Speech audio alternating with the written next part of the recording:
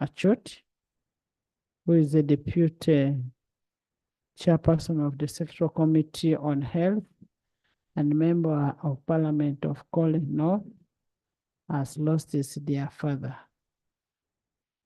Dr. Opio Erisari. The father is called Dr. Opio Erisari. On behalf of Parliament and on my own behalf, we relay our condolences to the bereaved family, friends, and the people of Kole, and may his soul rest in eternal peace. May we raise a moment of silence in his memory.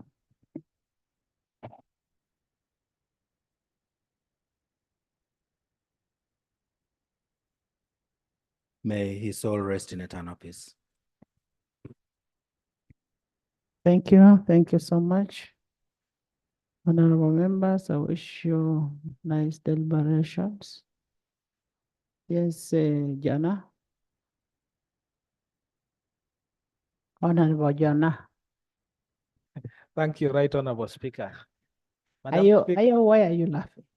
On your communication about the fate of our traders downtown, I wanted to draw your attention that the contestation over the IFRI system is as a result of Section 73A of the Tax Procedures Code that we made here.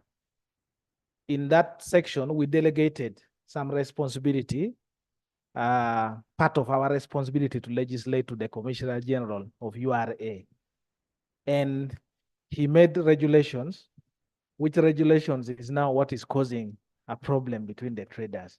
I wanted Madam Speaker to ask that the Ministry of Trade be asked to lay before this Parliament that regulation, and that regulation, in your wisdom, Madam Speaker, you can direct one of our committees to interrogate, because the regulation is made under delegated authority of this Parliament. If there is a problem with it, then we have to interrogate to see, because it has penalties, it has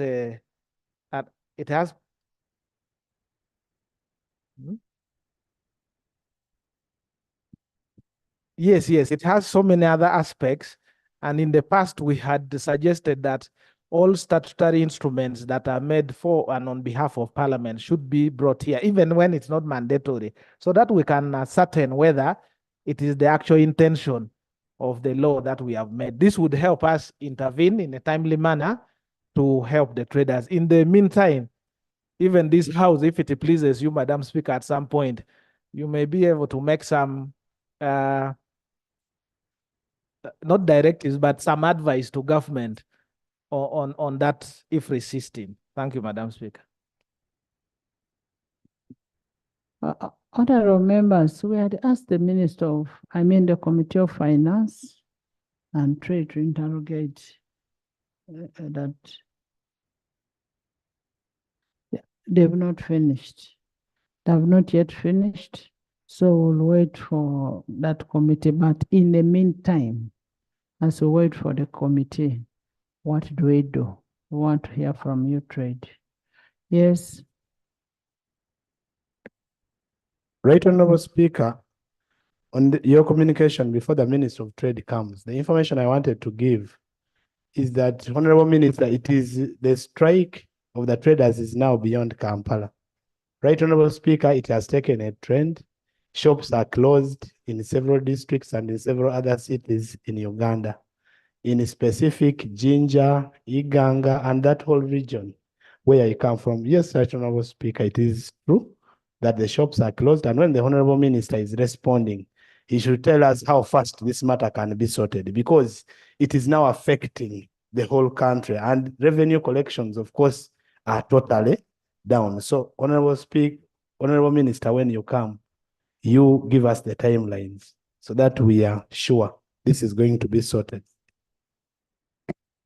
Honorable members, this is a substantial item on the order paper.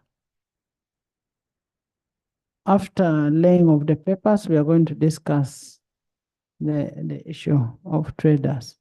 Yes, Alan? Thank you, Madam Speaker, for the opportunity. Madam Speaker, I'm raising this under Rule 42.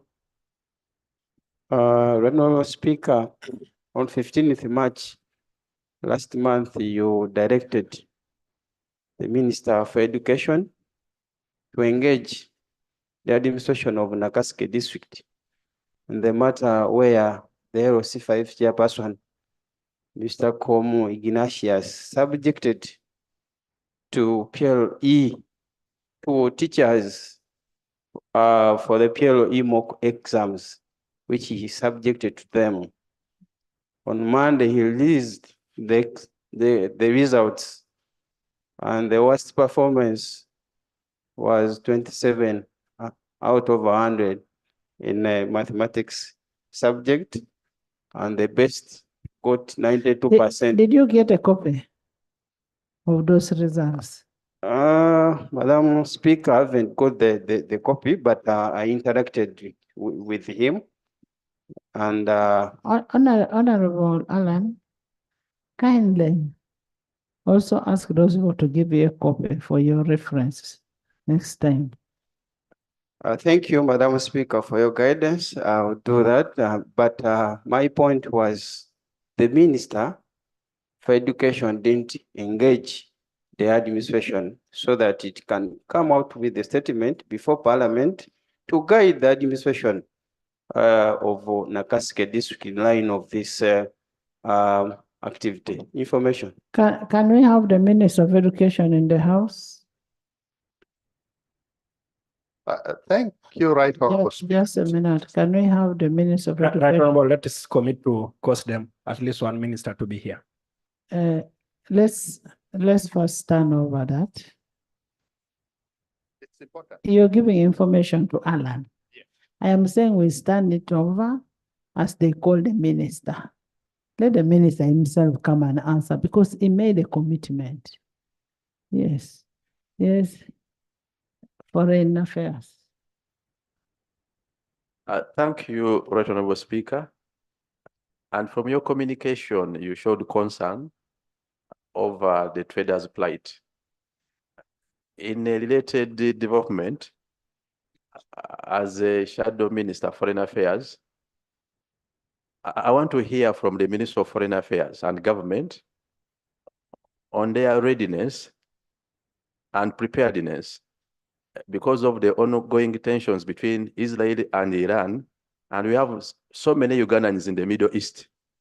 We don't want to land into a situation where we are seeking for help of stranded or distressed Ugandans resulting from the ongoing conflict. And Madam Speaker, as we speak now, Uganda's ambassador to Iran. Can we have the Minister of Foreign Affairs?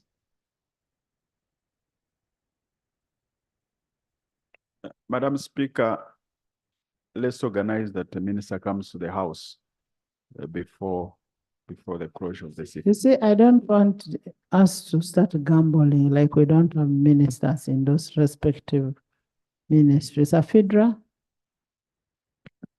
Thank you, Madam Speaker. The procedural issue I want to raise is in regard to the ongoing trade conflict we have. We have a substantial item, Yes. a debate on it. It's a Exact- matter on its own. Exactly. What the guidance I really would like to get from you is, as we talk now, the trade committee you delegated, we are going to sit at 10, and the matter is here on the order paper.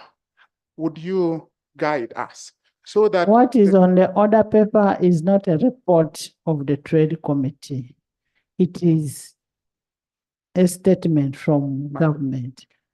So trade committee, we are waiting for your report, trade and finance. much obliged? Thank you. Chairman.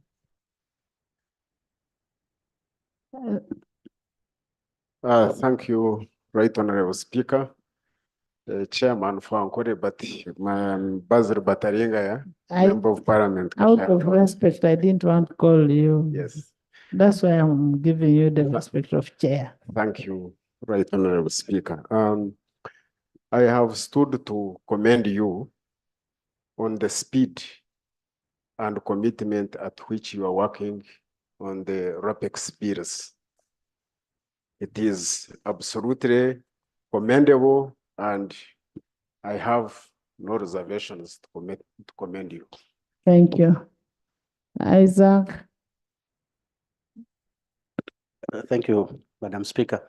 Madam Speaker, I understand you've guided well on the issue of the trade as it is on our order paper. I will just bring another issue that when the minister brings that report here, could you also comment on the brutality that some of these traders have actually been facing over a very long time from the Revenue Authority people?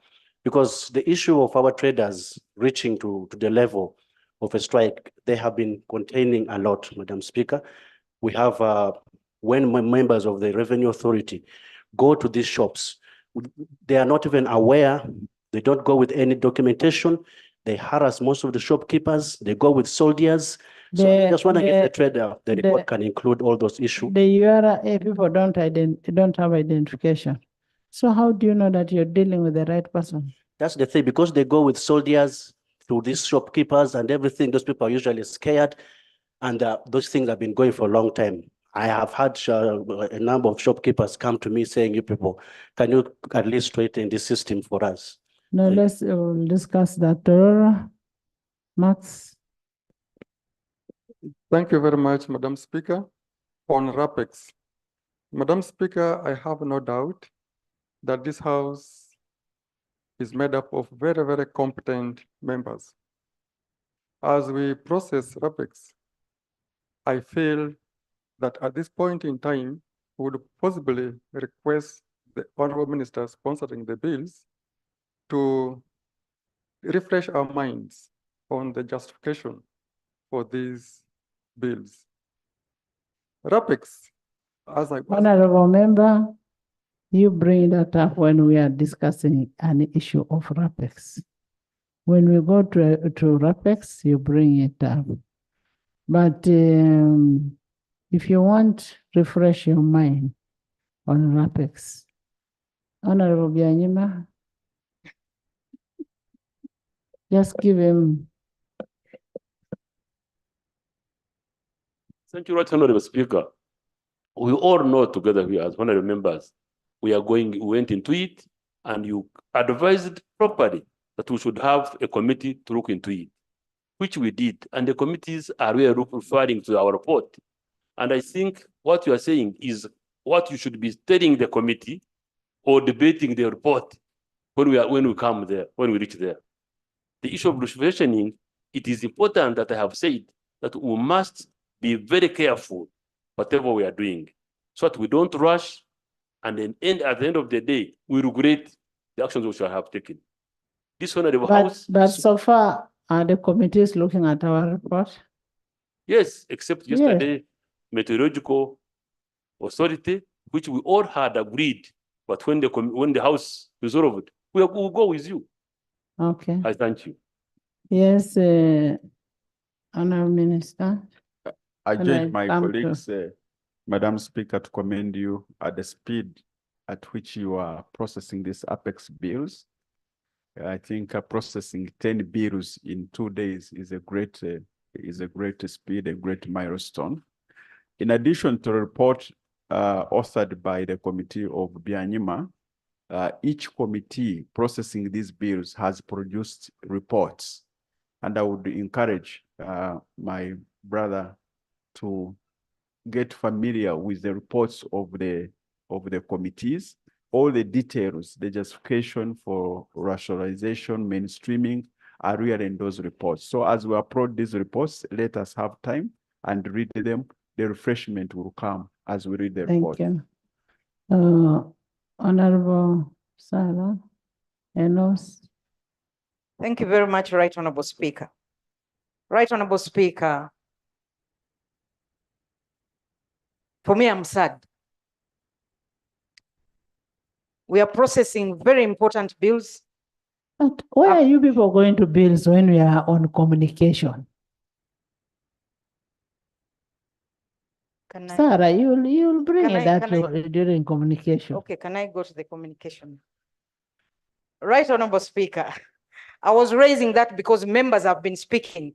Committees are sitting, the House is sitting, So I get torn and cannot participate effectively in some of the discussions here. I gave an So, instruction yes. yesterday, Honorable Sarah, that can we first finish? I don't know what is that important, because the only committee I expect to sit is only finance. Right, Honorable Speaker. On tax bills, not so. Trade on traders. Only finance and trade. But now when you say committees are sitting, that is defiance. Right, Honorable Speaker, they are considering the guidance, the instructions you gave to complete these RAPEX bills. And while we were here in the House, they have not finished. The physical infrastructure was sitting. I was torn between the two meetings. So, Right Honorable, let me go to what I wanted to raise, Right Honorable Speaker. Right Honorable Speaker, we have an issue currently, and I do not want us to see children dying tomorrow. Yet we clearly know, Right Honorable Speaker, that government outlawed the transporting of children on trucks.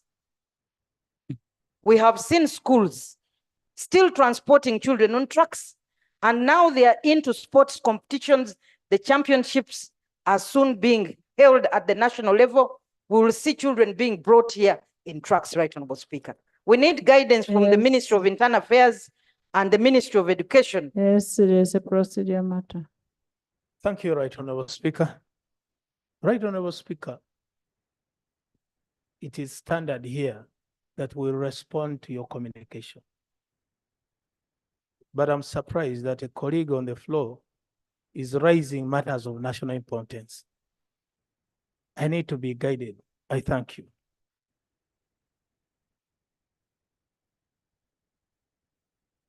Honorable members, as we said, let's respond to what has been raised in the communication. Much as I may forgive Honorable Sarah, because I have seen it. Children are being transported like cattle in those cattle trucks. And I wonder which kind of school is this that is transporting. And these vehicles have ended up getting accidents and people's children dying. So the Minister of Education really has to give guidelines to that effect. Members, let's go to the next item. Yes, Thank you, Right Honorable Speaker. Thank you, Madam Speaker. Regarding your communication, you spoke about the death of our colleague's dad. May his soul rest in peace. It reminded me of the bad accident we had on Entebbe Road yesterday, where a young life was lost, a lawyer. But in that accident, Madam Speaker, the cause of accident tentatively had to do a lot with the truck that lost control. And that brings me to one issue. I saw the Minister of Works here. What happened to regular inspection of vehicles to determine their roadworthiness? There was a company that had been awarded, I think, a contract to do regular inspection. That was SGR, but I don't know what happened. On our market, on the roads, we are having trucks that are totally out of control. We've lost lives because of these trucks, but still government is quiet about that. Could the Honorable Minister of Works help us and understand what's their plan to deal with regular inspection of vehicles? Thank you so much, Madam. Yes, Attorney General. Thank you very much, Right Honorable Speaker. In answer to, I'm not the Minister of Works, but I have something to say in response to what Honorable Enos has raised. There was previously an agreement with a company called SGS for regular motor vehicle inspection. But the 10th Parliament cancelled that agreement. And as we speak as government, we are paying compensation to the company. So that exercise stopped. So unless this Parliament sees it fit and calls upon government to reinstate or reinstitute or reconsider that exercise, maybe it can be done. AG, are you sure we cancelled it? Let me answer. Right, Honorable. No, I just want a Yes, clarification. yes. Parliament stopped the work and caused an investigation. The investigation lasted 2 years, and the company rescinded. They said, we have been on hold for 2 years. We have a contract of 3 years. We have not worked for 3 years. We have put up infrastructure. We are leaving the country, and we are being forced to compensate them as a result. There's a clarification here. I want to thank you, Right Honourable Speaker. Right Honourable Speaker, we were here in the 10th Parliament. There were issues with that company. Issues were raised by the public.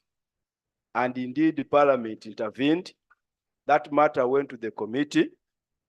Parliament recommended that government considers the issues that had been brought up in the committee for purposes of streamlining the operations. So they recommend, because there had been issues raised in the committee. So I think, Learned Attorney General, when you say Parliament stopped, definitely Parliament does not have a mandate to stop a contract between a government and another company. But there were issues that were raised. So I think the record should be put straight as far as that matter is concerned. Actually, Honorable Jonathan Oduru was a member of the Fiscal Infrastructure Committee. And I remember he forced the chairperson to resign. Honorable Oduru, tell us what happened.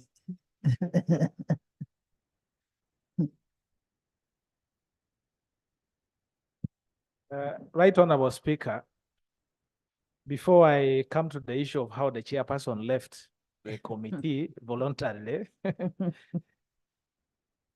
there were serious issues regarding the procurement of the company to do inspections.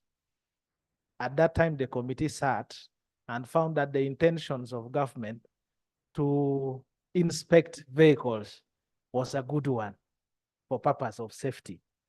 What was not acceptable to the committee and Parliament is that they had ring-fenced or monopolized the inspection, yet there were several workshops and garages and companies that were ready to inspect. As a result, the pricing, the costing of the inspection regime was too high. For example, the trucks and buses were costed at 1,000 shillings to inspect, 1,000 shillings twice a year. The saloon cars were costed at 100,000 shillings. So the question then arose, in terms of spending time to inspect between the two vehicles, which one would take more time? So this house advised that the government should go back and revise the rates. The border borders were supposed to be inspected twice at 60,000, the motorcycles, 60,000 shillings twice a year, every 6 months. So those were the issues that were raised. Thirdly, the company had only 4 testing centers around, one on Bombo Road. And it was within Kampala. So how would you expect a vehicle in Moroto, a vehicle in Bushenyi, a vehicle in to be driven to Kampala for inspection and to pay that amount of money? So those were the recommendations that this Parliament took. Of course, there were other unethical issues that took place within the committee and also within the Ministry of Works, conflict of interest. So based upon that, the chairperson, having read the mood in the committee, offered to step back from chairing the committee. That is how we ended up there, Madam Speaker. Okay. Thank you, Right Honourable Speaker. I appreciate my colleagues' additional information. The investigation would have had no problem. The problem was that the company had a 5-year contract. They had been here for 1 year. Honorable Doug. And Honorable Doug. yes, Right Honourable. What we need to do is to have inspection of vehicles. we're not talking about that company anymore. It happened and that is now history. But let's now ensure that the vehicles are inspected to avoid this kind of accidents. Either you empower IOV, works, or whichever, so that we have the vehicles inspected to reduce accidents. Agreed. Thank you. Mojongo. Right, Honorable Speakers, thank you. I rise on matter of procedure. Right, Honorable Speaker, last year we came here. Procedure on my communication. Let me first speak and we want your guidance, Right, Honorable Speaker. Right, Honorable Speaker, the Committee on Health visited Kasese last year on the matter of Kilembe Mines Hospital. Honorable members, I don't want you to continue smuggling in things. If you have an issue, bring it as a substantial item. You people came to my office and I have told you what to do on that issue. There was a report which was adopted by this house, and I've told you write, and we write to my Minister of Finance. You don't have to bring it here again because it's not part of my communication. Next item. Item 3, laying of papers. 3.1, the supplementary expenditure schedule number 2 for the financial year 2023-2024. Right, Honorable members, as you are aware, Section 25 of the Public Finance Management Act 2015 provides and stipulates the purpose for which supplementary budgets may arise. And based on that, the minister will tell us why the supplementary budget is arising. So I now invite him to lay his document. Thank you so much, Right Honorable Speaker. I beg to move in line with Article 156(2) of the Constitution of the Republic of Uganda, Section 25 of the Public Finance Management Act, and under Rule 153 of the Rules of Procedure of Parliament, to lay the supplementary expenditure schedule number 2 for financial year 2023-2024, amounting to shillings 1.101 trillion. I beg to lay. Please lay.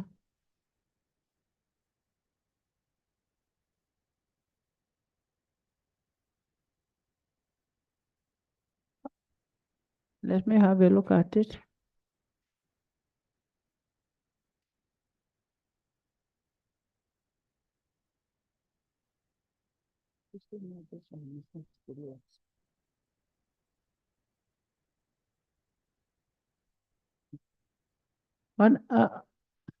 Honorable members, the request is accordingly referred to the Committee of Budget pursuant to Rule 153 of the Rules of Procedure. However, when you look at this, I don't know whether people have, young people have eyes like Odur can read these figures. I can't even know which figure is going for which vote. Is this the original copy for us? Is this the original copy? Right, Honorable, that is the original copy, but we can do better in case you are not able to read the numbers. No, we can't read. You remove your specs and see if you can read them. No, you will need a clearer copy for. You see, the chairperson of budget is a very old person. All the members. So we forward it to Committee of Budget for scrutiny and report back to the House. Next. Item Thank you, 3. Right Honorable Speaker. Item 3.2. Did I give you permission? You don't switch on a microphone before I give you permission. Please first sit.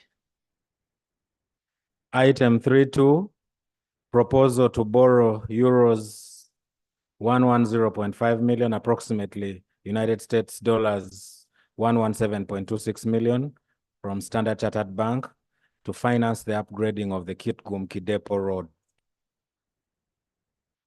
Honorable members, as you are aware, Article 1592 of the Constitution of the Republic of Uganda, 1995, vests the power of approval of government borrowing in the legislature. This power is operationalized under Rule 155 of the Rules of Procedure of Parliament. Additionally, we have previously witnessed government efforts to improve on tourism roads in various parts of this country. And as you are aware, that tourism is a very important aspect in generating income for this country. And there is need for us to be able to work on the roads, tourism roads. Today we will receive a proposal to borrow money to finance such a tourism road, which is from Kitgum, Kidepo Road.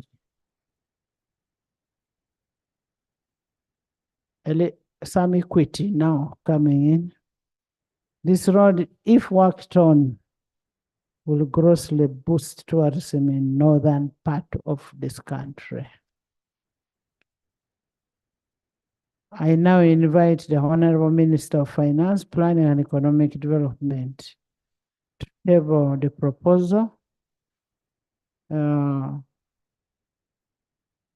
meanwhile, I don't know where the Minister of Works has gone.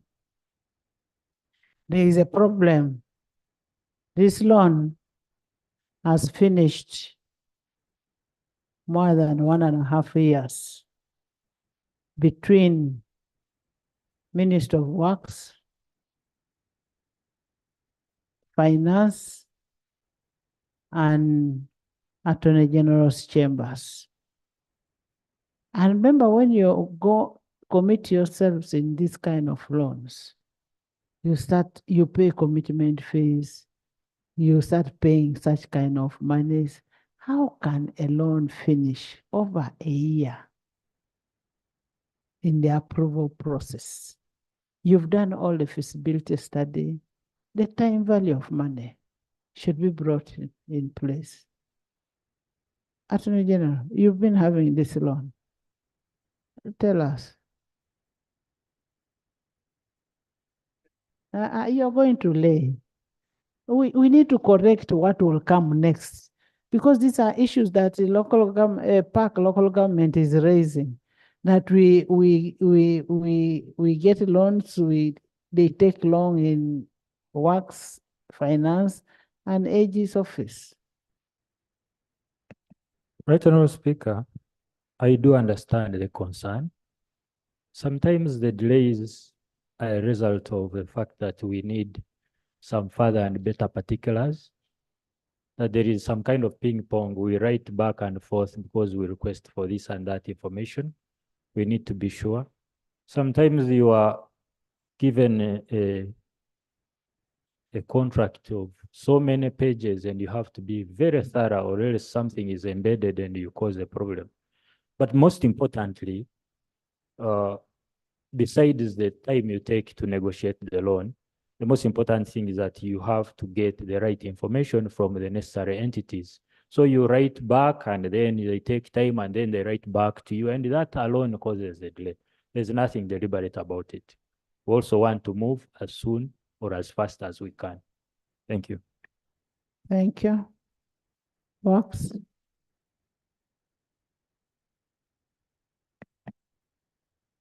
Right Honorable, just on what the Attorney General has said, what we do is my team is always quick in causing the designs. That one we do. Now, after designing, we communicate to the Minister of Finance to initiate the processing of a loan. And I can report to this House that we have so many roads that we have designed. And sometimes by the time the resources come, the design has been overtaken by time that because of the challenges and delays. So it is really something that we in Ministry of Works and Transport promise to work out with the Minister of Finance particularly. The truth is the Office of the Attorney General tries. Once it is sent there, it is sometimes easier for us to remind Attorney General's office that can you kindly, quickly, handle this with kind of urgency. But I mean, finance, I think, has some challenges. I suspect they must be technical in nature. Okay.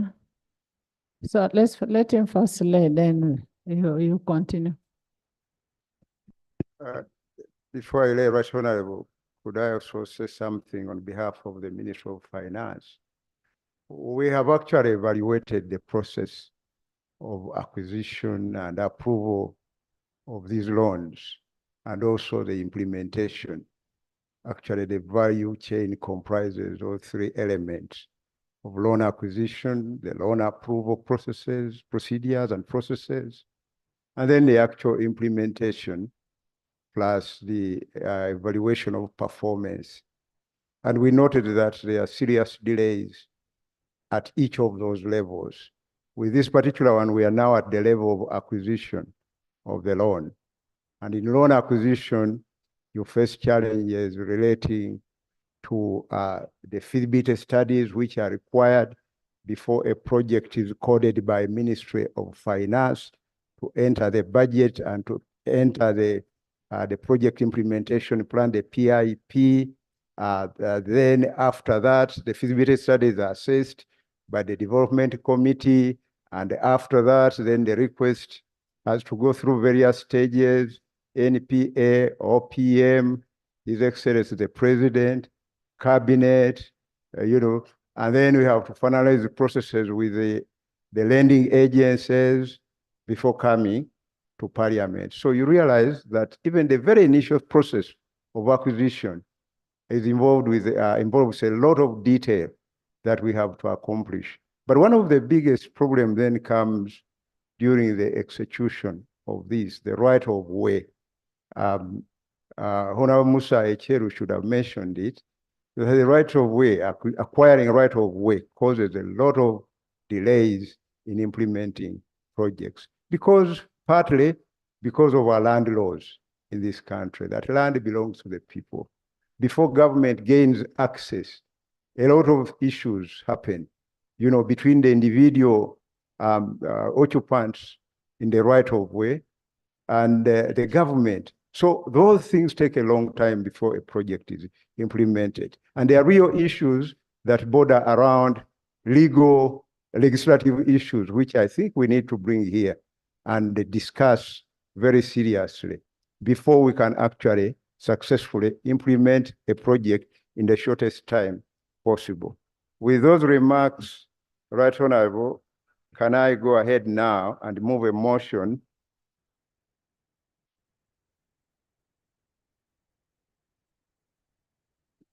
Go ahead. Right Honorable, this is a motion for Parliament to authorize government to borrow up to euros 110,543,947.52, which is equivalent to US dollars 117.26 million from the Standard Chartered Bank to finance the Kitigum-Kidepo Road upgrading project. I'm moving in line with Article 159 of the Constitution of the Republic of Uganda, 1995 as amended, Section 36 and 39 of the Public Finance Management Act, 2015, and Rule 155 of the Parliamentary Rules of Procedure for authority to borrow the amount of money that I've just described from the Standard Chartered Bank to finance the Chitigum-Chidepo Road upgrading project. I beg to move. Thank you. Pursuant to Rule 1551 of the Rules of Procedure, the proposal of borrowing stands referred to Committee of National Economy. Thank you.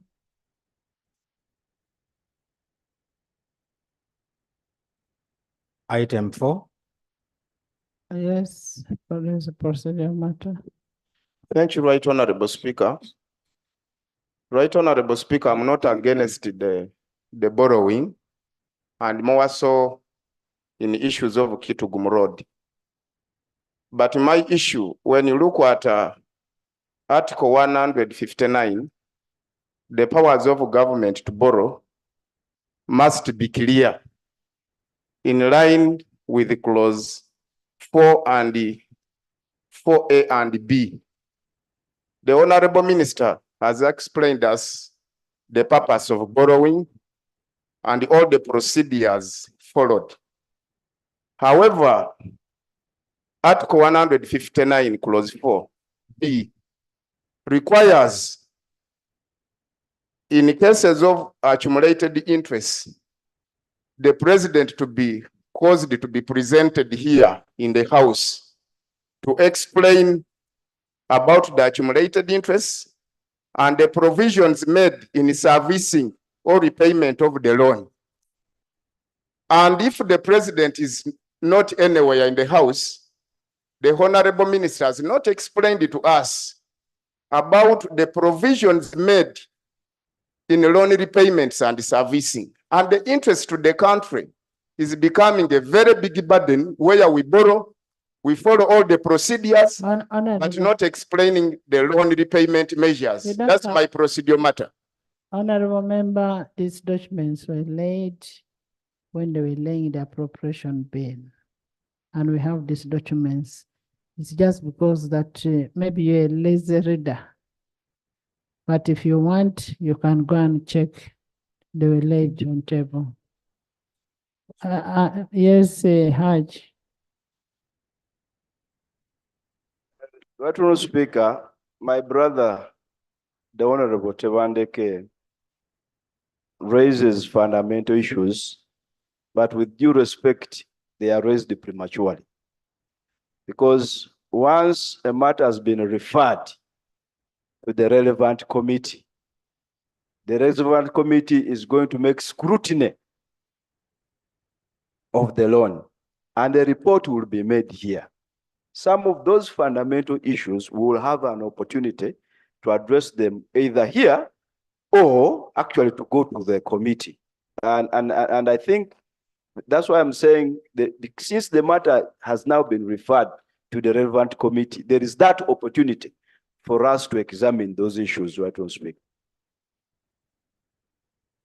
Thank you so much, Honorable Basalirwa, for that information. And in addition, you may want to know, I did not present all the details in document, but details relating to the terms of the loan are all contained in this document. And the committee will have the opportunity to actually analyze them.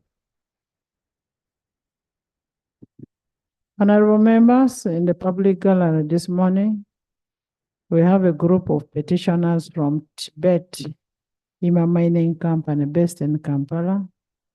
They have come to listen to the presentation of their petition on the status of implementation of the concession agreement with the government of Uganda. You're welcome. Please stand up and we'll see you. Thank you. Thank you for coming.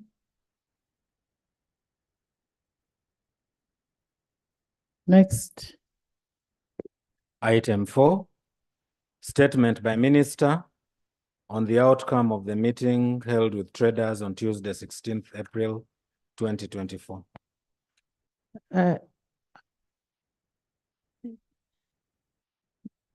Just a minute, Honorable Minister.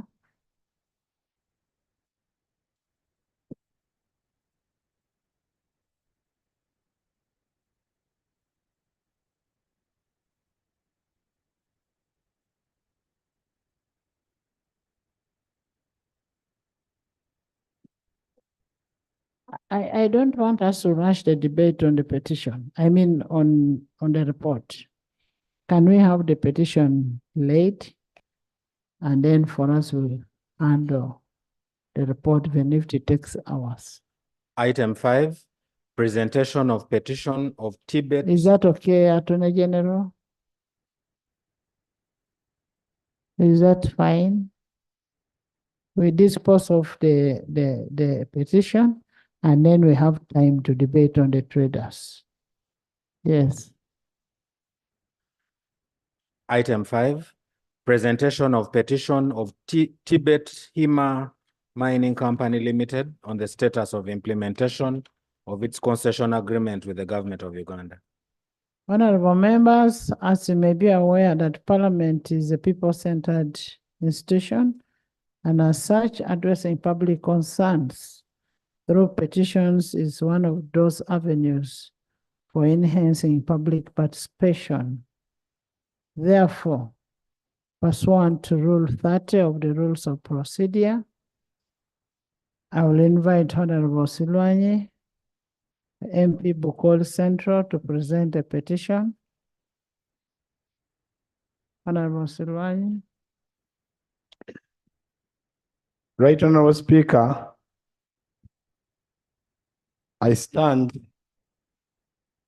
present a petition on behalf of the petitioners because they cannot come to this house. Right Honorable Speaker, I move under Rule 30 of our Rules of Procedure of the Parliament of the Republic of Uganda. Right Honorable Speaker, the humble petitioners of Tibet Hima Mining Company Limited presented it on it. I'm presenting it on their behalf as a member of Parliament for Bukoli Central, and showeth and states that 1, the petitioner is a company registered in Lhasa, the capital city of the autonomous region of the People's Republic of China, that in 2013, through an international bidding process, Tibet Hima Mining Company Limited won a competitive bid to manage, rehabilitate, and operate Kilembe mines for 25 years, from 2013 to 2038. 3, on 6 September 2013, the petitioner executed a concession agreement with the government of Uganda, wherein the petitioner was required to make an upfront payment of $4,030,000 and submit a written undertaking from the consortium partners and pay an annual fee of $1 million, 4 million United States dollars, and submit and pay an annual concession fee of United States dollars 1 million on each anniversary of the concession agreement. Right Honorable Speaker, they are supposed to extract a minimum of 4.5 tons of iron ore in phase 1 of the project within the first 3 years of the project, and undertake exploration studies and develop Mabuku hydropower generation project and introduce modern mining technology and foster economic growth. 4, that the petitioner is implementing the concession agreement between June 2014 and January 2017, where they paid 4.2 billion to Uganda government directly, and it directly employed 822 Ugandans, purchased machinery worth $22 million and acquired mineral processing equipment, and committed United States dollars 183 million to future investments in resumption of the copper ore production for Kilembe mines. Number 5, that the petitioners undertook a number of activities in preparation of mining and processing of minerals from Kilembe mines, including upgrading existing operation facilities and undertaking underground mine dewatering supply, design underground materials, and do procurement and construction, and all the underground structure. 6, that in spite of that, Tibet Mining Company performing its obligation, the government failed and neglected to fulfill this contractual obligation, like A, failed to hand over Kilembe mines to the petitioner by 9 months from the date of entering the agreement. 2, reduce the concession period from 25 years to 15 years without any explanation. C, fail to provide the necessary permits and licenses. D, stripped assets and equipments belonging to the petitioner and unlawfully without any regard to contractual terms terminated the concession agreement. That your petitioner was frustrated in performing their obligations under the contract due to technical bureaucracies and inadequate coordination without any due process in the law in various ministries and departments and agencies, and that was required to report to that 8. The following the early termination of the concession agreement, your petitioner has suffered substantial financial loss amounting to $980 million as direct loss. And then 9, government of Uganda has lost $10 million annually due to failure by government to fulfill its contractual obligations under the concession. Whereof by this petition, the petitioner prays as below. A relevant committee of parliament investigates the implementation of the concession agreement between Tibet Hima Mining Company Limited and Government of Uganda to establish whether the obligations in the agreement were fulfilled by both parties. B, in the interim, your petitioner further prays that Parliament holds the ongoing advertisement and subsequent procurement process related to Kilembe mines. And 2, investigates the reasons for the site handover delays. And your humble petitioners are in duty bound, will ever pray. And here too, your humble petitioners have appended their signatures. Right, Honorable Speaker. Right, Honorable Speaker, I also beg to lay on behalf of the petitioner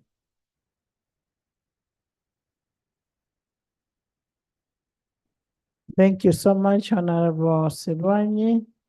Right, Honorable Speaker, I wanted to lay the documents. I beg to lay the different certificates and payment obligations by the company to the ministry.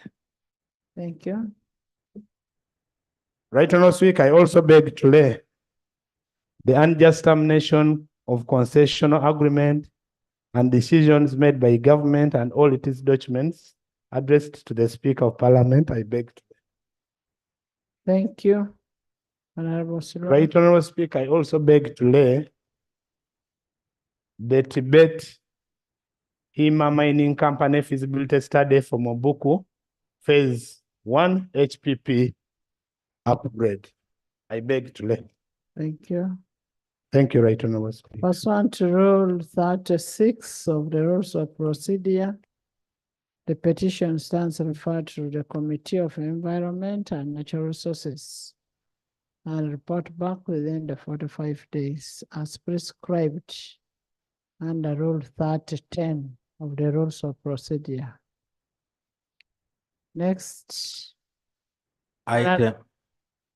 Item 4, statement by Minister on the outcome of the meeting held with traders on Tuesday, 16th April 2024.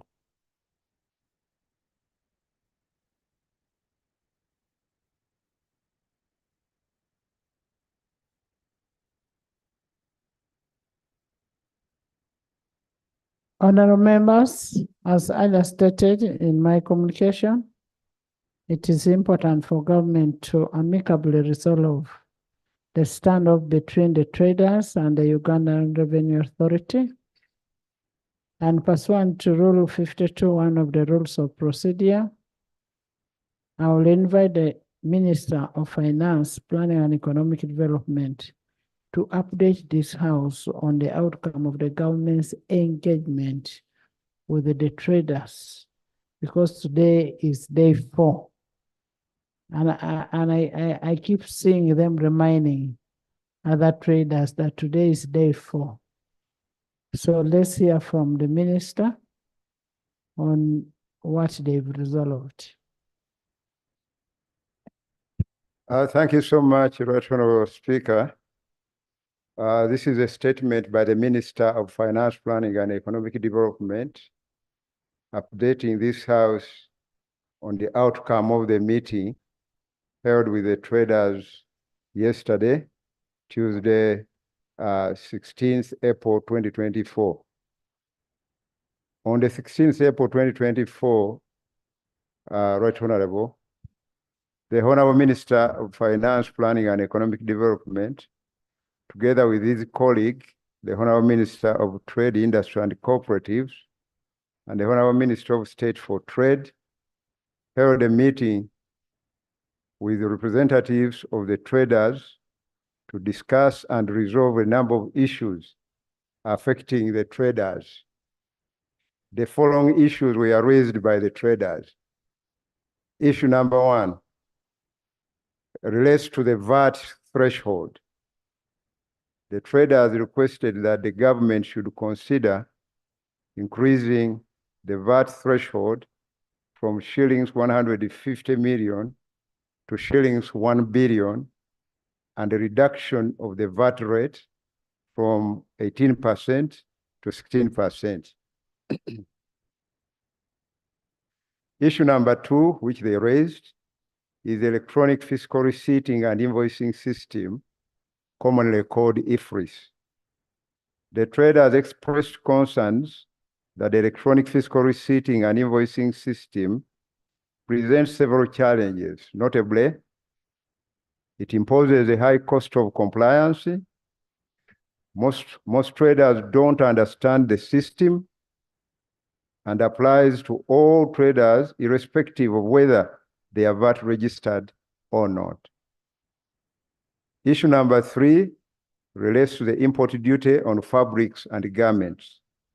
The traders argued that import duty of $3 and the $3.5 per kilogram, or 35%, whichever is higher, for textile fabrics and garments, respectively, is very high. Issue number 4 relates to the non-standardized valuation guidelines for goods. The traders argue that URSA gives different values to different importers at different times for the same imported items. They noted the need for certainty and uniformity about the tax liability on imports. They further recommended that URSA should, as much as possible, use valuation methods consistent with the WTO customs valuation, and in special circumstances where values cannot be determined, URSA should provide value guidelines on an annual basis. Issue number 5 relates to the anti-competition practices by manufacturers.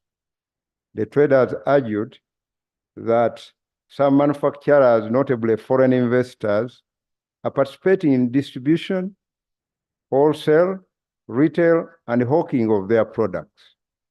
This results in undercutting prices and thus low sales for the Ugandan traders, which goes against the principles of fair competition. Issue number 6 relates to the loss of Uganda's competitiveness as a trade hub for the region. The traders argued that Uganda has lost its competitiveness as a trade hub for the region. They noted that traders from Congo, Rwanda, Sudan, South Sudan, Burundi now prefer to buy from Kenya and Tanzania because the prices in those countries are much lower than prices in Uganda on account of differences in taxation of imported products. So those were the 6 issues that were raised by the traders. Now, following a long discussion with the traders, it was agreed as follows.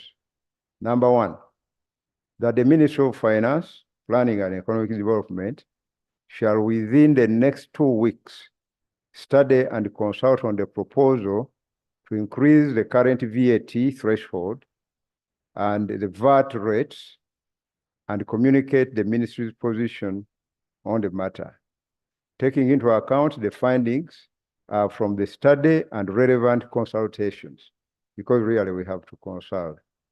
The traders also undertook provide their input on the matter. That was what was agreed. Number two, URA shall continue to implement the IFRIS. However, emphasis shall be placed on sensitization and hand-holding of taxpayers to appreciate the IFRIS, and also ensuring that it is demystified among all taxpayers because it's part of tax administration. And to that end, URA shall do the following. Number one, with immediate effect, establish an office in Kikubo that is solely dedicated to providing IFRIS support services to all traders and other taxpayers. Number two, exercise more sensitivity in the enforcement of IFRIS and shall accordingly exercise restraint with regard to the issuance and enforcement of penalties for the non-compliance to IFRIS, so as to give all taxpayers time to appreciate the IFRIS system. Number three, the Commissioner General URA shall submit the list of traders currently having outstanding IFRIS penalties for Honorable Minister's consideration for possible waiver in accordance with the law. Regarding the anti-competition competitive trade practices by manufacturers, the Ministry of Trade, Industry and Cooperatives is finalizing the regulations to implement the competition law that was recently assented to by His Excellency, the President. The Ministry of Trade, Industry and Cooperatives has also issued a circular to Kampala City Authority and all chief administrative officers and town clerks, directing them to ensure compliance with the provisions of the Trade Licensing Act, which prohibits the licensing of non-citizens as hawkers. It was agreed that traders shall immediately resume normal business as government concludes internal consultations and further engagement with the leadership of the traders. The consultations shall be concluded within 2 weeks. Just to add that I now understand that the traders are meeting His Excellency, the President of the Republic of Uganda, tomorrow.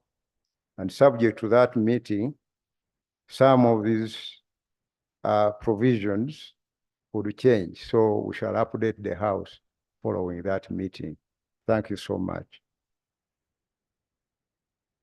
This statement is signed by Honorable Matia Kasaija, the Minister of Finance, Planning and Economic Development. Thank you. Thank you so much for the report. May I, with your permission, lay? Please lay.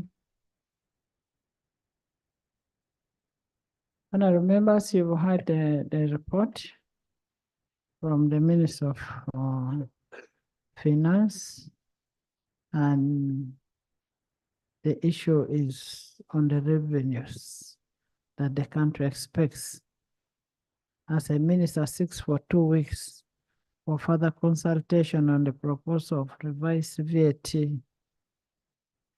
threshold, you should also ensure that the proposals contained in the tax and revenue bills that are currently before the committees of finance adequately address the sticky issues that are being raised, so that we don't have a repetitive kind of action by the traders. There is also need for regular consultation and communication between URA and the taxpayers, so that they improve on their understanding, because there's a lot of uncertainty on the kind of taxes that are being paid. And for instance, this week, we've had several stories on the press about the proposed tax hikes. So these people need to know, you need to educate the taxpayers on what they expect, on how it should be paid. And then there's need for deliberate effort by government to make it simpler for a taxpayer. to comply with obligations, improve on enforcement without harassment. You don't have to beat anybody to collect money. You don't need to brutalize people. Trust in the government will be lost. And yet at the same time, we expect to get money from these people. So we need to be able to handle these people very well. So as government, you really need to do a lot. First of all, some people even don't know what they are paying for. And secondly, they don't know the tax, how much they are paying. And then you want me to pay taxes? You also want me to buy a machine to install in my shop. The machine is 2.5. I install it there. And then I am the same person paying taxes, or even there are places which have no network. You even want me, most of us have capabilities. You're telling me I should have a smartphone. It's like telling Panadol to pay using a smartphone. Panadol uses a capability. So there are some very serious issues that we need to handle as government. Yes, Tony?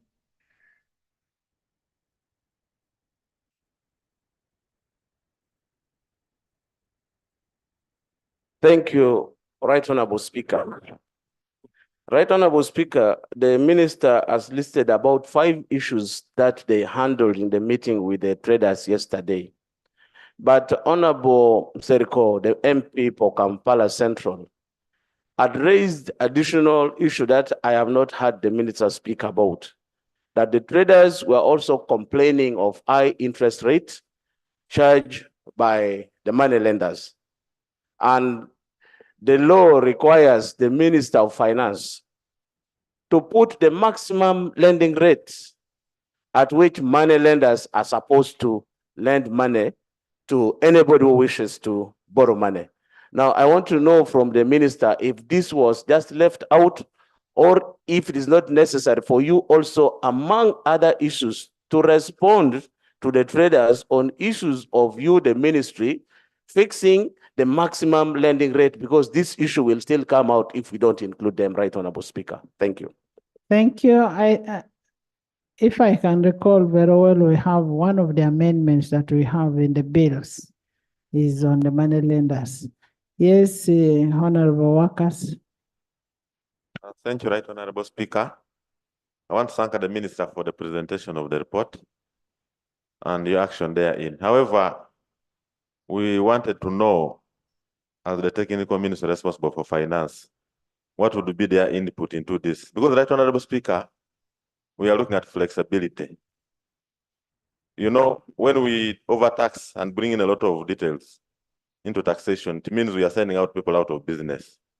And at the end of the day, we are losing employment. So what's their guidance in this respect, Right Honorable Speaker? I beg to submit. And maybe just for information, the Committee of Trade and Finance are meeting traders now.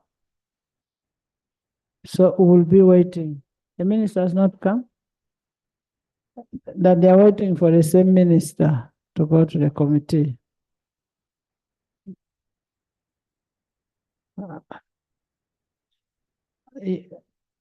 Abed, you have something? Yeah, don't say let him go. No, Right Honorable, I think he should stay for a moment. Right Honorable Speaker, the traders, among the things, the issues they raised were the non-standardized valuation. Different people pay different tax rates. We want to hear from the Minister of Finance. How are you curing this? Because it is killing business. Secondly, we all agree that people must pay taxes, and we have no problem with that. And even the traders, they don't have problem to pay tax, but our tax rates are prohibitive. They are killing business. You are telling us that you are going to study this in 2 weeks, and we are considering the tax bills. Now, if you consider it after within 2 weeks, and the tax bills are already ongoing, how are we going to include that in the tax bills? We want to hear your proposals. For instance, on the VAT, our VAT is one of the highest in the whole world. We must revise this VAT so that it is affordable for our people and they can be able to do business. And lastly, on the competition law, we passed the law and the traders are waiting for these regulations. We want to hear commitment from corporate, from trade. When are you bringing these regulations so that the people of Uganda, the traders, can be saved? I see Chinese, many people in the villages, they are selling goods. Everywhere they are walking in villages, knocking house to house. They came to Uganda as manufacturers. Now they are everywhere doing information. Hey, commissioners, all the commissioners, can I have members in the house? Get out, and I want members. I want. Thank you, Right Honorable Speaker. I need them for only 2 hours. Thank you, Right Honorable Speaker. Right Honorable Speaker, the Honorable Abedi Wanika has talked about a very critical issue. Having foreign investors entering into the local business is very dangerous. These people come here as investors, as manufacturers, but they are going into retail business. If we don't protect our local citizens, it is dangerous for the economy. Right Honorable Speaker, the Honorable Abedi Wanika emphasized on the issue of competition in business. Ideally, Uganda, we are losing business, Honorable Minister. Manufacturers are paying taxes. You want also to go down, also to the wholesalers, also to pay taxes for the same good that has already attracted taxes. Ideally, before Uganda was a business hub, as we speak today, in the region, we are losing out. So, I want to say that, Honorable Minister, if you want Uganda to remain in business,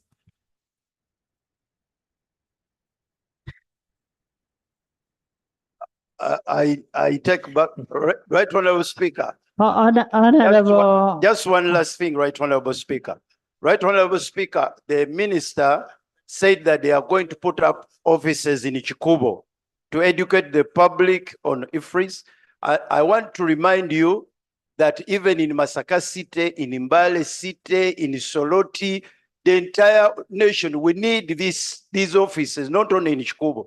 Traders are not only in Chikubo, the strike is everywhere, countrywide. Ensure that you put offices everywhere. But that's why we have always said, when we pass a law, make people know what is expected of them. We have all these radios here. Putting an office in Chikubo or in Masaka, the person in Bukede will not reach that office. But if you went on radio and started popularizing what you've passed, what you've agreed, and these people will pay because they want services, but they lack information. Yes, Attorney General. All of you are going to speak. Thank you, Right Honorable Speaker. Our economy has largely been driven by our local traders. And if you have been in Chikubo 10 years ago and you go there today, you will realize the real slump in the business. Most of our people have actually been driven out of business. And one of the factors has been overtaxation. When Rwanda closed the borders with Uganda, it established its own Chikubo in Rwanda. And most of the people used to shop from Chikubo here, from Rwanda, Burundi, Congo, have now resorted to Rwanda and others to Tanzania. Now, if the minister, especially the Minister of Finance, is interested in resolving this issue and bringing back our economy on track, there is a group of traders, the middle ones, called the Tusachimo. And I've tried one time to link up the ministry with that group of traders to discuss with them, and you actually get to know where the challenge is. IFRIS wouldn't have been a problem, but it is adding a cost on their business. Most of these traders, by the way, are P7 dropouts, P7, S1, S2, but they are the ones who have been driving this economy. Now, you have the foreigners who have opened it up. Yes, they are manufacturers, but they have their own wholesale shops, they have their own retail shops, and they have had all this system throughout the entire country. And our people are being driven out of business.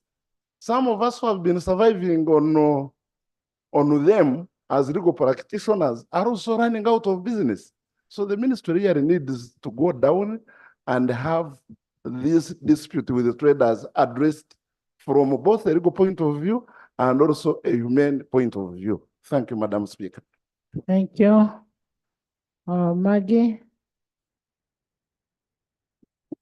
Thank you, Right Honorable Speaker, and I want to thank the Minister for having held the meeting with the traders. As Honorable Bwanika has said, this strike in Kampala is representative of the whole country. Everyone else up country has been looking at the resolution that is coming out of this meeting to find solutions for their respective areas. My issue is still with, if they have opened up an office in Ichkubo, what is happening with my traders in Wizwera, down in Imbarara, who are facing the same issue? I also want to say that there is also something within the citizens of this country. People are saying, and I want to bring it to this house, honorable colleagues, people are not refusing to pay taxes, but there is also what they are asking. What is the tax they are paying, doing for their children, for their spouses, for this country? As we continue to pay taxes, as our people continue to pay taxes, at the end of it all, what are people gaining from the taxes that they are paying? I beg to submit. Thank you. Though what you pay as tax should not be equivalent to what you receive. Taxes, you have hospitals, you have schools, you have roads, you have all of that. Even paying you as a member of parliament is out of those taxes. Mitoma. Thank you, Right Honorable Speaker. Last week, I'm not a business person, but I fell a victim when I got a donation from the US of reusable pant pads. The 6% was paid at the airport. But when they saw those pant pads, they said that they are knickers. I went through a lot, but when I went to URA, what has been raised here by the traders, it was found out, even for them, they didn't know that even knickers are charged 35%. Imagine women knickers, they are so given at sometimes 2,000 up to 10,000. 35% is big. So I request that the garments should not be generalized. They should just know which garment and which use, because 35 is so big on female knickers, and the donations.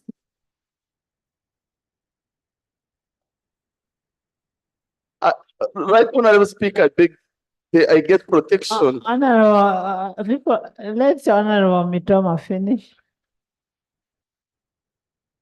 And secondly, these were the donations.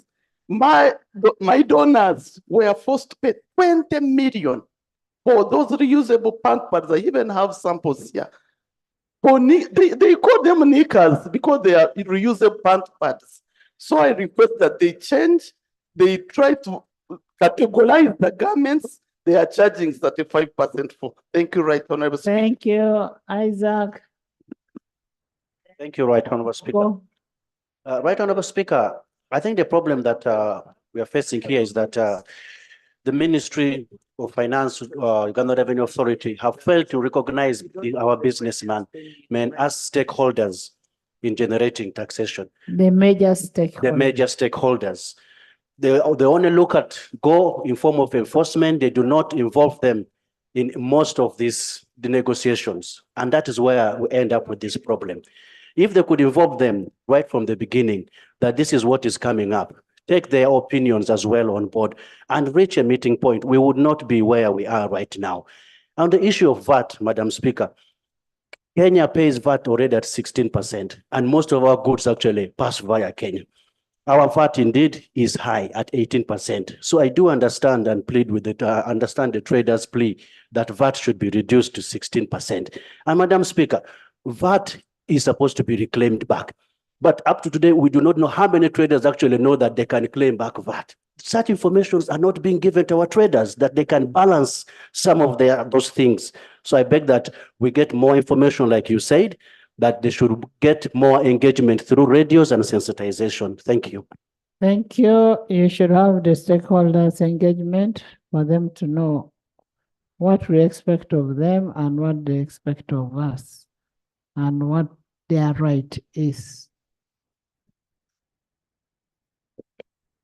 Thank you, Madam Speaker. Madam Speaker, I want to say here that we all need taxes to develop the economy. But however, the issues being raised by traders here are issues I will consider to be irregularities in the administration of the tax. We are a member of East African Community, and one of the reasons of joining East African Community was to widen our market so that we become competitive in the East African region. But when you look at our tax regimes, the decisions we make in terms of taxation, they do not make us to be competitive. Members have already raised here that neighboring countries, their VATs at 16%. But for us, we charge at 18%. Now, here as a country, we thought we would boost our trade with countries like Congo. We even went up to the extent of constructing roads in Congo in the name of trading with Congo. But when our taxes are very high, we may realize that we have constructed those roads for other countries, not for ourselves. So for me, to promote our competitiveness in the region, we should work together with the rest of the countries in terms of issues to do with the VAT. On manufacturers, Madam Speaker, most of these manufacturers, when you look at them, they're treated as the investors. Many of them don't pay taxes. Sometimes they have tax incentives. But the real people who pay taxes are the local ones. You find that in deep villages, some of those upcountry towns like Koboko, Yumbe, Moyo, and the rest, we had our local traders who were agents of these manufacturers. When these items are manufactured, they will take them, they become wholesalers and distributors. But you find up to the lowest, the remote village, these so-called investors, they go there, they don't pay taxes.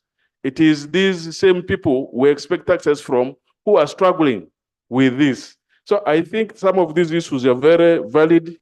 We need really to address them if we are to promote our competitiveness. Thank you, Madam Speaker. Thank you, Harriet. Thank you, Right Honorable Speaker.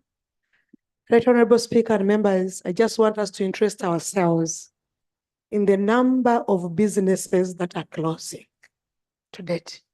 You realize as leaders, if you went through your constituency, you'd actually realize that a shop that was there a year ago is no longer there. It is not out of the goodwill of these people that they've gotten better or better things to do. It is because of COVID and the high taxation, people are closing shop, Right Honorable Speaker and members. And what does not help this country is that this country has carried out tax exemptions to people actually who have ability to pay tax. Yet they continue to squeeze the ordinary person who does not have capacity to pay. The traders have a very yes, and actually as government, when businesses close, we don't gain anything out of it. Because even if you charge high tax, people close shop. You'd rather have very many businesses open and then you charge what is available. I thank you, Right Honorable Speaker. Thank you, Tungam. Thank you so much, Right Honorable Speaker. At the moment, what Uganda is passing through is failure for URA to consider one of the principles of taxation, which is concerned with certainty and simplicity. For example, a good number of traders do not understand how VAT operates. They don't understand this new way of taxation which has been introduced recently. If for so many years they could not understand VAT, how do we expect them to understand this new methodology? So we find it very difficult to deal with those people when they do not understand the taxes they are paying. Secondly, this tax on imported garments and textiles is too high. And we thought by putting that tax would discourage people from importing those garments, and then we produce local as Ugandans. However, the same industries which are producing the same items are being overtaxed.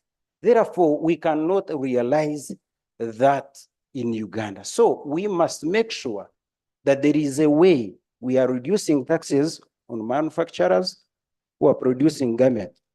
Secondly, we must come out and think about making Uganda one of the tax hubs in Africa, because it is a landlocked country.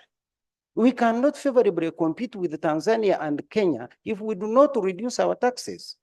And remember, members, we are targeting the Congo. Congo is very big. If we do not bring our taxes down, attract manufacturers, we shall not be able to sell our products to Congo and South Sudan, and we shall lose out.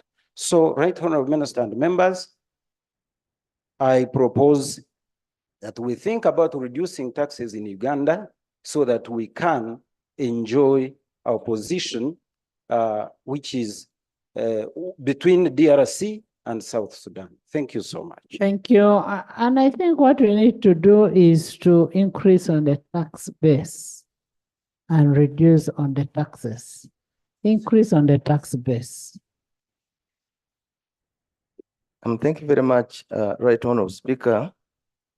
Right Honorable Speaker, I want to thank Honorable Minister of Finance and Minister of Trade for the engagement with traders in Uganda. And I want also to thank that there's a meeting which is going to be held between traders and the head of state. Madam Speaker, I want to zero on sensitization.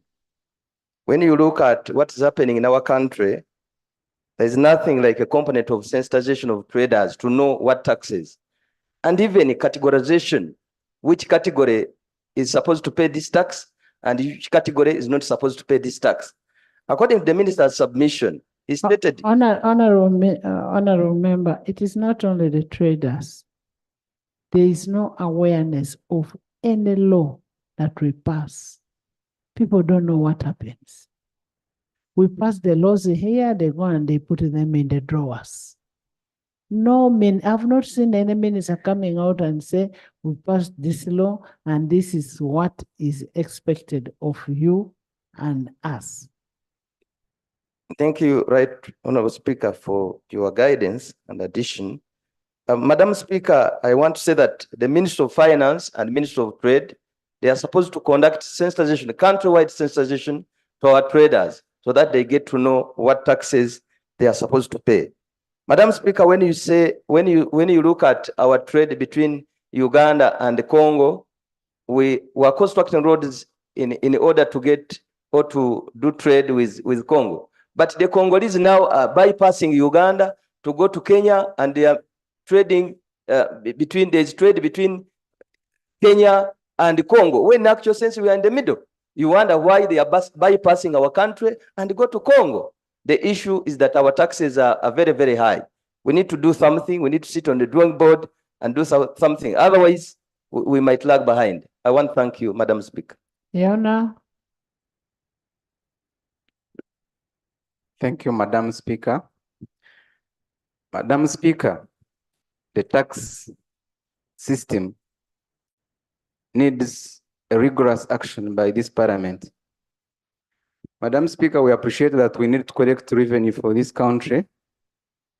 But I want to assure members that today, if you open a company today, by tomorrow, my namesake Msingu's Registrar General, URA, by tomorrow you'll find yourself with debts of Commissioner General, debts of VAT close to 20 million, you don't know where it has come from.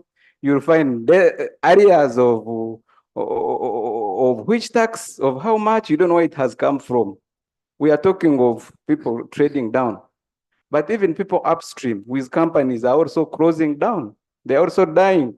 You go you open your portal of URA, you find them demanding you 500 million. You have never touched even 200. You wonder where that money has come from. So sensitization is important.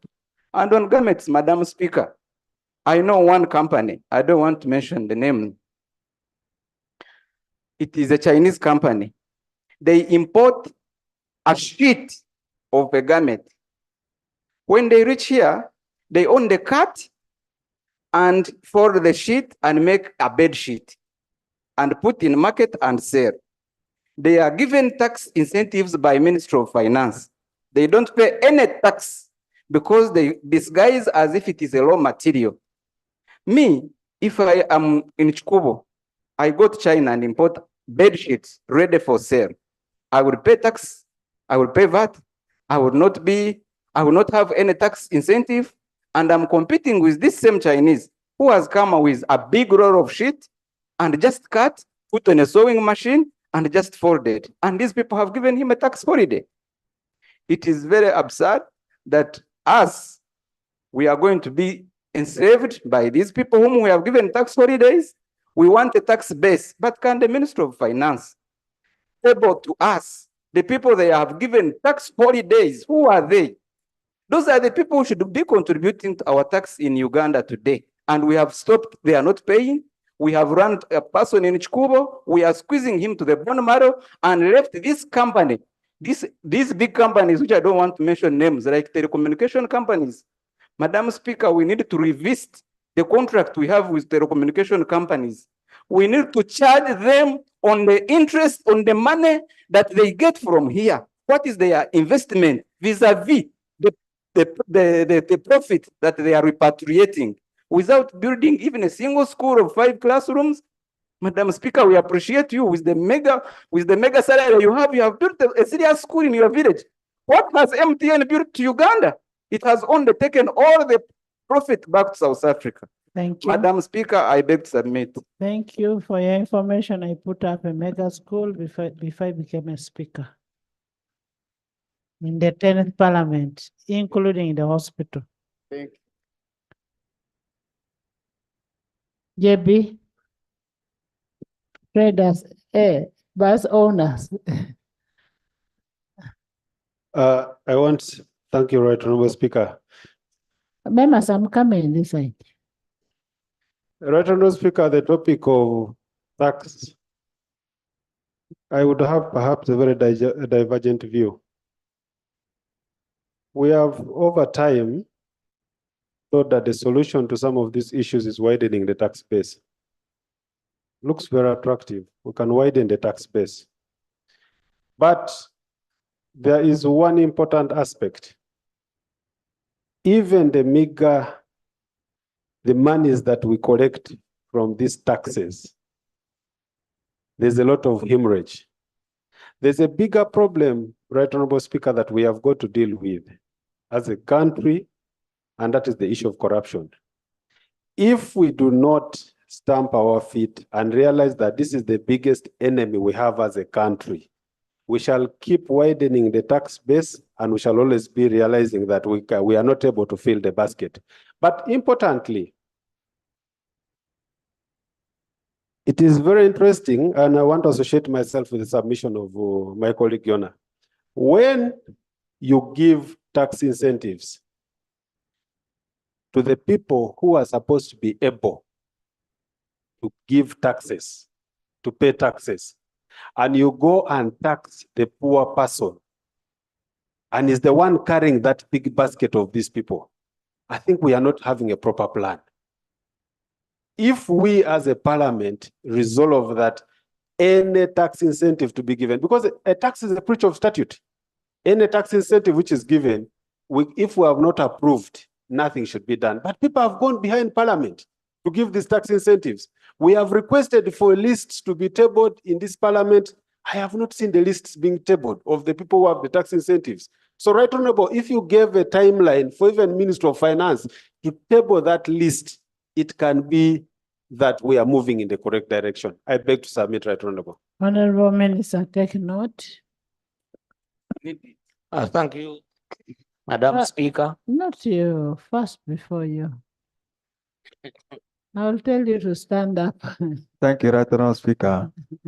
Right Honorable Speaker, I want to thank you for bringing this issue forward.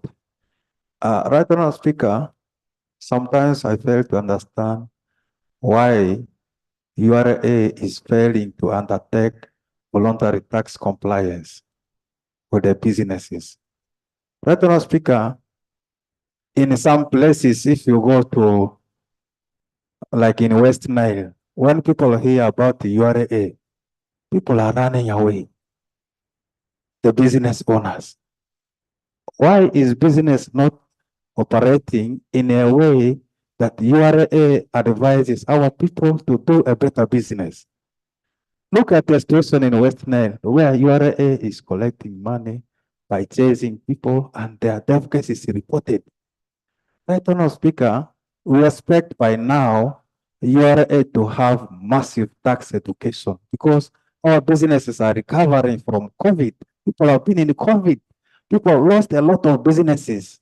But now again, you are coming with a situation where you want to chase spreaders out of their businesses. Where do they want our people to go? Right Honorable Speaker. Really, as Parliament, we need to help our own people to see that they're in businesses. I thank you, Right Honorable Speaker. Thank you, Doctor. Thank you very much, Madam Speaker. I also want to talk about the tax holiday given to big companies, to investors. And when they are given the tax holiday, they do the manufacture of items.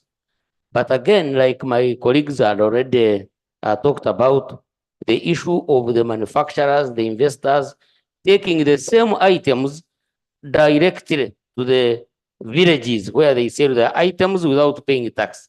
But we need to note, Madam Speaker, that our traders, for example, in Rukungiri recently, a trader called me and was complaining about manufacturers who make items, and the traders come and buy the items from them. And remember, these traders, when they sell items, that's when we get our VAT.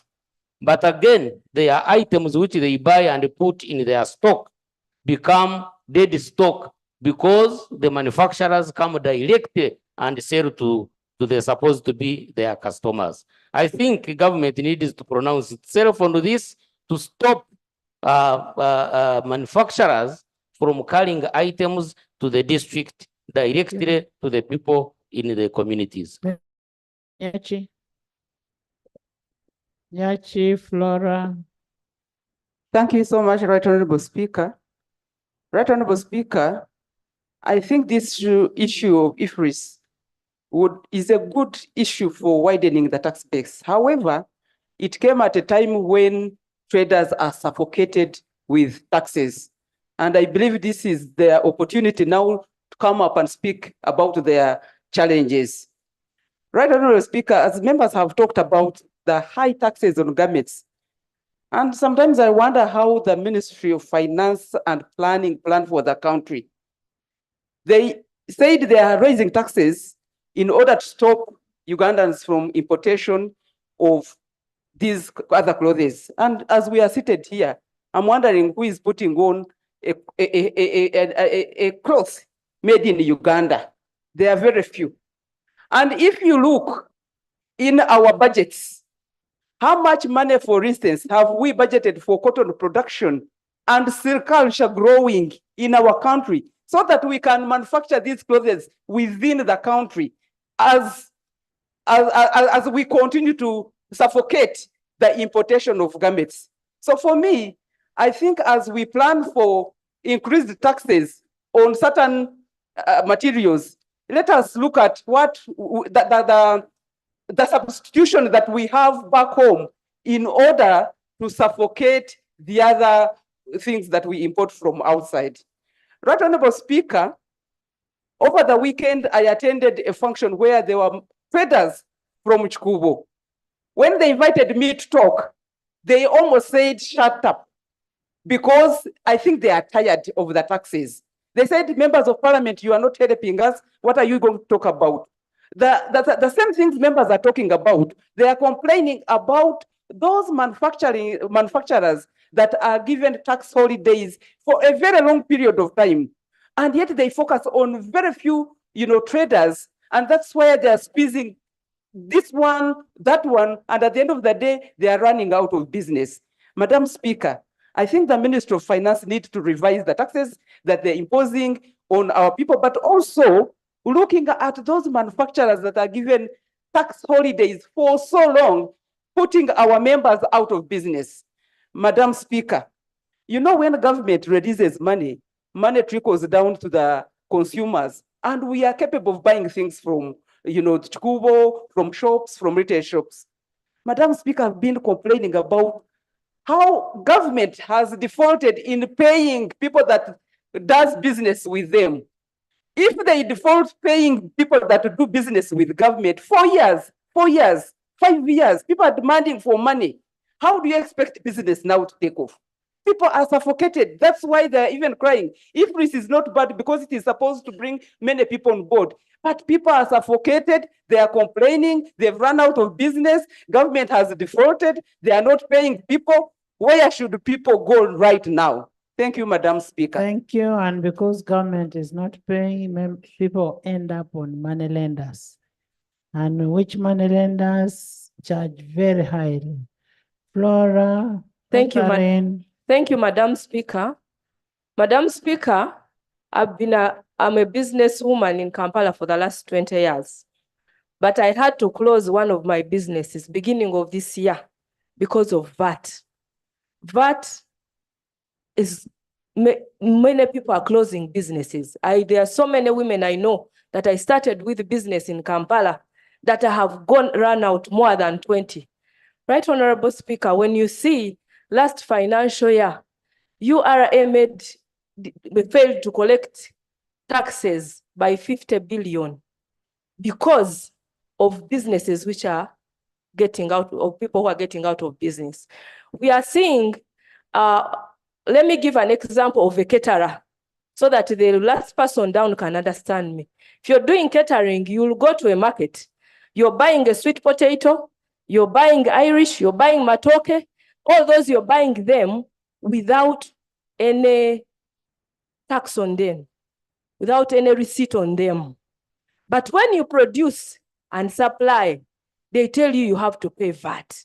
Now you're paying VAT, yet when you were buying things and purchasing, there's nothing which was charged on those things. So you find that people are running out of business because of this. We are seeing investors who are coming, going to districts like Noya, buying square miles of land. You find they are planting soya, they put their factories, they do business from grassroots up to production, up to they even have supermarkets. They produce, they take to their supermarkets. So you find we are competing. Honorable Minister, I hope you've left somebody to take note. So, right, Honorable Speaker, VAT has become a problem, and also investors who come, they Thank start you. from zero and then Thank up you, to the VAT. Catherine. Thank you. Catherine, Thank you, Right Honorable Speaker. Felix. Catherine, Right Honorable Felix. Speaker, allow me to thank the Minister for trying to come up with a solution. Right Honorable Speaker, it seems that Uganda has become a dumping place. In a few months back, I was in China, but when they saw us, they were like, these people have come for their usual business. They would even ask, are you from Uganda? This is your rate.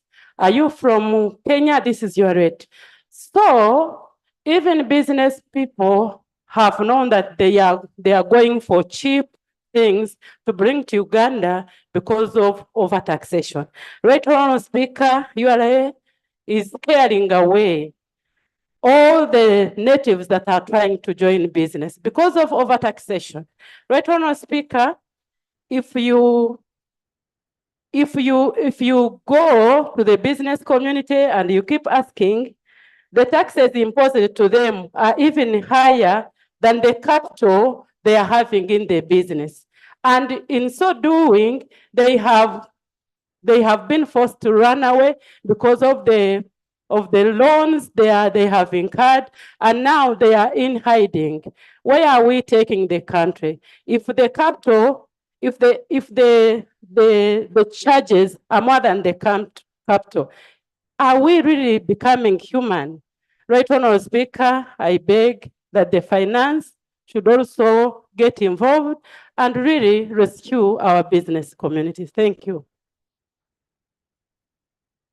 Thank you, Felix. Madam Speaker and honorable members, the issue that we are handling today is deeper than what the minister presented. And I think Uganda is becoming a destination that is not good for investors, especially local investors. Madam Speaker, there are about 5 issues that we need to address. One is the government policy. We are talking of import substitution.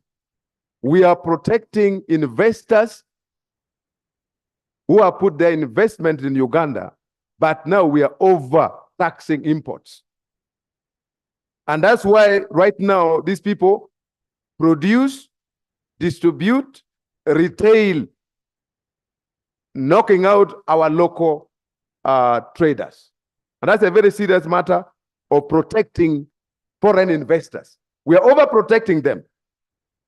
For example, Madam Speaker, foreign investors are given more support than the local investors.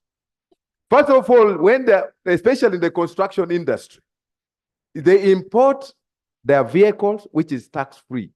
Everything that they bring into the country, they are not taxed, apart from tax holidays that they are given. So they are actually knocking out all the local investors. Madam Speaker, when you go now to Kampala Road, we used to trade there. Ugandans used to be there after we removed the Indians. But now they have all come back. When you go to Kampala Road, you find that all the shops are being owned by, you see their colors. We are being knocked out.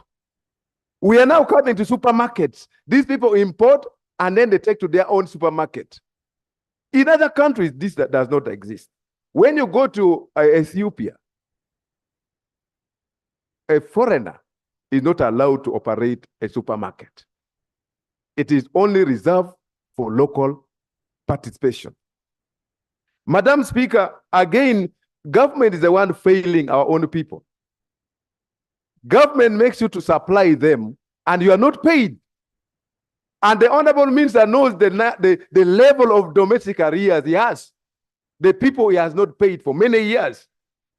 You have locked their capital, they have borrowed from the banks, their properties have been sold, and you never think about them.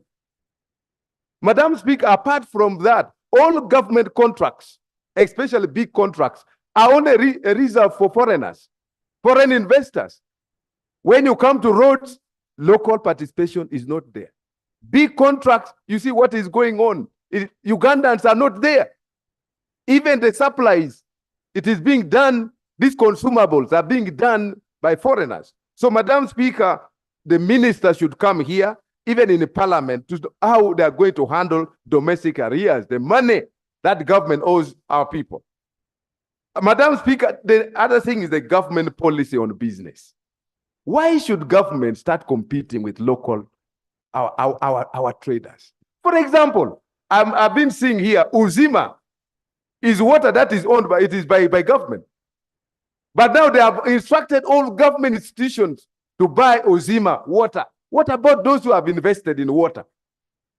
Even in parliament now, they have changed. I'm now seeing Uzima. You go to State House, you see Uzima. You go everywhere. Why is government knocking out? Bobo, we are promoting Bobo. You say Google, but that is government. It's a government company. Why, if you're promoting, let local people participate and compete. Let them come, and the supply should be given to people who have competed, not getting blue letters from State House. That one should not happen. By the way, it is not water by Honorable Nzima. It is not by Onzima. We know the Onzima, I think it is by a government institution, that I think NEC, whatever they call them. So I think that is also being unfair to our local people. Madam Speaker, they have even directed that all constructions being done by UPDF. UPDF is a government institution. Now you have locked out all local contractors. They are not there. They have invested. They have equipment. They have everything. Where do you want to take these people? UPDF is being paid by our government. It's being paid by the people. They are already being employed. We have increased their salaries. They're surviving. What about those that our local people are employing? Now you are throwing them out of business. This is wrong.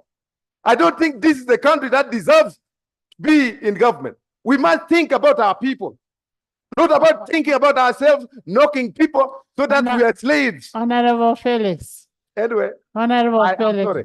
No, Honorable Felix. No, you don't have to be sorry. Okay. Is the UPDF a local company? Madam The Speaker, engineering brigade, is it local? I'm saying, simply saying. What I'm saying, is it local? Yeah, what I'm saying, Madam Speaker, our government is an institution. And we have a choice. Like now, if you're selling water, we as parliament, you're saying even parliament is using Onzima. We have a choice. We are not forced. We are not forced. If we can go and buy from Renzori. Madam, with due respect to you. We are in a free market economy. Madam Speaker, with due respect to you, I think all what we need to do is to support our local contractors. Not just saying, we can't start attacking our own. We should be talking about external people who are coming here, hawking in the streets. You are all the way from China and you're hawking in the streets. Madam Speaker, and to find somebody all the way from China roasting maize, I would be happy if I got a UPDF person roasting because he's a Ugandan. I respect your opinion, and with due respect, UPDF has even built for us a study. What I'm saying, Madam Speaker, what I'm saying, if UPDF is operating as a company doing business, let it be a fair competition.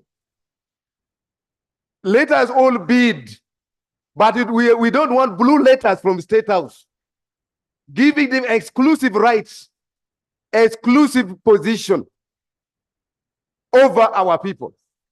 And what I'm saying, UPDF is a government institution. You know, with due respect, my elder Felix, you're diverting our debate. You're diverting our debate instead of us discussing on how best we can help the local traders down there. You've gone on to UPDF. I don't know what problem UPDF has, but let's see how we can help our traders. Eh? Speaker, I don't I want think to. you must have been denied some business. No, Madam Speaker, you know. Let's discuss on how to help the traders. You know, Madam Speaker, I suffered, I think in 2011, when that one I'm not going to bring it, when I lost a lot of money. But that I'm not going to lay the debate here. I have not again made that provision, service to the government. Lastly, Madam Speaker, it is about cost of doing business in Uganda. Right now, Madam Speaker, everything is electronic. Everything is about money. When you register URSA, you are filing your returns. Every time you must file, all the time. And that is all the money. You must get the licenses you get from everywhere. You get from this local government, then again you get from the other local government. Is everywhere. You have to pay.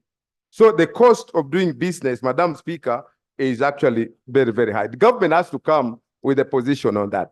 Madam Speaker, I want to thank you, especially the new management of URA. I want to note that they are pro-people.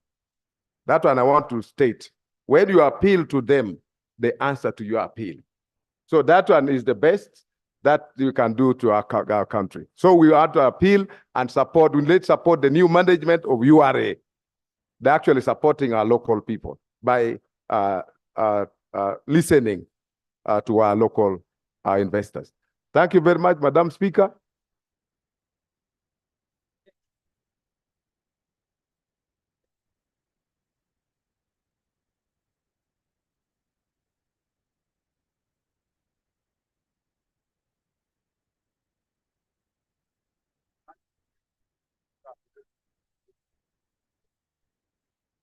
Honorable Owl Dog Commissioner.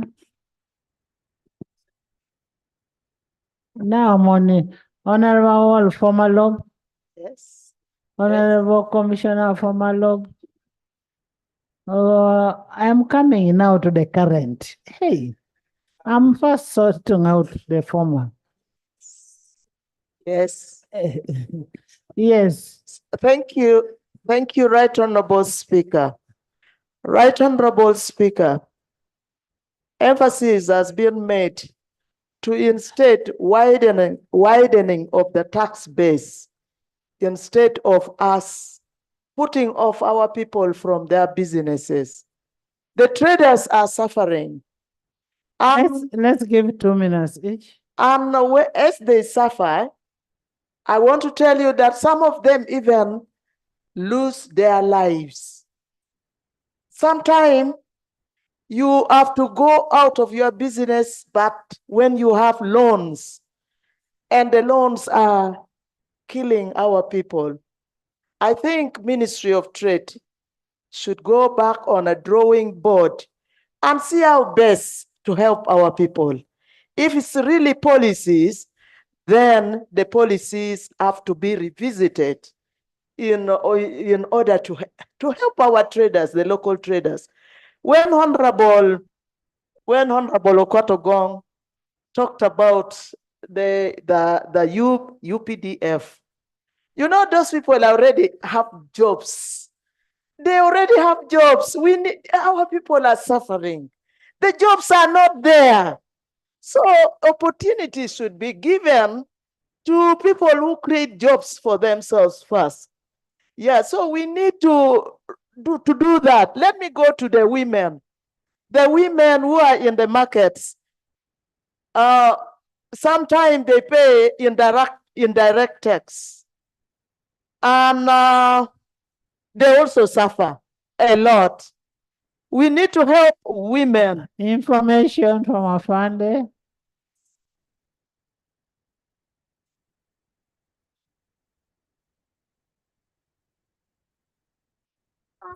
Thank you, Honorable Speaker, and Right Honorable Speaker and Honorable colleagues. I would like to inform this House that we have a constitution. when you go to Article 209, it spells out the functions of UPDF. Among the main functions is that UPDF should participate in activities for national development. The other point I want members to educate themselves about, Right Honorable Speaker, worldwide, Ugandans, we should also follow what goes on in the world. There is what we normally call defense economies. Actually, Uganda, we are still lagging behind. In most organized countries, armies are in the lead of building national economies. So I want to inform you that what is happening is not unique to you. It is not unique in the world. General. Thank you. I Thank beg you for the information. Thank you for the information, but it's also to tell you, General, that I saw in Gulu when they were trying to build is it immigration office of Gulu. It would have offered our poor people opportunity to participate in the building, but it was UPDF, and you know our UPDF already have salaries. I don't know, but it is something. Honorable members, honorable members, what General is saying, what UPDF Engineering Brigade is doing is not anything that is outside their role. When you look at Article 209B, the functions of Uganda People's Defense Forces are to engage in productive activities for the development of the country. That's what he's saying. So even when they are doing that, you never know, they could have also gone through the bidding process and they won. Thank you, Right Honorable Speaker. Right Honorable Speaker, now the problem is our market women, the women in business. Even when something was brought here, we were sensitized about GROW, because GROW would even widen the tax base. It is supposed to help women register their businesses. But you wait forever and ever, it's not there. Our women who are in the market, who are selling fish, even fish is being blocked. And yet, when women have loans, so let us see how best we can help our people, how Uganda can widen the tax base and help the women maintain their businesses instead of getting out of their businesses. Tax, and again, even the support which they are normally promised are never there. The supports are never there. Ministry of Gender, Labor and Social Development need to also help us in getting this growth for our women. Thank you. Much obliged, Right Honorable Speaker. Right Honorable Speaker, a year ago, I presented to the country the better model of allocating resources to government entities. And I implored the Parliament that we needed to get into an arrangement where we vote for an entity money depending on the jobs they are going to create. And apparently, if you ask the Minister of Finance, who also does planning, to inform Parliament how many jobs were created in the last financial year, I'm very sure they wouldn't have that information. To submit to Parliament how many jobs were lost, so that we have a comparative analysis of jobs gained and lost. Then you'd know why we are where we are. In other jurisdictions that are better democracies, governments fall because of jobs created and jobs lost. Here we do not care because that's not the matter. It depends on how much energy you have. Right Honorable Speaker, URA submitted to Parliament in this budget process is policy statement. And they are reporting that actually they are going to register a decline of revenue growth. Even during COVID, you had a trajectory of growth of 9%. They're projecting a decline of almost 4% in this period. And when you follow what's happening in that entity, there's a huge job turnover. So many senior employees are leaving, and nobody explains why. I beg your pardon, Honourable Speaker. And then we are seeing that URA has turned into a target entity. They are preoccupied with their targets, not a facilitator of stability, of growth of the country. You see, when you're preoccupied with the target, you lose sight of who are you targeting. They don't care as long as they collect money from you and you close and they get their target. Where they'll get money next year, it's not a matter. Right, Honourable Speaker, we need to interest ourselves in how URA operates. And right now, Right, Honourable Speaker, the Finance Committee is considering tax bills. The Minister of Finance is reporting to Parliament that they will give their views on the view that the threshold of VAT should change and the percentage in 2 weeks' time. Is Parliament going to work backwards? When we are beginning the debate on the reports of committees, I advised that we needed the Finance Committee to report urgently on the revenue side of their report, so that we are able to do the final budget aware of the resource envelope. So now what will happen to the reports from the Finance Committee on the tax bills if the Minister or the Minister of Finance is thinking about revisiting VAT threshold and the percentage? There are issues, Honourable Speaker, and I think the supervision of URA is a bit lax. The planning is not consistent, because in the medium term, what did the Minister of Finance plan to achieve in terms of tax revenue growth? Second, Honourable Speaker, as Uganda, are we a manufacturing country or a net importer? If we are really net importers, that I know, concluding, Honourable Speaker, we are net importers. If you look at our revenue base, we're not manufacturers as a nation. We're just trying to grow manufacturing through import substitution. So if we don't facilitate the importers that are holding and babysitting and midwifing this economy, we're in their straits. So the Minister of Finance must supervise URA consistently to rhyme with the medium-term plan of revenue generation and growth. Otherwise, URA and finance seems to be at cross purpose in their targets. And the suffering person is the trader, the business person, is the common man, because they have different targets. They have a plan, URA has their own plan, which is just a target of revenue. And it's a problem.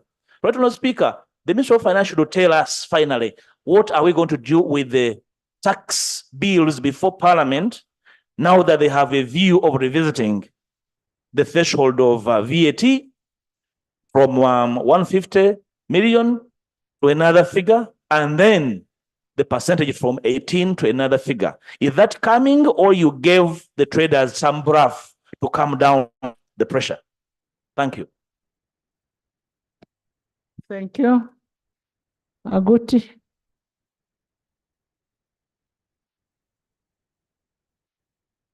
Santa. Thank you, Right Honourable Speaker. I want to add on the high tax rate, which is killing our business. Our businessmen and women, one, I think they should be sensitized on the tax they are paying. For example, the VAT. They don't know much about it, but they just hear about tax. Then two, high interest rates charged by the money lenders. Here, I think the government should come with the policies that protects our businessmen and women, so that when they borrow, they pay with low interest, or when it's protected by the policies of the government. Three, I want to talk about over taxation on goods. If it can be reduced, this will help our businessmen and women to get something so that they also help themselves with the income. I talked about widening the tax base, but I think this one will also fall on us. For example, which areas are we going to widen the tax base? Maybe they will also begin taxing our nails when we paint. I don't know, but you know, you need to know what is taxable. And once you know what is taxable, then you can be able to see, instead of you taxing land, triple taxing land, then you should tax, like what Honorable Yona Musinguze said, that you have the telecom companies. You're not taxing them. Now you're taxing Money Mobile, but you're not taxing agent banking. That is a tax bill. Unless if you want to tell me that they tax nails, that's not a taxable item. It's not a taxable item. So you need to be aware of what is taxable in tax laws. Yes. Yes, Madam Speaker. I'd not yet finished, but I was saying that maybe tapping into areas that are outside the tax right now, which you have mentioned already. So with this, I want to include that we don't need to only look at Chikubo, but we have businessmen and women outside. For example, my business people in Dokolo, they're also crying about these taxes, and also they are crying about the money lenders. Thank you.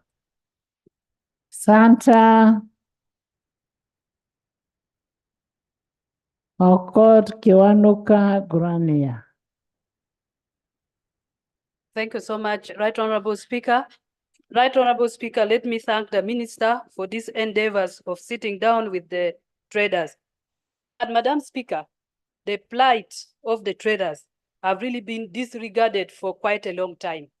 There are a lot of challenges, there are a lot of problems that the traders are facing. And Madam Speaker, I think this time round, we are going to use this opportunity to solve the problem.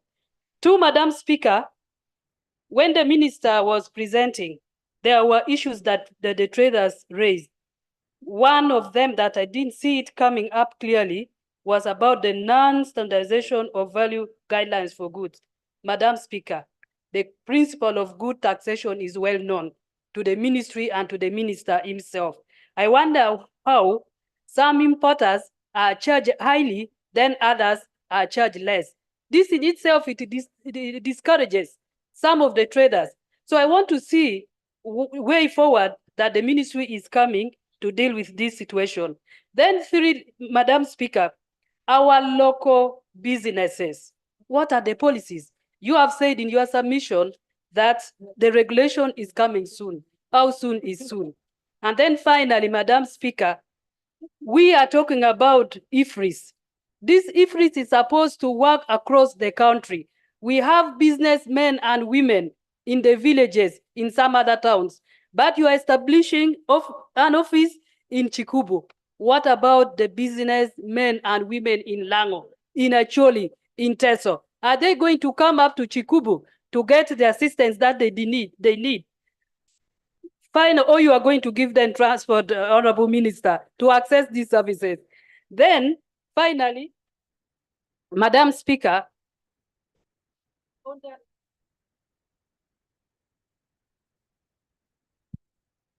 Okot. Thank you very much, Right Honorable Speaker. Right Honorable Speaker, from the submission of the minister, it appears that the ministry is shooting and then aiming later. This is what I've got from the presentation. But Right Honorable Speaker, currently URA projects that there are about 4,000 or about 4 million or about their taxpayers.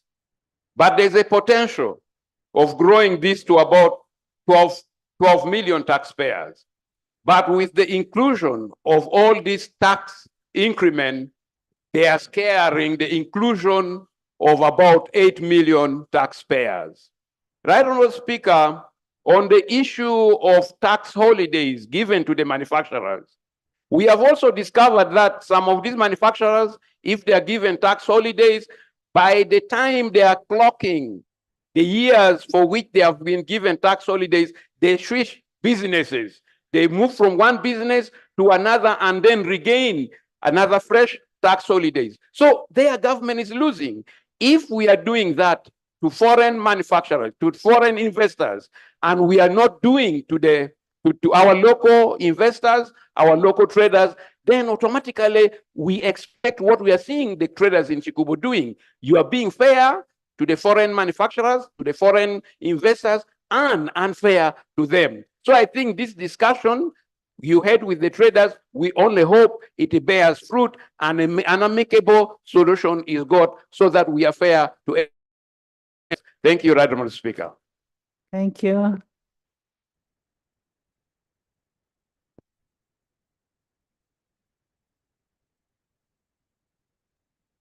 Thank you, Right Honourable Speaker. Right Honourable Speaker, Uganda is among the several countries comprising of the East African Federation. And among the objectives was to ensure that there is what they call Common Customs Union. I have failed to get an explanation of the minister's statement. Why in Kenya the VAT is at 16? And it is at 16. He said it is at 16. Did you really have to first wait for these people to protest to know that at least we have to get a uniform VAT rate? Thank you, Right Honourable Speaker. Thank you, Grania Maggie. Thank you very much, Right Honourable Speaker. Right Honourable Speaker, we appreciate the ministers that sat with the traders and agreed on a few aspects that will be looked at to sort the issues of trading, Right Honourable Speaker. However, Right Honourable Speaker, there are a number of issues that were agreed upon, but they are not nationalistic. One, Right Honourable Speaker, they agreed to set up, let me call it an office that is going to help the traders in Chikubo concerning the IFRI system. But Right Honourable Speaker, the honourable ministers need to know that we have traders all over Uganda. And so the people in Mubende, the people in Gulu, the people in Imbale also need to have these issues sorted. They need to be educated. Right Honourable Speaker, we have so many traders that are not able to write or read, but these are people who are investing a lot of money in our country in the suburbs of Uganda, let me call it. Thank you. Right Honourable Speaker, these need to be guided on how to use this machine. It is not that they are not willing to comply, but they do not have the capability to operate these machines. Right Honourable Speaker, this will mean that they have to employ someone who is literate to help them operate the machines. And you never know, it is another expense, and some of these people that they will employ will end up cheating them. Right Honourable Speaker. It's an expense plus fraud. Because if I am not educated and I tell you put 100,000, I will add another 10, not so. And to lead to fraud. Yes. As I conclude, Right Honourable Speaker, I want to thank you for the compliment, for the addition. But we believe that since they held this meeting in the interest of the traders, they will also listen to what we bring to their concern and consider it. Thank you. Thank you, Maggie. Yeah, thank you very much, Right Honourable Speaker, for giving me this opportunity. On the issue that we are talking about, I think people should know that the majority of those people, the low earning or the low caliber businessmen in Chikubo, they don't have anything. These are people who are trying to gamble because of unemployment. We have so many gaps. People have gone to school, but they are afraid to find anything to do, or because they have not been employed. Then the parents and friends contribute to them so that they can have something to do. They begin with 3 million, 5 million, but the taxes are so high. We need to do something about it. And we, as representative of the workers, I get concerned because what is happening there is a social divide. I've seen people who are Egyptians who are selling saucepans across the country on foot. They keep coming, they can even come 3 times in a month, asking you whether you want to buy those saucepans that you can pay later.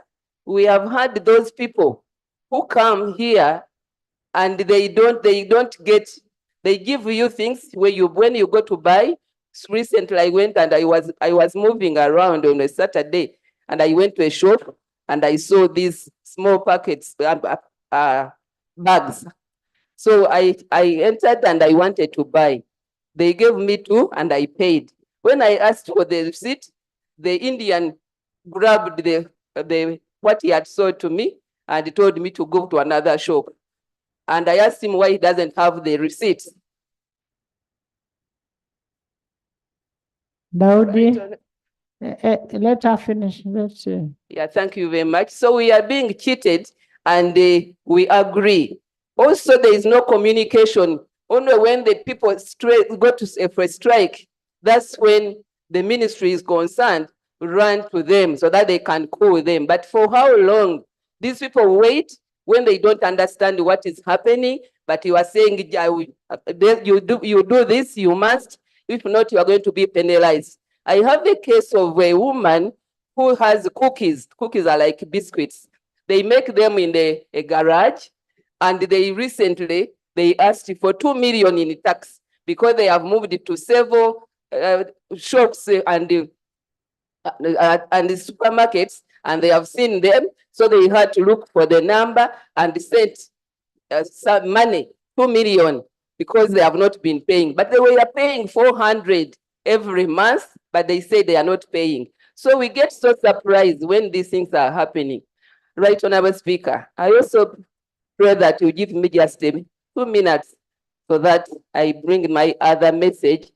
My mother passed on Sunday this week, and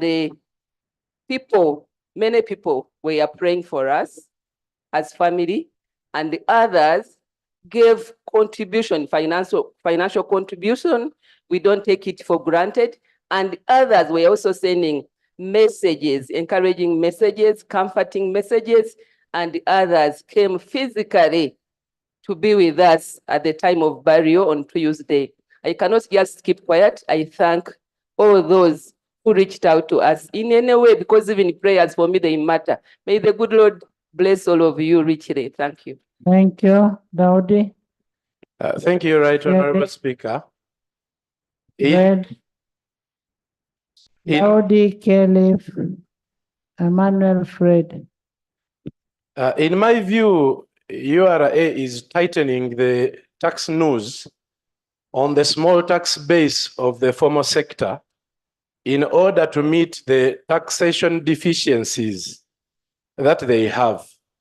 But we have a large informal sector that consumes services but hardly contributes to the tax basket. The unregistered businesses in agriculture, for example, I think agriculture accounts for over 80% of the informal sector. It's largely unregulated and largely untaxed. I think what needs to be done is for URA to find a way of regularizing the informal sector and therefore widening the tax base so that the informal sector also contributes fairly to the tax basket so that all Ugandans share the tax burden across board, as opposed to squeezing the little formal sector that is contributing unfairly to the tax base. I thank you. Just an example, Daudi. Cows, the number of cows that one has, are cows taxed? No, we are talking about increasing the tax. Yes, part of the informal sector, right? Yes, it's an informal sector. When you ask of how do we increase the tax base, That is, go for the cows. Me, I have over 2,000 cows. Nobody charges me. Yes. I have over 2,000 cows. Nobody taxes. Nobody even wants to know how much I get out of it. You will come. Let's increase the tax base instead of making the traders suffer. People have cows. Enos there. Where is Enos? He has so many cows. Kelly. Thank you so much, Madam Speaker. Thank you so much, Right Honorable Speaker. Right Honorable Speaker, I want to thank the Minister for the submission that he made. He talked about the anti-competition where foreigners who come to our country come like investors and they deal in each and everything. They are the one doing manufacturing, at the same time distribution, at the same time wholesaling, at the same time retailing, even hawking.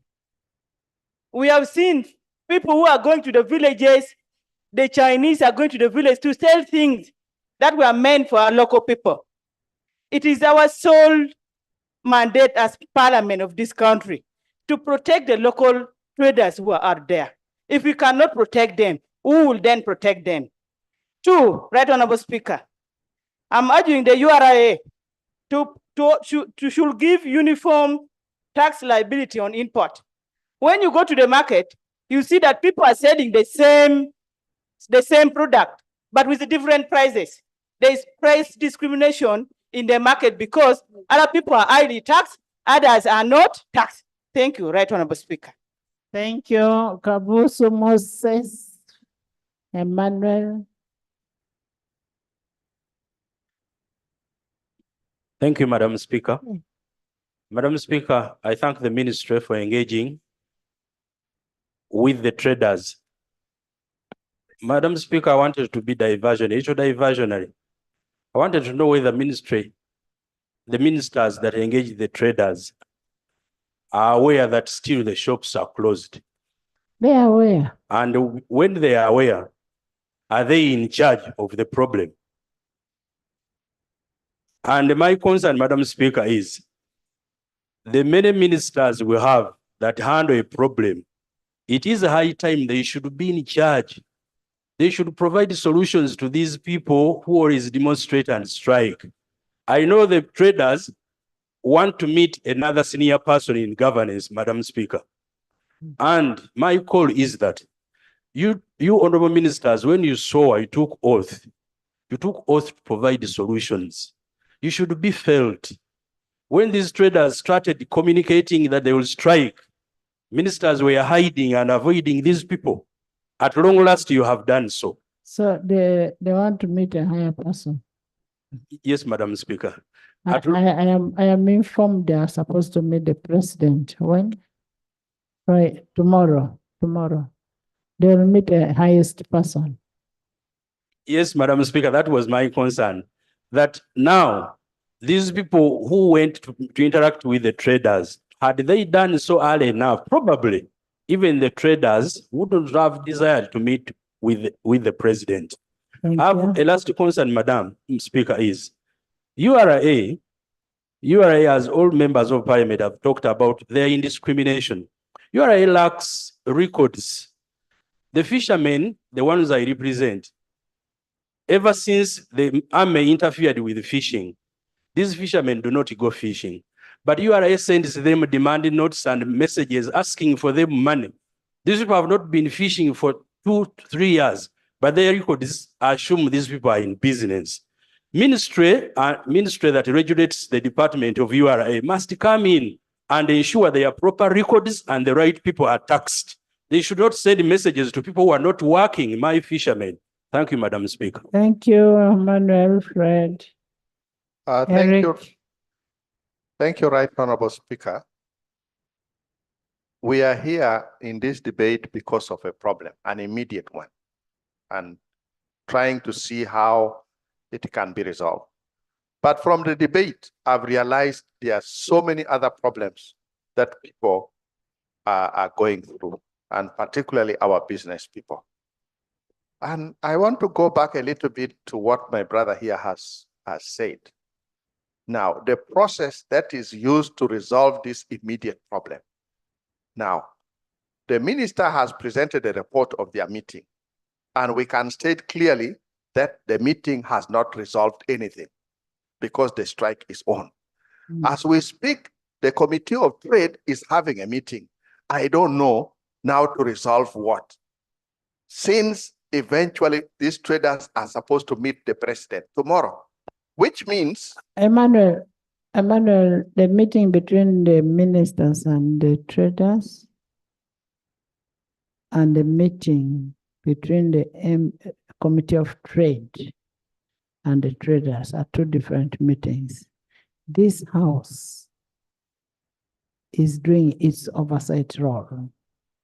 It's finding out what is the problem between the traders and the collecting body in the tax administration.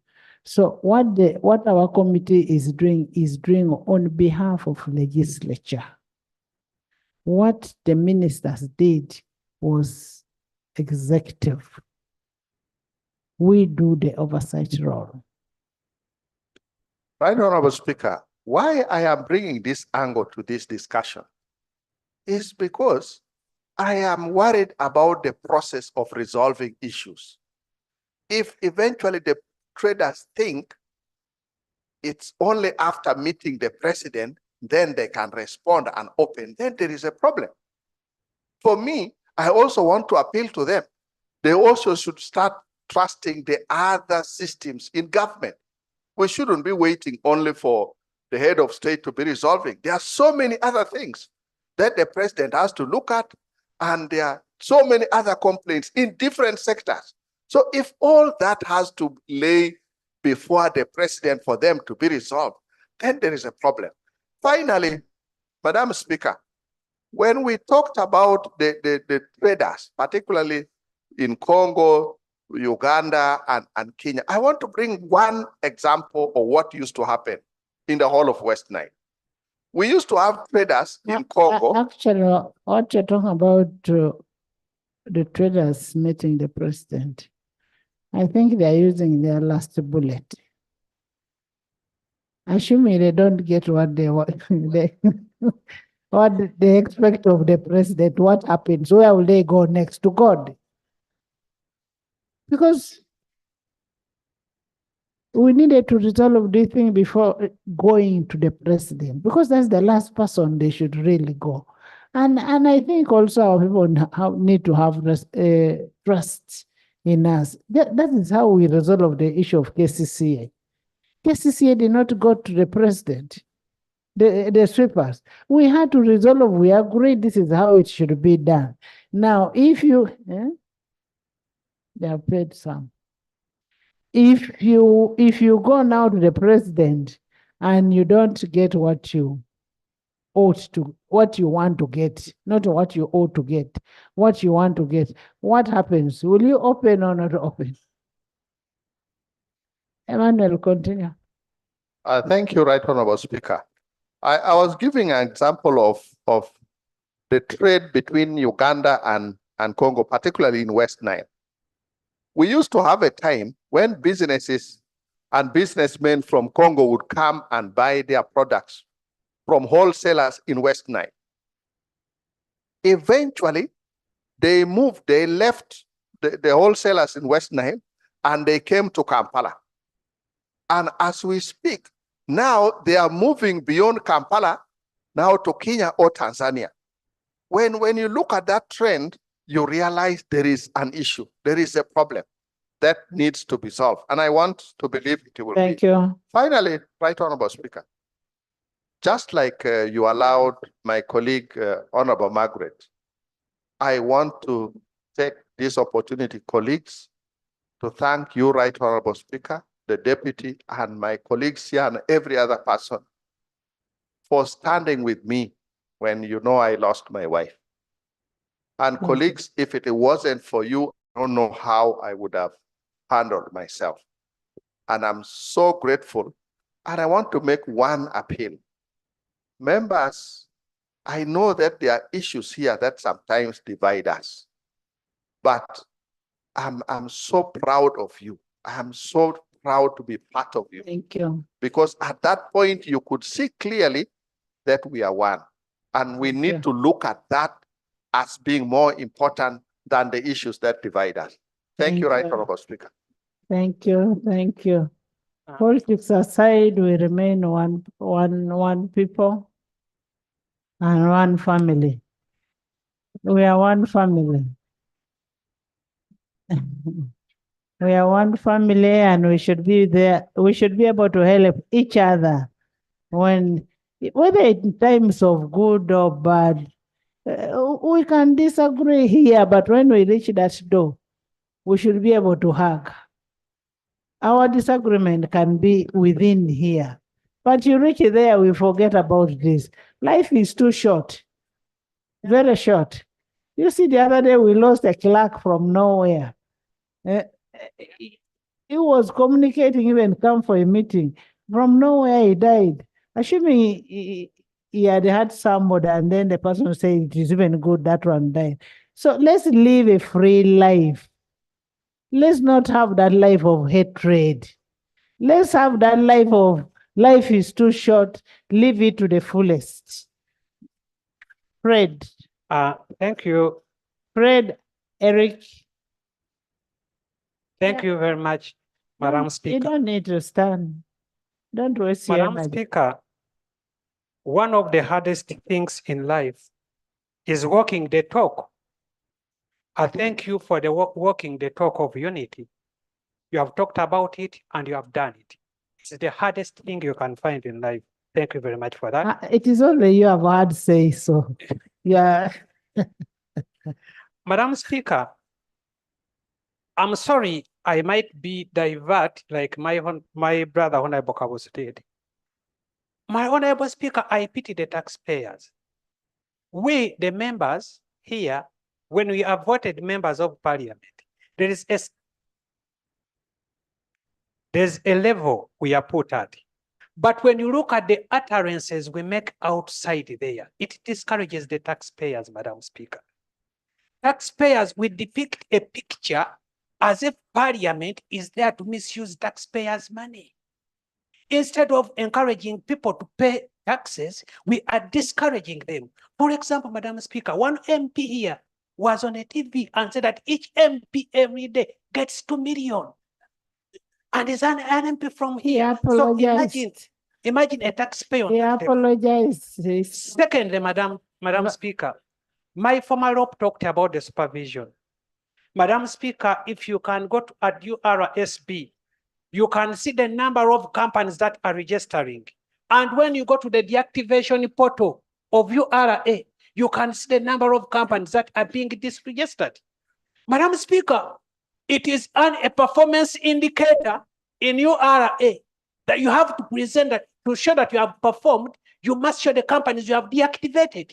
And it's a performance indicator. When you look at the interests, the penalties, the assessments that are given to Ugandan companies, we cannot survive, Madam Speaker. Therefore, I implore the Minister of Finance to increase on the supervision of URA. Otherwise, URA is a shark that is killing Ugandans in the business waters here, Madam Speaker. Thank you very much, Madam Speaker. It is not actually a shark. It is helping us in getting taxes. Only that maybe the way it is being done is not managed well. But URA is not a shark. It is one of our entities, a formation of this parliament. And when you call URA a shark, then we are equally. Thank you. Thank you, Right Honorable Speaker. Right Honorable Speaker and colleagues, a few days ago when these traders, we are meeting the leader of opposition, raised an issue which was also captured by the minister without a specific way forward. The issue of charging them, especially the traders in garments and fabrics, charging them the 3.5 USD dollars or 38% per kilo, whatever is higher. I haven't heard from the minister what was resolved and what is the way forward in terms of the traders' concern. And lastly, Right Honorable Speaker, is to do with the Ugandans. Of course, as a shadow minister of foreign affairs, there are several Ugandans who travel abroad, but they are complaining of the way URA handles their personal luggage and the properties. People cannot come back with gifts. There is no clear criteria on how travelers can return with their donations, gifts, among others. And we need an explanation. And lastly, Right Honorable Speaker, I'm seeing the Minister of Foreign Affairs around. There's already... First, don't divert us there. Let's first finish on the issue of taxes. What you're saying that when people come back from abroad, yes, they are subjected to very high taxes. I was actually surprised one day, just my mere clothes. They told me I should pay taxes, and the taxes were more than the cost of the clothes. I was actually surprised. Eric? Thank you so much, Madam Speaker. Madam Speaker, allow me to present an issue that has to do with the cost of doing business in Uganda. The cost of doing business in Uganda is a little bit difficult. And when you look at the business maturity rate, I think business mortality rate is too high. If you look at how businesses can survive, even a year, we're looking at the other issues that manage a business to survive, say water, electricity, and others. That's why we are looking at several businesses across business centers collapsing.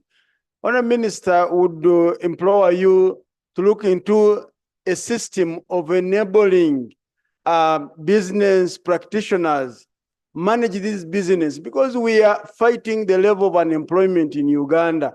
And the only way out is to support these people, run these businesses, and then we see how we can move on. Lower taxes, manage, let it really be regulated very well. Don't look at Kampala only, but look at other areas. These are the upcoming towns. I was even surprised to see these people in my town of Kagadi, URA, moving and closing shops. So you can imagine such a situation, Madam Speaker. Thank you, thank you. And I remember us in the public gallery this afternoon, we have students and teachers from Bukomansimbi Secondary School, and that is Bukomansimbi District. They are represented by Honorable Ndagire Christine Ndiwalana and Honorable Nanyondo Veronica. You're most welcome, and thank you so much for coming. They are here to observe the proceedings. Honorable Nanyondo, Christine, on that note, therefore. Thank you, Right Honorable Speaker. I'm so grateful to be with you, my dear students. Thank you for coming. And my voters. Right Honorable Speaker, concerning this issue which we are discussing today, Bukomansimbi District is the leading district of coffee farming.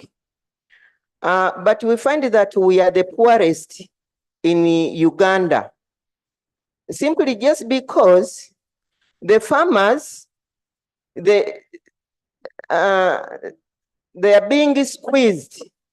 The prices for coffee is too low, and okay, today at least the prices are not so low today, but the traders are gaining so much more than the farmer who is being disturbed in the gardens all the time concerning the weather. The weather is changing.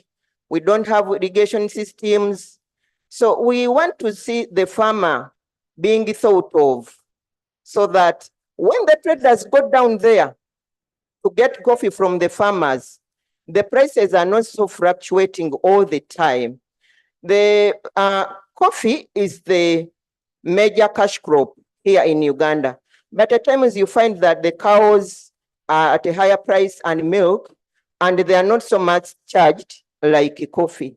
I thank you so much, Right Honorable Speaker. So we should charge the price, the cow at the time of sale. Dr. Lulme. Thank you very much. Members, for you talked.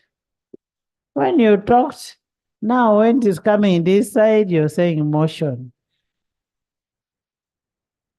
Yes. Let's Right be Honorable fair to each Speaker. other.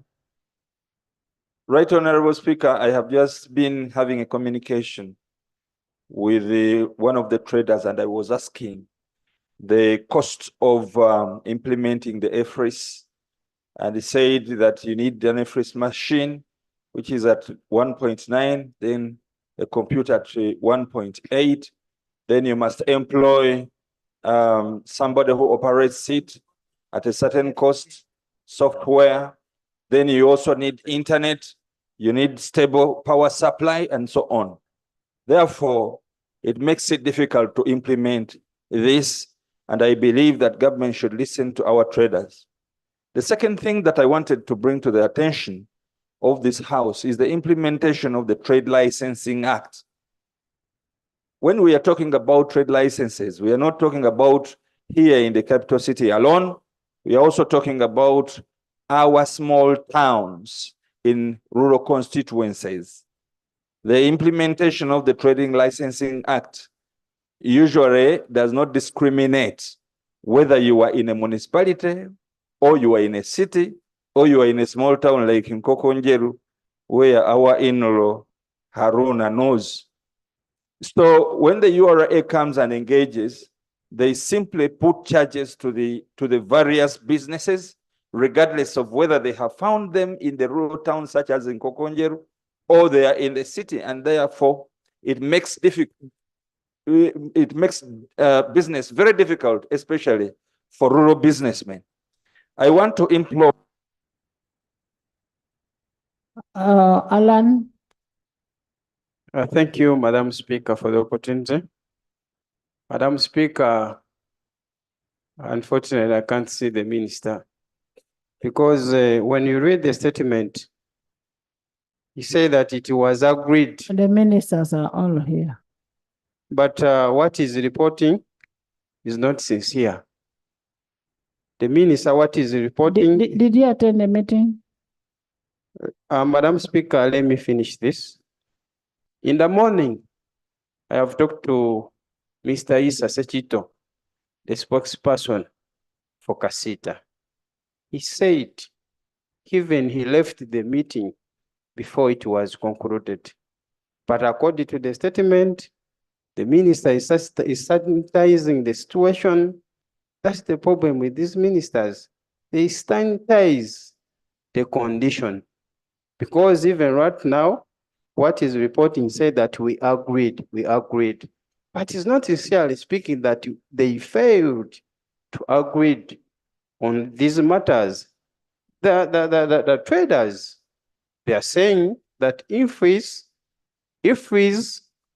should be stopped for some time so that the ministry rearrange itself. And secondly, the traders are saying ministry should stop charging taxes in kilograms on garments and textile. But the ministry, what is reporting, saying that they are. What law did you make? Madam Speaker. I'm just asking, what did the law say, the one you made? Madam Speaker, that is the ability of this House to consider what the traders are facing, what they are passing through, or the harassment when they are charging these You know, taxes. there's a difference between making a law and tax administration. So that's why I was asking, what did you agree in this House? Are they doing exactly what was agreed in this House? So, Madam Speaker, what I'm reporting is from the traders. It is upon. If these traders thought it wise to meet you, as a solution, then they should have only made sure, other than reporting that what they discussed with the minister was not, what the minister is reporting is not correct. That is unfair to our colleagues. Speaker, thank you for the guidance, but what I'm Because about, it is this house that sent those ministers to meet the traders. Madam Speaker, it could have been fair if the minister stated it in the statement that we didn't agree. We shall That's hear what we from the wanted. minister. Correct?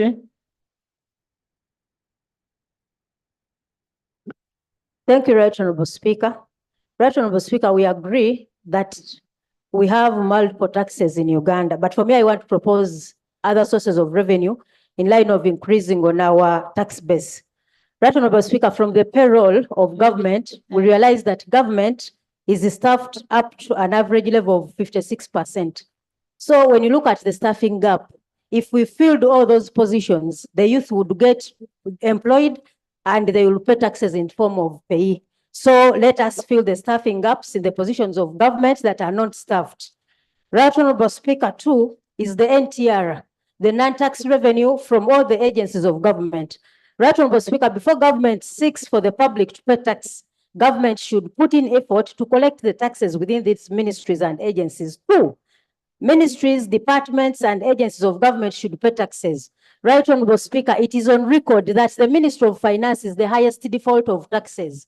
So it's unfair of government to go down looking for taxes when they have failed to pay. So if I was URA, I would get padlocks and close the Ministry of Finance so that we can increase on the revenues of this country. Right Honorable Speaker, 3 are the exemptions on taxes. Right Honorable Speaker, gold is tax exempt. It had an estimate of over 451 billion. We only got 47 billion. So I really implore Uganda Revenue Authority to stop exempting areas where government can get money. The big wings don't pay taxes. We found out that most of the big hotels in this country don't pay taxes. So Right Honorable Speaker, it is prudent that we ensure that all people who are meant to pay taxes pay. Lastly, taxes, one of the principles of taxation is benefit and the capacity to pay. Right Honorable Speaker, we should look at the line of service delivery. Ugandans will pay taxes as long as we. Thank you. The big wings, including you, because you are the big wings of this country. Thank you, Yes. Madam Speaker. Yes. Madam Speaker, I propose that we should go back to the drawing board about this new system of taxation. For example, they left out the main stakeholders. These are the traders, and they had to be trained, whereby they had to prepare themselves because this tax is laborious and it also needs some gadgets like computers. 2, this tax is not going to work only in Kampala, it's going to work across the country, whereby we need to work on the infrastructure like the internet and electricity. 3, these traders need time to make sure that all the items in the supermarkets are included in the system. So you can find one supermarket having 800 items in one supermarket. So all these items must be included in the system. So they need time. And lastly, I want to talk about the penalties are very expensive. People are not trained. But for example, they can tell you that if you default, you are going to pay 300 currency. Jawan.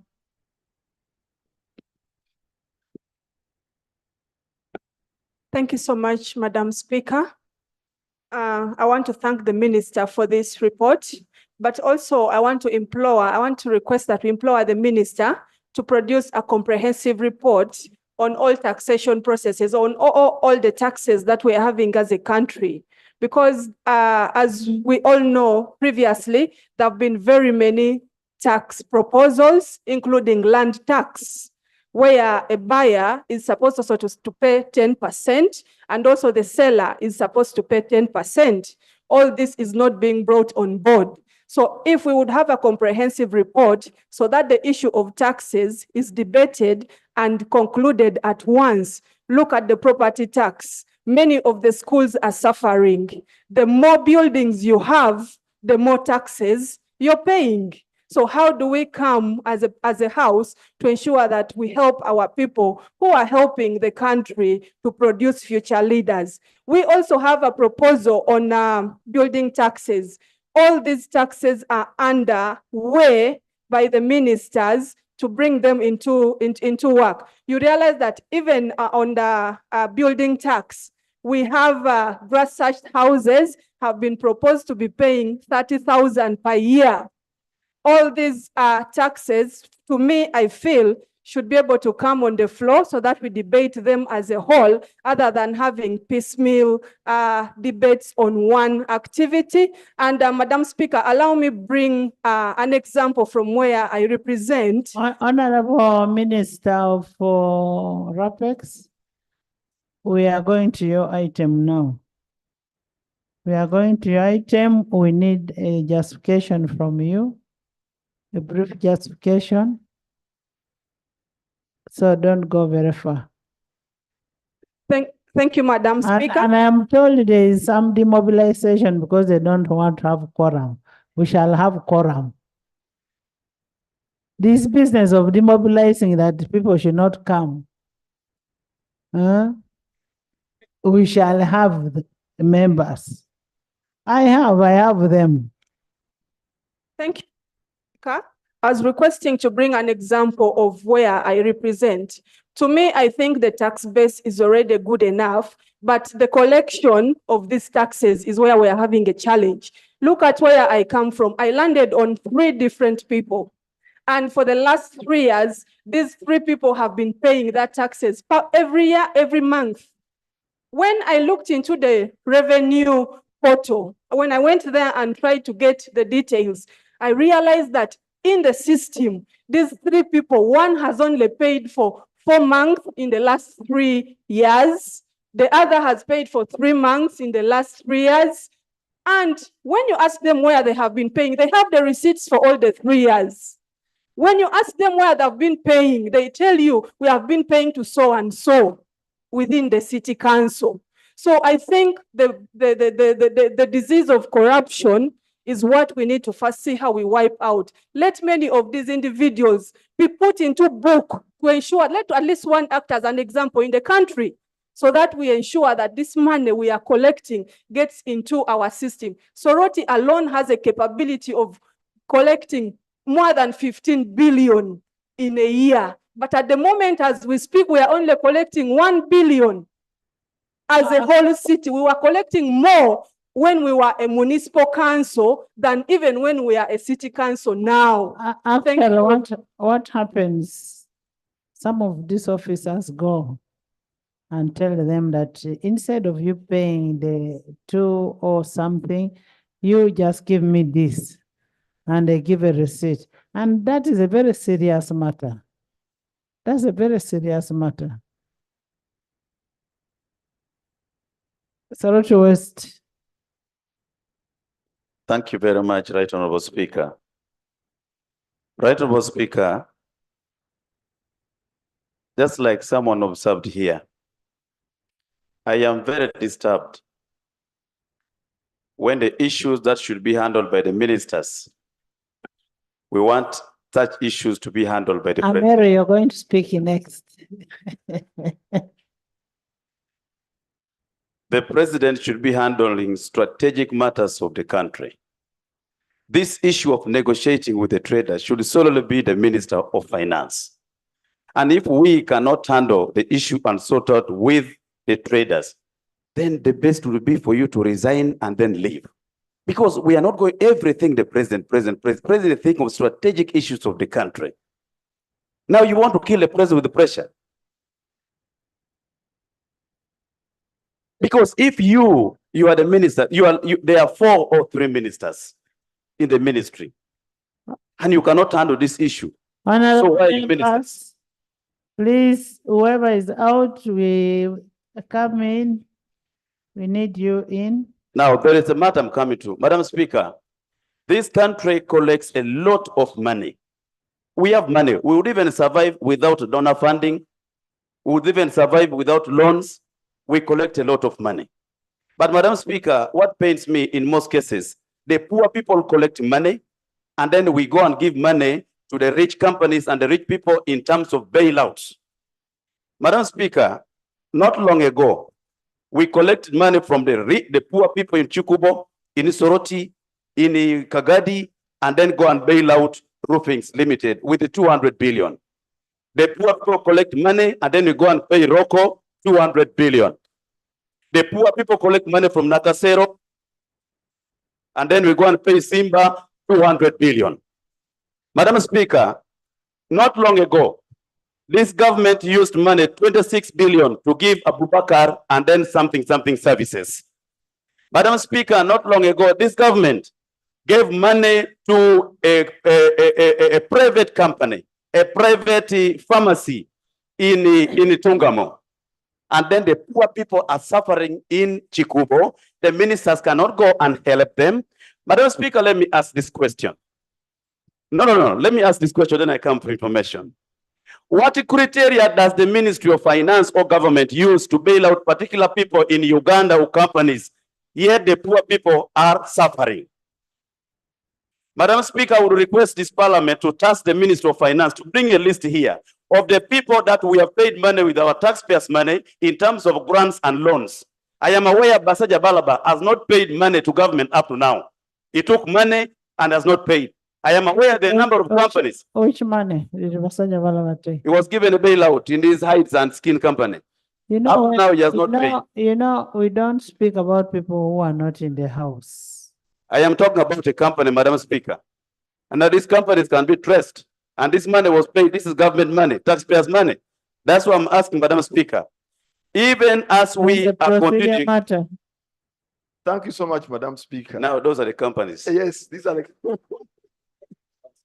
Madam Speaker, I'm wondering whether my honorable colleague is proceeding right, because he knows very well that all the monies he's talking about, all incentives or tax exemptions, are approved by this parliament. So is he is he proceeding right to keep referring to unknown people without mentioning who actually gives out money, well knowing that it's actually this parliament that approves this money and it goes to wherever it goes?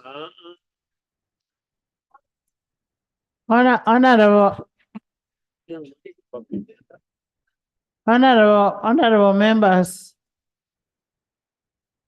the monies that some of the monies that is being talked about is given under 3%.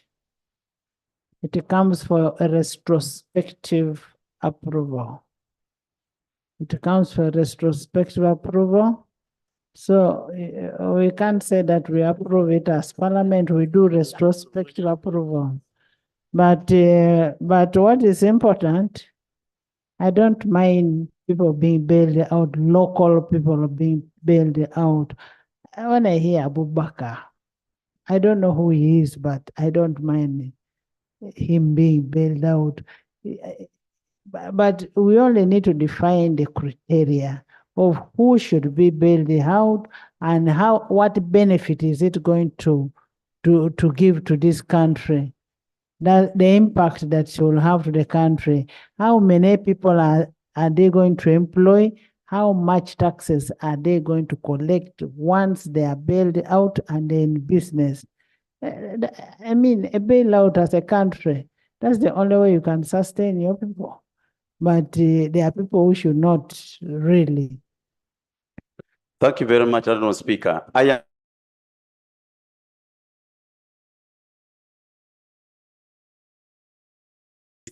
if you're going to pay so and so, are you going to pay even the other person, not particular people? What we're asking is a criteria. I want to thank you. My brother, Enos, you're driving a duty-free car. You're not, excuse me. Don't address Enos.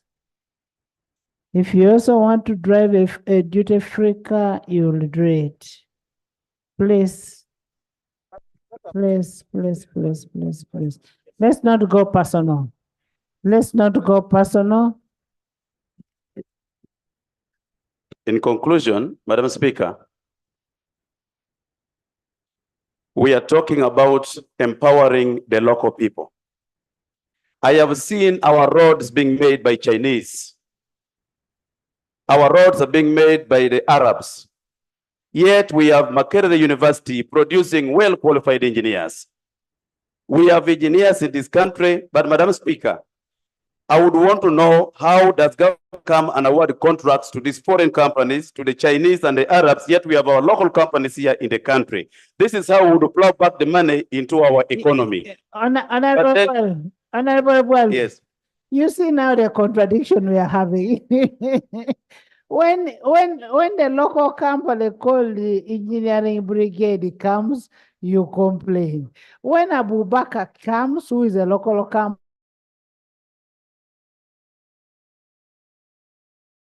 Chinese. Madam Speaker, I am not contradicting at all. What I am saying is if we are going to give money to the local people, it must be uniform. Let there be a clear criteria, not at the wisdom of the minister. It must be known. That's what I'm saying. Thank you, Elijah.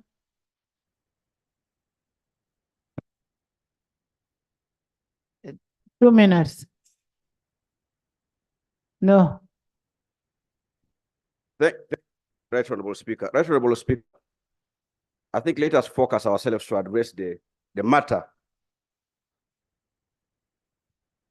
How we could be able to get out the traders back to work such that we're able to collect more revenue. But like they say, since biblical days, it's been very difficult to pay taxes. But we have to live with it and ensure that we pay taxes. Honorable Speaker, let me ask, I will ask the minister to clarify. When I was watching the news yesterday at 9, NBS TV and NTV, it contradicts what the taxpayers were saying. They are saying they are not agreeing. They did not agree. But today we have this statement that you agreed. Can you clarify who is telling the truth? To Honorable Speaker, I think people need to understand, because I've seen people mixing invoicing, e-receipting as tax. It's not a tax. It's an administrative system of collecting taxes. So we must be able to know the difference and who qualifies and who does not qualify. That's why I agree with the taxpayers that a lot of sensitization needs to be done, such to enable them understand how this can be done. Madam Speaker, I was part of the team when VAT was introduced. It was not an easy thing, but it was slowly educating and encouraging the taxpayers to understand. And that way, they embraced VAT. So the same should apply to this system. Let us not use because the financial year is coming to an end, because you want money, URSA needs to meet the target. Please let us sensitize our local traders to understand how they should be able to do this. And I also agree with them on the issue of raising the threshold, the VAT threshold, because it's a long time since we set the threshold. We started with 50 million, went to 150 million. I think it's a high time, because the value has deteriorated. We should be able to raise it such that we are able to know who are those who should qualify for the e-receipting and e-invoicing. That way, we would have been able to solve some of this problem that we are seeing today. Finally, Right Honorable Speaker, Honorable Sireko here has been year in, year out talking about the taxing of the 3% or the 35% on the fabrics. And I thought the Minister of Trade, Finance has taken it seriously. There is an anomaly in the taxation on the fabrics, and which must be addressed. Thank you, Right Honorable. Thank you, Masava. Luther. Thank you very much, Right Honorable Speaker. One, it concerns one of the key issues that the minister talked about concerning enforcement. That is, I think, the biggest challenge as to why the traders have come out to demonstrate. You'll find that someone carrying a box from Chikubo, they will harass them and confiscate the box and ask them for a receipt. Yet when you go maybe to a supermarket, because it's optional for you to either go with your receipt or not. By law, you cannot force me as a seller, as a final consumer, to have a receipt, so I can decide to have it or not. So I think that is wrong. URSA should stop the way they're implementing, the way they're enforcing, harassing people. Let them target the goods that are coming into Chikubo. Perhaps that will help solve some of these issues, because they can track the commodities, these vehicles that bring in goods. Then they can compute the input VAT and they can determine how much these people have sold. So I think this should be handled. Secondly, Right Honorable Speaker, the former law raised an issue that I think we need to take very seriously. We have statutory deadlines as to when we are making budgets. And one of the key things that determine our budget. Correct, I'm joking. Right Honorable Speaker, one of the key issues that we use while determining the budget is the revenues. And 2 weeks from now, we'll have processed and finished the tax bills as the Finance Committee. So it will be very hard. It will be very hard to come back to it. So I beg with your indulgence that we do handle this issue simultaneously, the revision of the amendment to this. But we don't do revision in the House before we are given a bill. Right, Honorable We need Speaker. a proposal. Right, Honorable Speaker, we are dealing with the income tax and there are clauses that we are amending. And when you look at cap. Now that is against the rule. You don't come and discuss what is before the committee. It is not yet in the House. Right, Honorable Speaker, the point I was raising is we are already dealing with a bill, and this is part of the clause that we can look at as a committee. So I'm not debating about it, but I'm proposing that we can deal with it since we are handling this same law. So, but we have not stopped you from looking at it. Yes, look at it and report to us. The minister had requested for 2 weeks to go and consult. That is what I was proposing, because next week you expect us to present this. I am waiting to hear from the chairman because I've given you a deadline. Now, I'm not sure whether you're reporting as the chair of the committee, member of the committee, a business person, a shadow, or whichever. Lastly, it concerns the system, the IFRIS. Right, Honorable Speaker, IFRIS as a system, it does have its own challenges, and we've tried to raise several concerns. Unfortunately, many of them have not been picked up. For example, let's have a minute, please. So that we pass at least 2 bills. Yes, Right, Honorable Speaker, I'm concluding in a minute. For example, this system cannot capture me selling a good at a loss. We have many of our traders who resort to selling some of these commodities, probably because it's going to go bad. Probably this trader needs money to go and clear a loan somewhere, but URA will want you to declare a profit. Once you try to input that you're selling it below the cost price, they will not allow, and they will want you to input in a system a price that you're not receiving. And in the end, they will want VAT on that. They will come, they will assess your. Thank you very much, Right Honorable.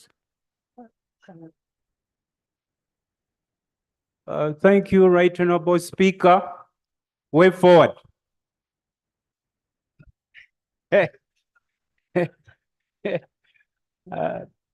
Every new tax policy in any government is sensitized to the population gradually, which is not happening in our country. They usually use what we call the SWOT analysis. We look at the strengths of the tax, the weakness of the tax, the opportunity of the tax, and then the threats.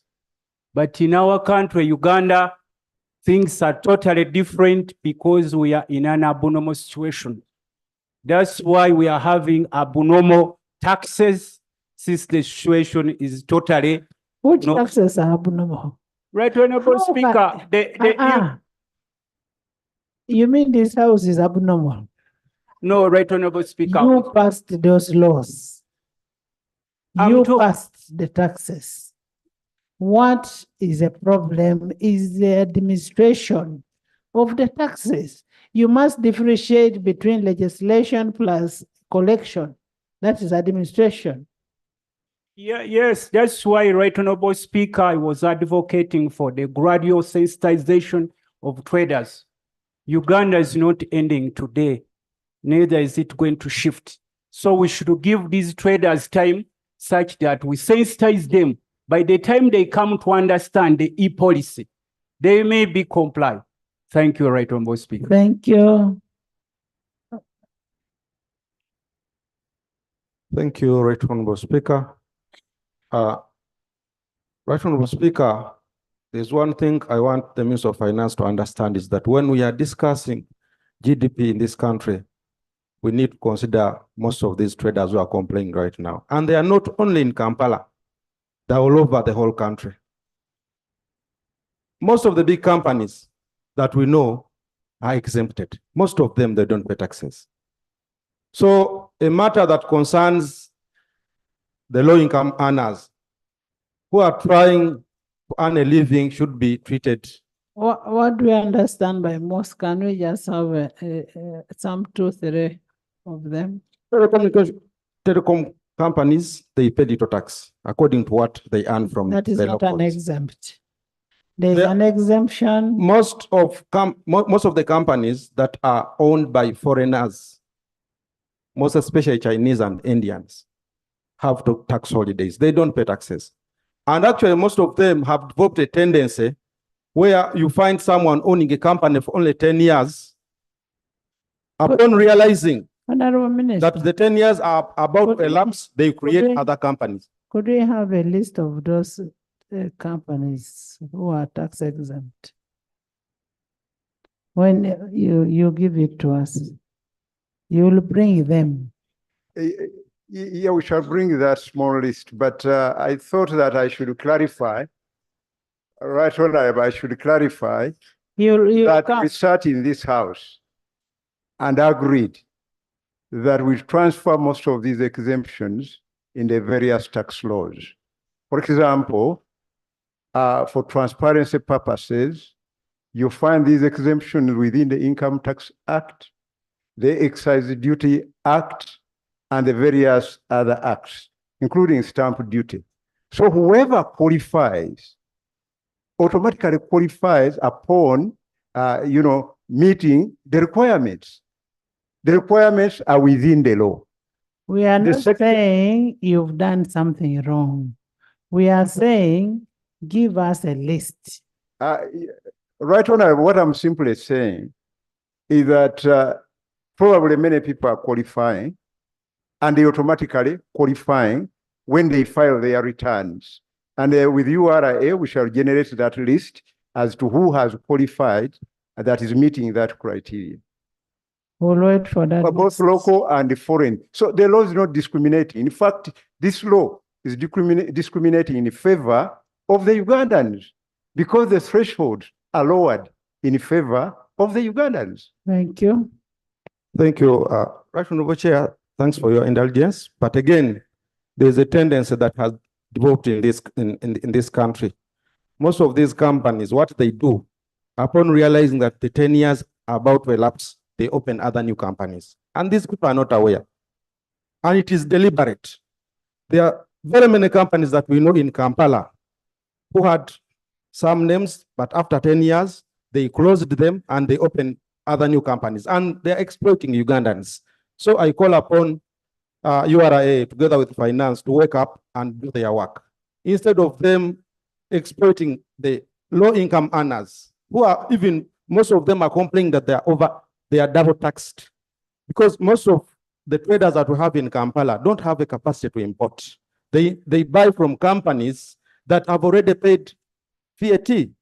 And they are the same companies that are being exploited by URA because for them, they don't have where to report. So I call upon this house here. Thank you. Thank you. Evans. Medi. Jonah.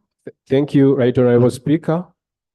Right Honorable Speaker, the first issue was VAT threshold, lifting the threshold.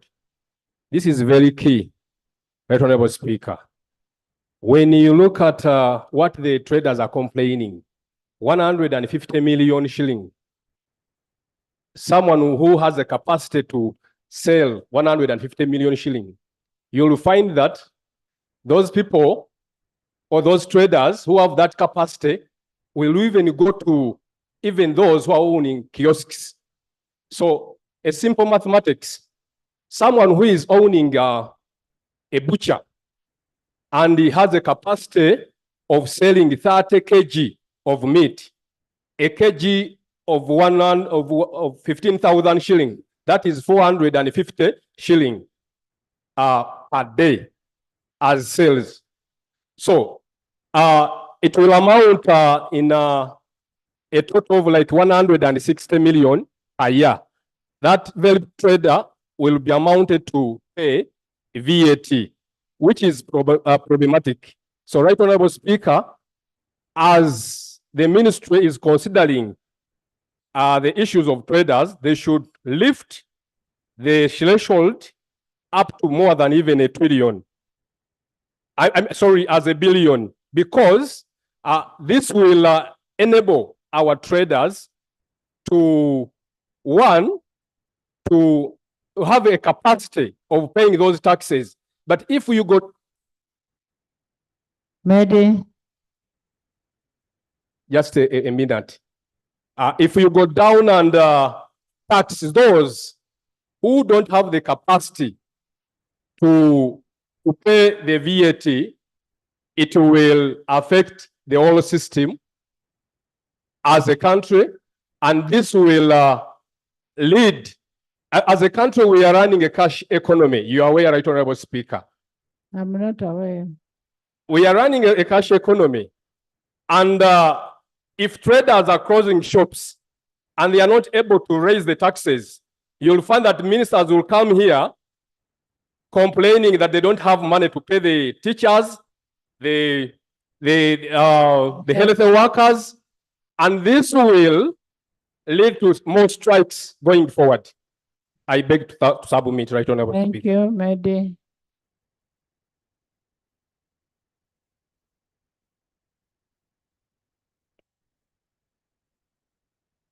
Thank you, Right Honorable Speaker and honorable colleagues.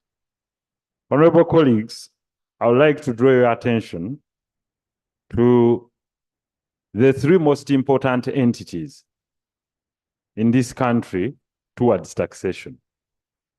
I think we are over-blaming Uganda Revenue Authority in exercising its mandate. The issue and the solution lies between the front bench and Parliament. Ministry of Finance proposes the taxes every single financial year. We sit in this house and we legislate to impose taxes on the people. Right Honorable Speaker, I would like to thank you this time for bringing such level of awareness and the traders for rising up at this critical moment in time because it offers an opportunity. Right Honorable Speaker, the highest burden towards the taxpayers is the number of taxes that on which the number of taxes imposed on them. Uganda is one of those countries, not the country with the highest taxes in the world, but one of those countries with deterrent taxes which are very high, levied by this house. That is why businesses are not able to survive without asking for tax cuts. Therefore, if you to pay every single tax diligently, you'll find that you'll have no single growth as a company.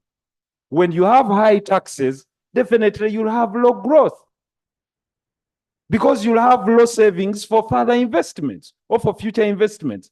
Therefore, we as Parliament should advocate for low taxes that are easy to understand. In that, we shall solve this, we shall create a solution for our traders. Otherwise, continuously sending them to the president will not help because the solution lies with us here in the House. If you are talking about VAT being at 18%, it is legislated by us. It is us with the powers to lower it to 14, 13, or even 10%, depending, because we have the mandate of our people. But there is a big disconnect between us and the Ministry of Finance. The Ministry of Finance and the legislators of the people must box ourselves into a room and say this to ourselves. We need revenue. We need to support a budget. But how do we achieve it? Shall we go for high direct taxes? Or we expand the tax base like the Speaker asked? Should someone sell a cow at 4 million shillings and not pay single tax, and someone sells a cup at 1,000 shillings and pays a tax? Is that a fair taxation system? You understand what I'm saying? So, if we don't have an equitable taxation system, should I sell land and get 300 million shillings in form of profit and not pay even 0.5 tax? And someone sells a flask and pays 30% taxes, VAT, excise duty, etc. Or we should go to broaden the tax base, but lower taxes, so we attract many people to pay taxes and also remain with profitability, a gap for profitability that will spur growth. Therefore, I would like to thank you, the House, that for the first time, we are now seated in the House discussing the real economics, where politics meets economics. And this is a taxation and appropriation. Therefore, I would like to request, Right Honorable Speaker, that today might not be the time to debate conclusively the matter of tax.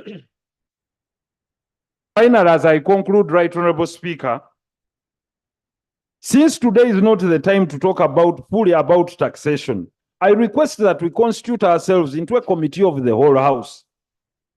Not leave it to only the Committee of Finance, so that we talk about taxes, we talk about values, we talk about everything, even subsidiary legislation that we've delegated. Subsidiary legislation is what will involve the gateman, the gatekeeper, URA. Because URA only works on your rate and goes to farm taxes. It's like if you tell a gatekeeper that tell the people that I'm not inside, they'll definitely turn them away. Thank you. Because the policy will be coming from you. Finally, Right Honorable Speaker, you've always asked from Ministry of Finance to tell us other sources of NTR. Government companies have been the biggest defaulters of tax, and those choosing to be exempted from taxation, because they also know that there is no sane company in this environment that can be profitable with such taxation. That is why we are here to bail out Uganda Telecom, UBC, Uganda Railways, etc. Because they also New Vision, because they also know that with this kind of tax regime, no single company can break even or even register growth, because this taxation levies a huge burden on those that invest. Thank you very much, Right Honorable Speaker. And Honorable Jana, Law. Patrick. Madam Speaker, the first proposal I would like to make is that any tax proposal that comes to this House without evidence that it has been studied extensively, we should start rejecting it. Because if we don't do that, the Ministry of Finance and the people proposing taxes appear to be sleeping, and they just wake up and they think there is land somewhere, let us go and tax it, without extensively studying the impact of such taxation on our economy. Secondly, the urgent matter with the traders, I would like to reiterate, is that the instrument operationalizing IFRIS made under delegated authority does have some aspects that are not within the control of the traders. For example, it penalizes you for not maintaining power in your premises. Power is generated, distributed, and connected by a different company. Now, a trader is penalized because power has gone off. Secondly, Madam Speaker, last year or the other year before, government came here and made an amendment. In that amendment, they sought to protect suppliers to government from the cost and penalties and interest associated with VAT. That time, the traders had argued that because they supply government and government has not paid them, and you are required to file monthly returns, and when you file the returns, you are expected now to remit, and you have nothing to remit. Government tactfully came and then secured those class of traders. Now, in this IFRIS system, the invoicing system, the traders are arguing that not all the sales or not all the supplies that they make are actually received in cash. So when you file your returns, URA does not recognize that you have not yet collected the money. The moment the monthly deadline for filing passes, penalties and interest accrues. Now, last year, a law was brought here, and we agreed that people who have not paid, companies and individuals who have not paid income tax and the rest, they would waive. the most immediate and relieving remedy for the traders would be for government right now to say we are going to waive or we are going to stop pursuing the penalties and interest and concentrate in recovering the tax until you resolve with the traders on this issue of IFRIS. The second one is on the issue of weighing. Madam Speaker, I listened to arguments of the traders that instead of assessing the quality of the garment I have brought and attaching the value to the quality of the garment, we are using the weighing system. This weighing system also extended to motor vehicle parts. That at URA, they bring the motor vehicles parts, the spares, and the weight they charge you according to the weight. Not knowing there are some smaller items like a computer of a motor vehicle may actually be weighing less, but actually costing much more.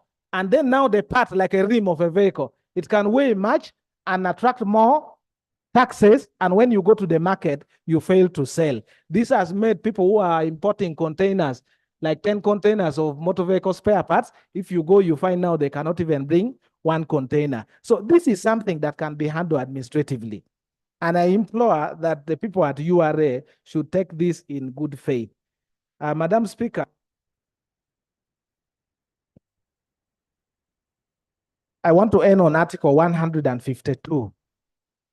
No tax is imposed unless it's under the authority of an act of parliament. Sub-Article 2 says, where we have delegated that authority must report to this parliament periodically as required.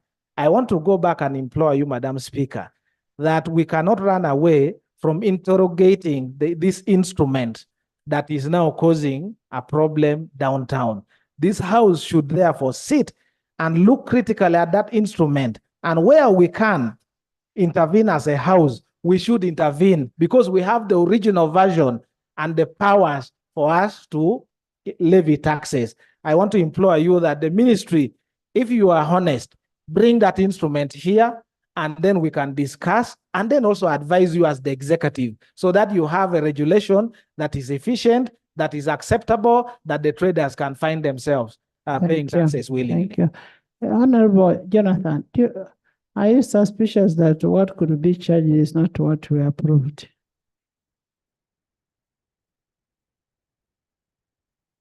Right, Honorable. For example, we never decided here that we should penalize somebody for not having power, electricity in their premise. But in that regulation, there's a penalty for it.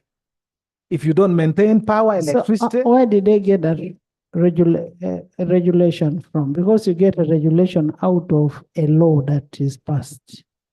Yes, in the Tax Procedures Code, Right Honorable Speaker, we provided powers to the Commissioner General to go and make regulations for better carrying into effect the IFRIS system we agreed in principle, which is okay. But now that the Commissioner went and made some provisions that are not in tandem with our thinking at that time, this House now has the duty to intervene on that matter. Where required, we can even recall that instrument and ask the executive to make a better instrument. And it has happened before, and there is no way we can fail to act at this moment. Okay. Love.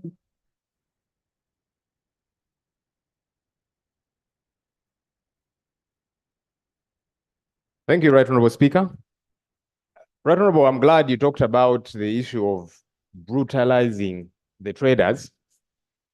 It's important that we call government to order. Let's not treat these traders like they are terrorists.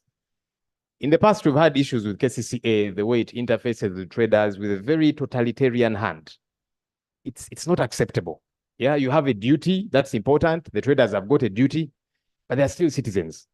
Let's treat them as such. When we mete out a lot of violence against them, then there gets to be a pushback, which is unnecessary. And I'm glad you addressed that matter.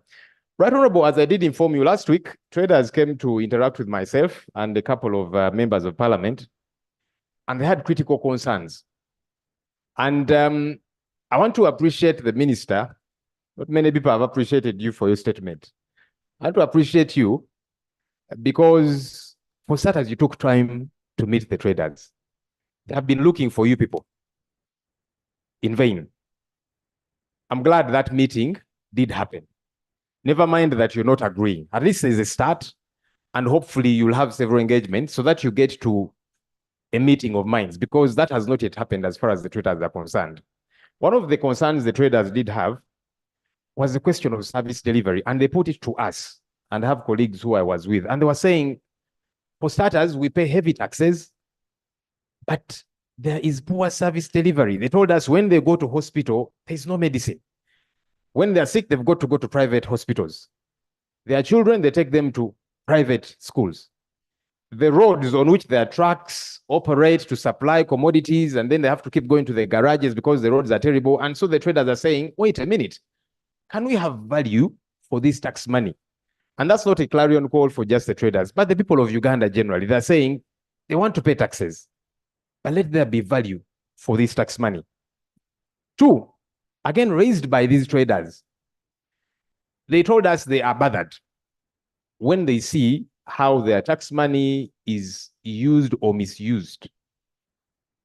And they told us, if we can be serious about fighting corruption, there'll be a lot more money available for service delivery. That way we'll not be pressing them so hard. Honorable Speaker, the Inspectorate of Government, which reports to this House, produced a report which said on an annual basis, we lose over 10 trillion shillings to corruption. That's a lot of money. Think about what it can do. And so the traders and the people of Uganda are saying there should be value for this tax money. And that's why they are struggling. They're saying, but wait a minute, this money we pay, there's no service delivery, it is stolen. And so there's a real struggle. And that's why you struggle to engage with them because of these issues. Tax waivers. You see, any jurisdiction has got to have a modus operandi for tax waivers. We need to clarify that for ourselves here. There's a proposal which is before the Finance Committee by the Ministry of Finance. There are particular businesses which they are seeking to waive taxes for. And some of the reasons being given are ill health of the proprietors of these businesses to indebtedness of the businesses. The traders are asking, who is not indebted? Those traders, they go to banks, they get loans, and that's why they're up in arms. Their businesses are crumbling, just like many other Ugandans. And so again, I would like to reiterate what colleagues are saying. Can we have that list so that we know who is qualifying and the proper modus operandi? Because if you're saying this business is heavily indebted, let's salvage it. There are several other businesses that are heavily indebted. How are we extending help to them? The other concern that the traders do have, which has been mentioned here, foreign investors. We do need foreign investors as a country, and we should be able to welcome them. But you see, as we are welcoming them, we are granting them tax holidays. We give them free land. Of late, we are even guaranteeing them money. So all of these incentives they get, but then they're engaging in retail trade. So traders are saying, wait a minute, these guys have already been cushioned with all these incentives. Why are they now playing in the same league with us? It's a problem which government needs to address. We need the investors. We have availed some incentives to them, but can they play in their league? Because you cannot come from your league based on the incentives we've given you, and now you're engaging in retail, scrambling for the same pennies as the traders. It's not acceptable. Finally, Right Honorable Speaker and colleagues, EFRIS, electronic fiscal receipting and invoicing solutions. I don't want us to attempt to do a census here, but even colleagues here have had some input. Yesterday, one of them was saying, I need to understand this thing so that I explain it to my voters. Even here, it's a challenge. The traders are saying it is convoluted for them. And that's why they see it as double taxation, triple taxation. What is so hard about government suspending this EFRIS? Because you've given time, 2 weeks. And I don't think 2 weeks is going to be adequate time, but that's what you're proposing. What's hard about suspending it, putting it on hold for even a month? There's nothing you lose as government. so that you do engage properly with the traders, hear out their concerns, and then we find a modus operandi that works. Because you're saying in your statement, you agreed with them, but they are still on strike, not just here downtown Kampala, across the country. So what did you agree with them about? Government, we can put EFRIS to a halt, engage with the traders, come to a meeting of minds, come to a common ground, even on the modus operandi, because they're finding this modus operandi problematic. And that's why they're up in arms. They're not saying we don't want to pay taxes, but they're saying, listen to us. But are we listening? Thank you, Right Honorable Speaker. Patrick? Thank you so much, Right Honorable Speaker. Right Honorable Speaker, I associate myself with the submissions of my colleagues. I want to state that the problem we are discussing is actually bigger than we are seeing it. In my view, Right Honorable Speaker, the higher taxes are translating into high commodity prices. The high commodity prices definitely will be accompanied by low purchasing power. The low purchasing power will mean low sales. And of course, if we have low sales, that means we shall have less tax collections. So I want to put it to the Honorable Minister. How about having a fairer tax system so that the cost of commodities is affordable? People will buy more commodities, so we shall be able to get tax from a majority of the public, and that means that our tax base will definitely broaden. But I'm not an economist, but in my view, it doesn't make sense to buy a single commodity where the tax is perhaps 8,000, just stating. And then I also compare with a system where 10 people have bought, but then they are paying tax of 2,000. Where is the net collection higher? I put it to you, Right Honorable. Thank you. Thank you so Thank much, you. Right Honorable Prime Minister. Actually, when you refer what Honorable was saying, we need to build on top of the taxes. We need to build capacity for our local traders, our local contractors to be able to do the work. The companies that Uganda owns should be able to do its work. The unfortunate bit again with Ugandans, when it's a local company, they try to undermine and say they do substandard work. So we really need to build our own capacities. Can we hear from the minister now that we have spoken?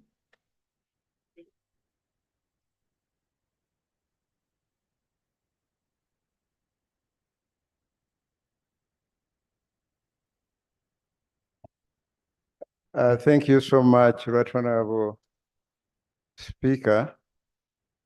And I want first of all, thank you for availing this time to discuss issues pertaining to the revenues of this country.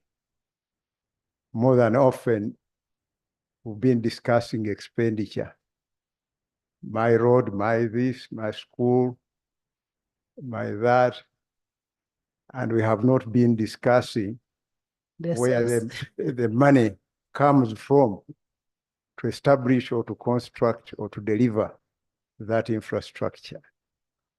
And today has been a very big opportunity for us to discuss issues relating to revenue. When I talk about revenue, I'm going beyond tax to discuss other sources of money that run this country. We can all appreciate that, for example, we have a budget of 52 point something trillion. And out of that budget, then you have about 29 point something trillion as tax revenue, which means that you have a huge fiscal deficit. And how have you been funding that deficit? Is by borrowing. And when you borrow, you have to pay back with interest. Where do you get the money to pay back? you use your tax revenues.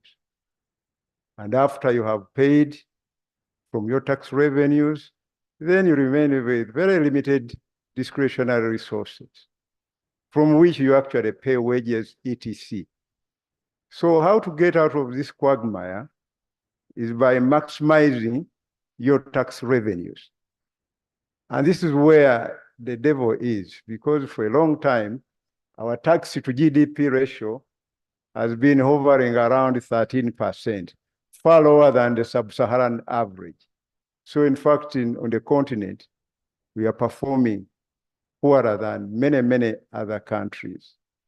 You feel that we are overtaxed, but we are not yet able, to mobilize the resources almost equivalent to the sub-Saharan average. And it's a challenge for us because the tax effort is still very low. Now, this IFRIS measure is intended to broaden the tax base. People who have been running away from paying tax, this is when we get them to actually pay tax. And the advantages to this, when you pay VAT, because VAT, unlike other taxes, has got the input and output component, and it's about the value added. It's not that the entire 18%, as stated, affects you. It depends on how you operate your input versus output VAT, and so on the value that is added. So the more you file, the more you take advantages of the VAT system. And the people are running away from this huge opportunity, for them to be able to claim the refunds. They are not claiming these refunds because they have failed to comply with the system. So this IFRIS is there for very good reasons. First to benefit these people themselves, but also to benefit the entire country, our economy, to be able to mobilize resources so that we limit the level of borrowing. Because here we are, in each budget we present here, we say that we want to borrow more than 50% of the budget. But for how long can we go borrowing? We cannot survive like that. At some point, we shall end up totally extinguishing the revenues that we are collecting in terms of debt redemption, interest payments, etc. So I want to thank you, Right Honorable, for this opportunity that we have discussed this, and many speakers here have actually appreciated IFRIS. The challenge is on the implementation of the IFRIS. Now, those are the issues. Of course, for any policy or policy implementation, there will be challenges. And it's important that we get this kind of feedback. So this strike has offered an opportunity to get feedback on the performance of IFRIS. Let me make the following clarifications. Because this IFRIS is largely about VAT. Now, VAT was introduced, is not a new tax. It was introduced in 1996. I don't know how many years those are. And IFRIS, as an administrative mechanism, was introduced in 2019, but we did not implement it because of COVID. So we started implementing IFRIS in 2021 after COVID. And this IFRIS, for the benefit of Ugandans who don't know about IFRIS, is simply a system. It is not a tax. It's a system that monitors business transactions, primarily sales and VAT paid on sales. So we are monitoring your sales versus the VAT paid on those sales. So in short, IFRIS is not a tax, because I've been hearing people saying the tax is too high.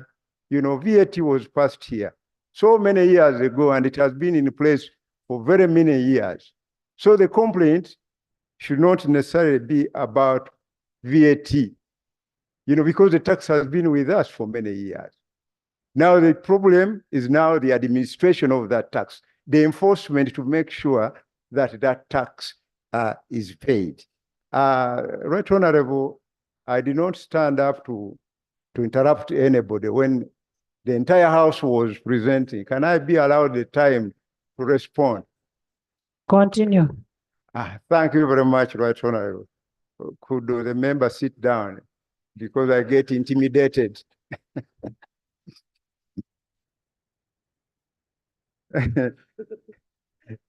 Right Honorable, I want to submit that there are several IFRIS channels, including the EFDs.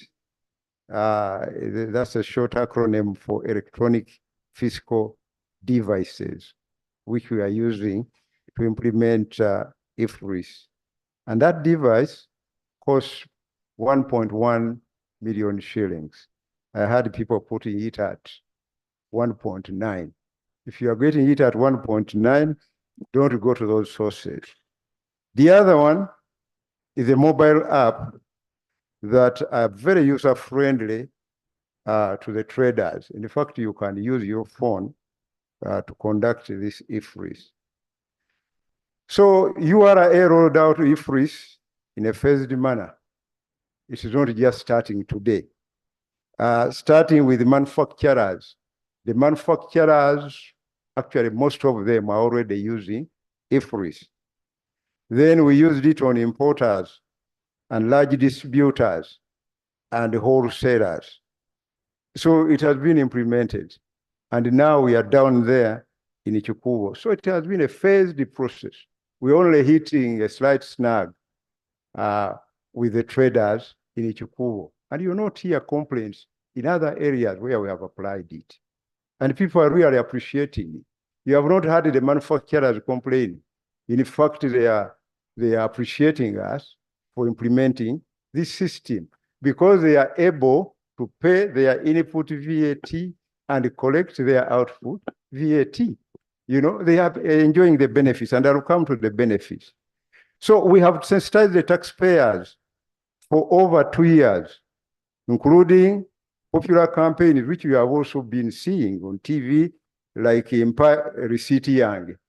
You know, you have been seeing that, those jingles on TV, you have been hearing it in Paris City. You know, it has been there, and it has been, you know, popularizing IFRIS. Maybe some people have not seen it yet. We have to continue, you know, popularizing it. And we believe that over time, people will get to appreciate IFRIS. You know, there's a lot of teaching about Jesus. For the last 2,000 years, we are teaching, people are teaching about Jesus. And up to now, people are teaching about Jesus, Nabi Muhammad, you know, Swala Lewa Tanama, you know, they have been, I withdraw that one. I have withdrawn. Yeah, it's withdrawn. So summarize, Honorable Minister.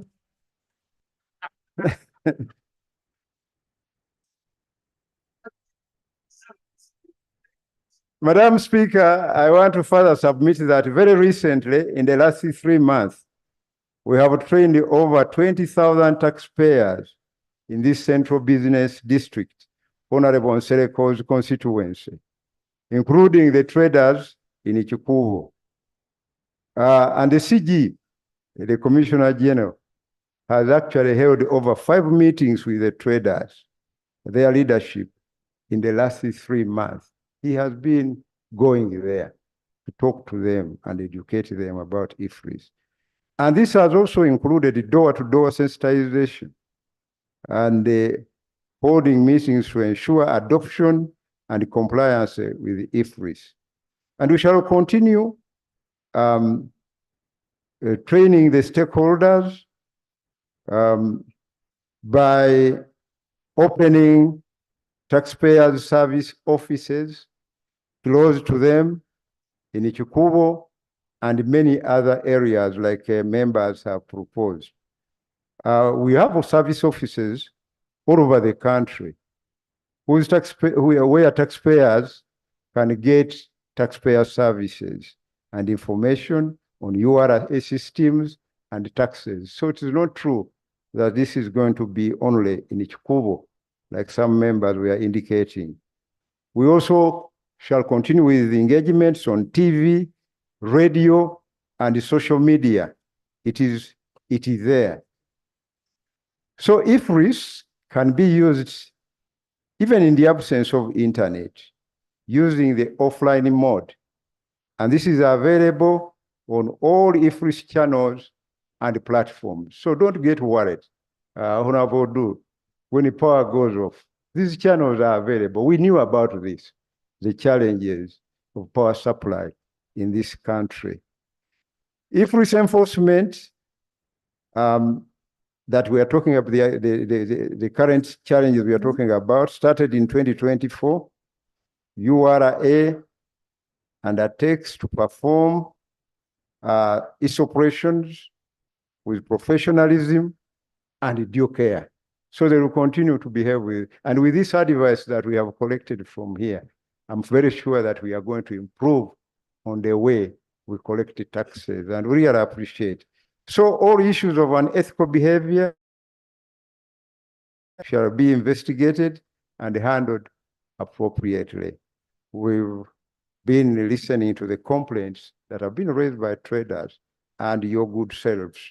So we shall definitely investigate those and see what to do with them. Only, but let me also mention, Right Honorable, that only VAT registered taxpayers are gazetted to use IFRIS. Only VAT registered, and you saw the threshold is 150 million shillings, and traders are demanding that should be 1 billion shillings. But certainly by doing that, you can imagine how much money would be lost, in terms of tax revenue. We need to sit down and discuss that one extensively. So we have 32,000 for the record, VAT registered taxpayers, and this is very important information. However, the IFRIS register has 56,000 taxpayers. 24,000 taxpayers have voluntarily adopted IFRIS because of the benefits of IFRIS, which include 24,000 voluntarily adopted the IFRIS without being pushed because of the advantages, and I'll mention them.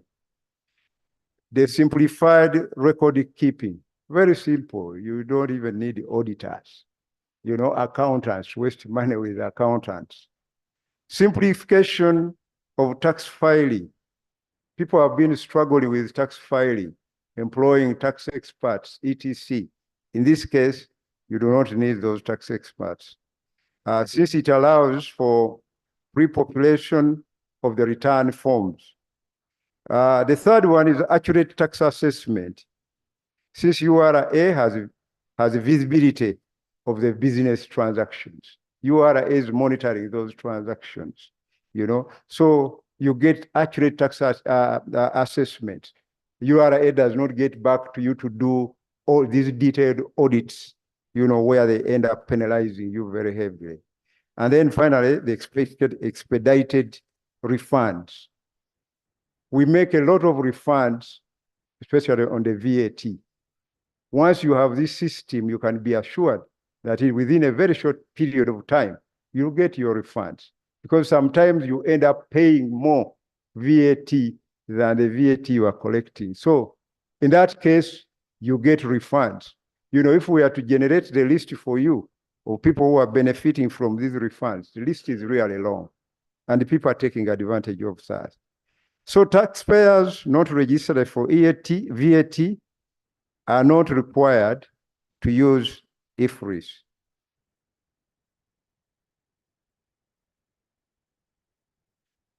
Right Honorable Speaker, I think the argument that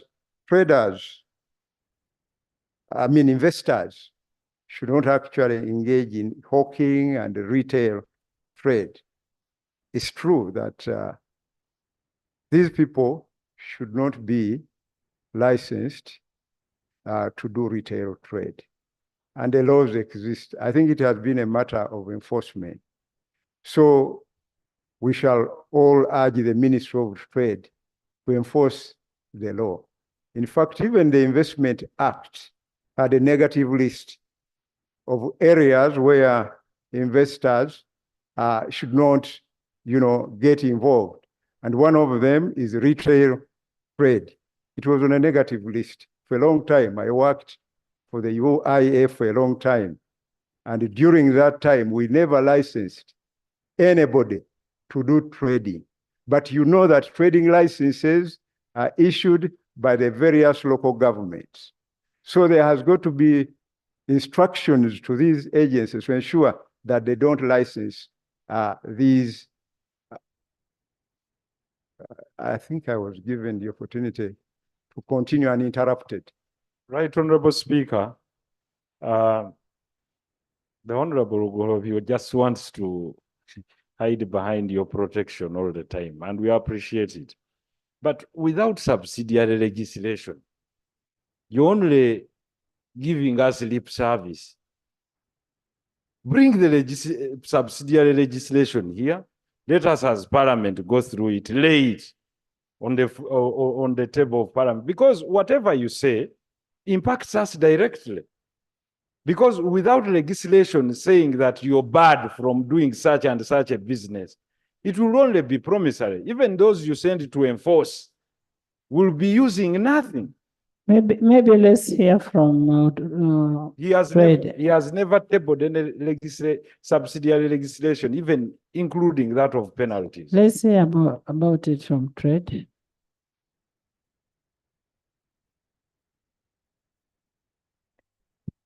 Thank you, Madam Speaker, and thank you, colleagues, for your input in the way we can find the solution to the current strike, but also in a way to facilitate the businessmen and women of our country.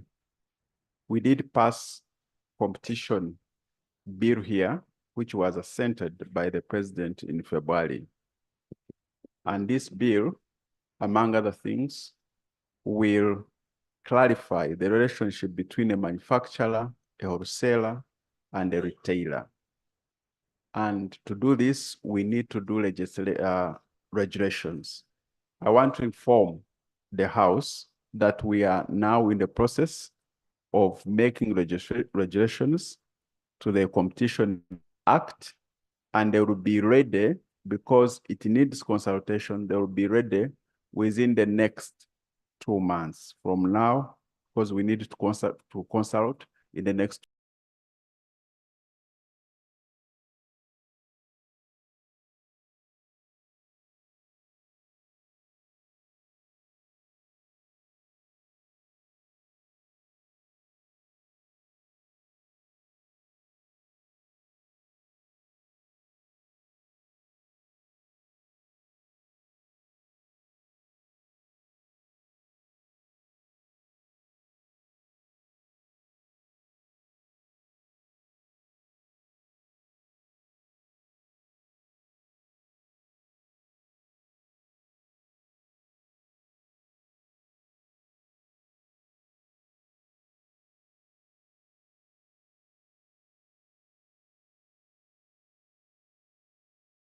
Of the 21 corrected.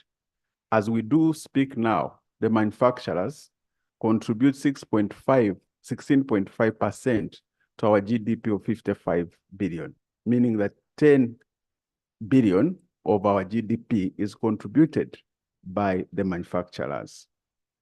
So it is important to note that they do pay taxes. Then there was something that we needed to, that in Uganda, there are those people who are manufacturing, and there are also those who are assembling. So we do know that, but the way we are at the moment, where the stage of our economy, the situation we are in, we do need both. We need both manufacturing and assembling. While there are few jobs created when you're assembling, but at least assembling is better than importing, because you'll be able to employ 1 or 2 people, you'll be able to pay taxes. So we do appreciate both, and we hope that the assembling can gradually become proper manufacturing. The last one was on the issue of the cost of capital. Friends, all of us know that the high interest rate affects the return on businesses. And the cost of capital is a big issue in our country. And together with you, members, we have been doing something about it. The best way is to capitalize Uganda Development Bank, because you know the commercial banks will liberalize the economy. We have not capped the interest rate, so therefore we do not really expect much from that side. Where we can control is the Uganda Development Bank. And we have been investing money in Uganda Development Bank to a tune of 491 2 years ago. I'm sure that by now, the Minister of Finance will give you the figures. We are almost to 700 billion. This capitalization of Uganda Development Bank is the only way to reduce the cost of capital. And together with the Microfinance Support Center, we can gradually decide that if we put money in UDB, we can actually cap the interest rate and be able to help the businessmen and Commissioner. Thank you, Honorable Hati, for yielding the floor. Right, Honorable Speaker, in the 10th Parliament, to which myself and you were a part, the Ministry of Finance withdrew a bill that we had extensively discussed to liberalize Social Security as a mechanism for mobilizing more savings in the country. And the minister is here telling the House that actually the best way of bringing down interest rates is by capitalizing UDB. The latest economics I know is that the savings function is a small component of the income function. Would you want to clarify to this Parliament that indeed you will capitalize UDB without savings? And you think now that how the problem we are in, you can rethink of returning that bill to the House and liberalize Social Security to mobilize more savings? That Honorable Speaker, the minister knows that NSSF has mobilized the biggest savings in this country, and therefore most of the banks actually are thriving on money from NSSF. You think at this stage you can advise government to rethink that bill, return it, we mobilize more savings through Social Security and bring down interest rates like it was done in Kenya and other jurisdictions, other than telling the House that capitalizing UDB will bring down interest rates? And Honorable Minister, the issue of capitalizing UDB, first of all, you need to understand the clients that UDB handles. That is on high development financing, which is outside the local traders that we are talking about in Chikubo here. And I also want you to interest yourself on the recovery rate of UDB. Understand which clients are in UDB. I want you to understand them. Because when I was in Kosase, we looked at a report of UDB. These people were not paying. And who are they? They are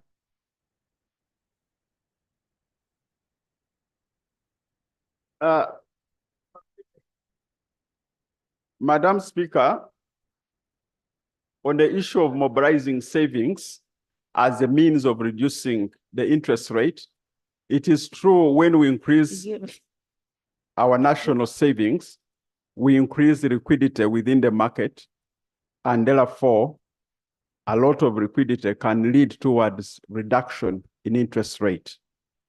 I'm not quite sure about liberalizing the NSSF because we had that debate, national security, we had that debate, and you know how it ended. But what I know is that if we are going to reduce the interest rate, we need to offer alternative to commercial banks. And the only alternative I know is to have a development bank, a cooperative bank that we are now proposing, microfinance support center and plug the gaps within the Uganda Development Bank. For example, we want now to propose that we can reinvest some money under UDB, specifically to target small and medium enterprises at a capped interest rate near to the PDM. So the option I have now, is really to look at Uganda Development Bank as the bank that we can control. Any other means might remain academic theory. Actually, for you to talk about the UDB is more of academic than realistic. You'd rather think about a bank that will look at a smallest business person. If you looked at a bank that operates like the way Centenary Bank operates, there you'd be speaking. Madam Speaker, that's why we are now proposing a cooperative bank, the revival of a cooperative bank. And we hope that that will probably go deeper to the cooperatives in the country. I thank you. Honorable Minister of Finance. Just to add that the interest rates that we are talking about, yes, it is a function of how much savings that we have. And therefore, we needed to enhance our efforts in mobilizing savings. And indeed, this House amended the NSSF Act to ensure that even people below the threshold of 5 employees, people in that category, the informal sector, can now voluntarily contribute to NSSF. And they are now tapping into that opportunity. And we have recently seen a rise in terms of savings on that front. But additionally, we have the Uganda Retirement Benefits Regulatory Authority. In other words, we have a regulator that can actually license more retirement benefit schemes, including we have a parliamentary scheme and a couple of other. I don't know why Honorable was laughing. Because they address an issue. Anyway, let me go. Can you finalize? Let me finalize, Right Honorable, with the issue of the 35% tax on garments and fabric, etc. One of the issues that I included in the statement and which has been discussed here. In introducing this tax of $3.5 per kilo, we are trying to implement one policy. Honorable Minister, how do you determine, for instance, we've been talking about the high interest rate. Sorry. How do you determine the high interest rates charged to these traders? How do you determine the interest rate under Tier 4, which is not regulated by the central bank? Well, by and large, the interest rates, apart from those under the Tier 4, the mobile, these money lenders, etc., because those are difficult. But by and large, interest rates are market driven. Now, can I complete this statement? Do you know why I stopped money lenders from coming to Parliament here? You can't say market driven. When somebody is going to charge you 30%, 30%, we should have a regulation that should be able to manage that interest rate other than making people suffer. Right, Honorable, we admit that the regulator has to do his job, and Honorable Kasolo is here in that particular area. I think he will give more information. But talking about general on interest rates, you know that the private sector and the government borrow from the same source. We borrow from the same resource, the same savings. And anyway, Honorable, I was giving the economic argument. Right, Honorable, allow me complete this statement so that whoever reads the answer. You finish the economic argument. Yeah, the economic argument is that the government and the private sector are borrowing from the same source. Now, we as government, each time we talk about domestic borrowing, we actually going to that source. The money lenders, we end up taking away the limited savings that are available, leaving a vacuum, for the private investors. So that's what creates these high interest rates, that we are competing with the private sector. So largely that is the economic argument. But on the other one, it's the issue of regulation, the one of money lenders. Yes, so we need a regulation. Yes, once we have the regulations, then I think that problem will be dealt with. We need a regulation on money lenders. Right Honorable, I should be allowed to talk about the garments because this problem has been severally raised.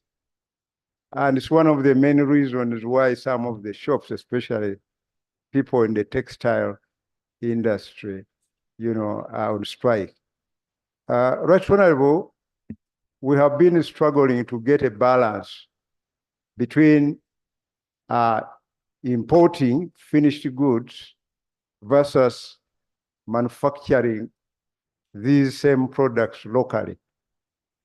And our policy has been to impose higher taxes in order to create an opportunity for production in the local economy. And indeed, this is why we have been promoting these integrated textile mills that utilize our cotton to produce fabric, which fabric would want the local producers like the tailors to utilize. So we want to move the economy into the area of value addition to the extent that we minimize imports into this economy because we require dollars to import these goods. You already know that our imports far exceed what we are capable of exporting. And this creates a very big problem in Bank of Uganda, especially in terms of our reserves.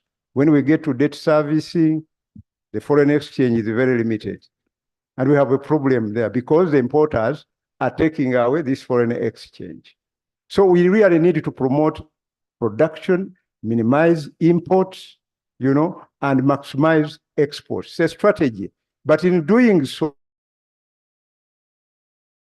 and the challenge is to render some people unemployed. And it's not something that happens overnight, but it's a matter that I think has come under consideration. And I'm very sure that His Excellency the President should be able to guide on this matter. Please.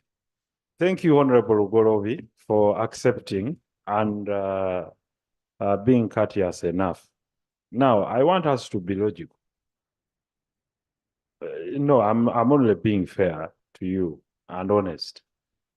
I'll not debate you, but I'll start with you. The tie you're wearing, the shirt you're wearing, the suit you're wearing. Our role and aim is try to move to buy Uganda, build Uganda. Assuming you are to walk the talk, tell me which one of those materials other than the shirt you're wearing that would be able to produce. Your suit is probably a mixture of potentially nylon and silk. And how much silk can we produce on this market in order to tax those ones higher? For me, it's being fair. If we can have it on cotton, which we can produce, then you can increase the tax on cotton. But spandex, jean, such materials that you have no capacity to produce, wool, really wool, what level of sheep production, sheep, because wool is from sheep. For sure. Honorable Nserapo. Yes, right. We are going to have a debate on this when the other report comes. So for now, can we have the next item? So before the old man goes away, we need the Minister of Minister Muruli. Item 6, Bill second reading, the National Forestry and Honorable members, whoever is outside, can we have you in? The bill second reading. Honorable members, you recall that yesterday the motion for the second reading of the National Forest and Tree Planting Amendment Bill 2024 was moved. The committee report was presented. The motion was extensively debated upon. We, however, stood over the final decision on the bill to today. I'm reliably informed that the minister in charge of Apex and the Minister of Water would want to make a submission to that effect. So could we hear from the Minister of Rapex, in charge of Rapex, and then the Minister in charge of Water?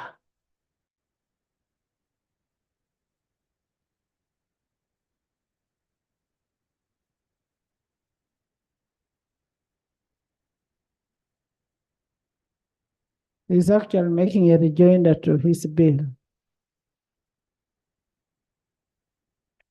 Thank you very much, Right Honorable Speaker, and honorable members.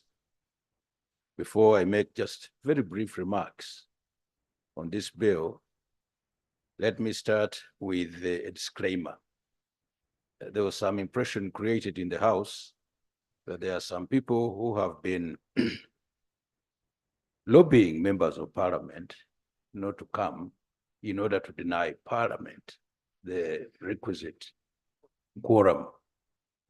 The disclaimer is that public service is not part of that group wishing to deny. I also want to bring this to the notice of members of Parliament that there is a perception that you have where you say that members of Parliament have been compromised to reject the rationalization, and this has persisted. No member is compromised to do that. We are doing what we ought to do. And we cannot continue with this mentality. Members are compromised. Compromised on what? We are here to legislate for our people. The same people went and told the chief executive that we are being compromised. So much as you make that disclaimer, we are also saying as Parliament, we are not compromised. We are doing what we ought to do. Thank you very much, Right Honorable Speaker. Disclaimers have been made, and disclaimers, I think, are now laid to rest. Right Honorable Speaker, there was indeed a very vigorous debate regarding this bill yesterday. I'd like to say that basically, the impression was that, yes, there was alarm, or the feeling of alarm, that if NFA is actually mainstreamed into the Ministry of Water and Environment, then either hell will break loose, or even maybe the heavens will just be perforated, and there will be a deluge. And definitely, whatever semblance of forest resources and forest control that we have will just be destroyed.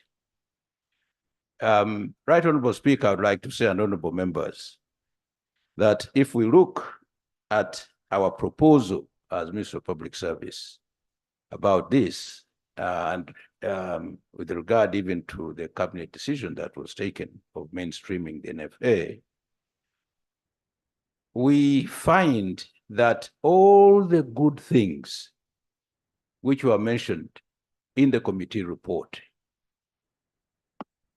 are going to be saved, including even the new other good things that are likely to come. So in other words, the role of NFA,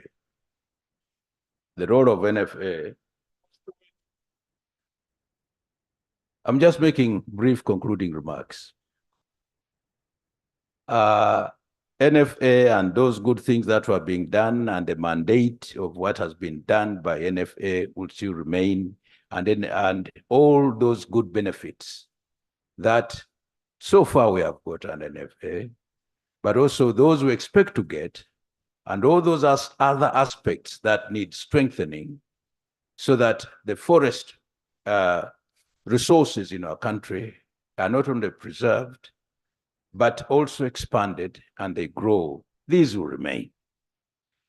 So there was therefore no danger or no need to be alarmed. Right Honorable Speaker, it appeared that the Ministry of Water and Environment, it appeared in some of the debates and remarks which were made, was actually turned out to be a very incompetent and a very dangerous ministry altogether, and a danger even to the forest reserves. And it was cited that even land has been given away in the past by the ministry or by government as such.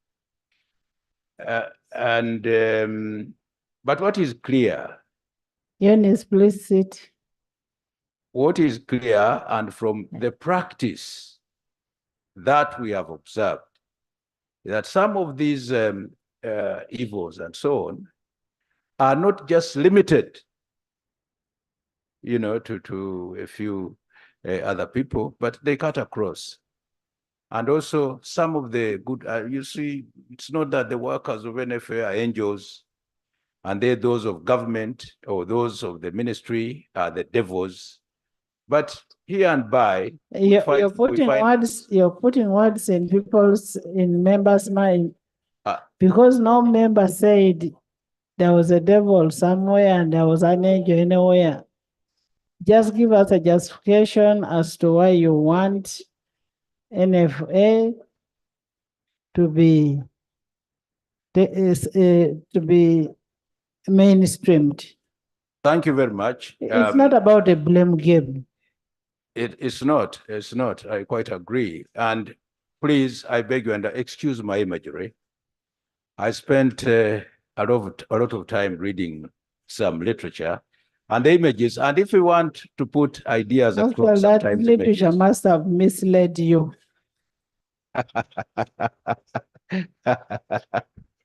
Because goes straight to the problem. Yes, I'll go straight to the problem. The thing is, there are angels in the ministry, like as there are angels in the NFA. There are devils in the ministries, and there are devils in FA. Right Honorable Speaker, that notwithstanding. Not in our country. Right Honorable Speaker, otherwise, if there are no devils, we would not have churches. Right.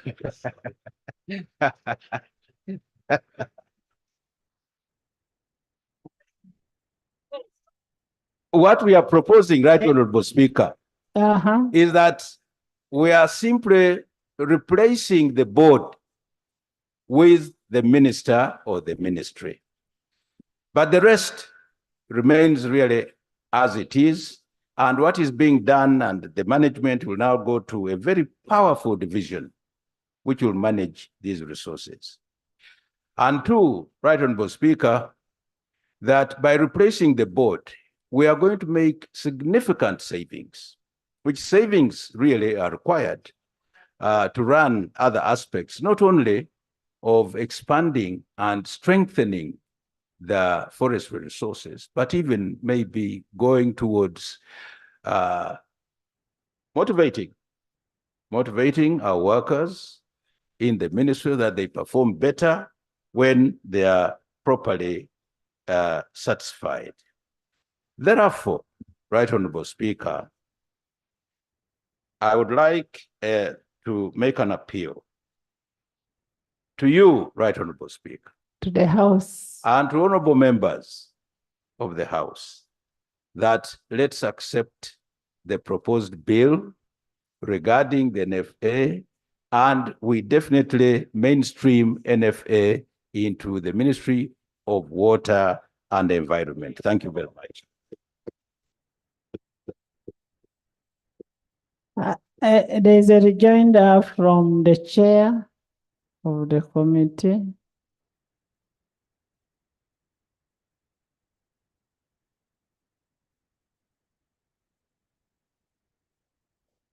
Hey, can we first have water? Then we have a rejoinder from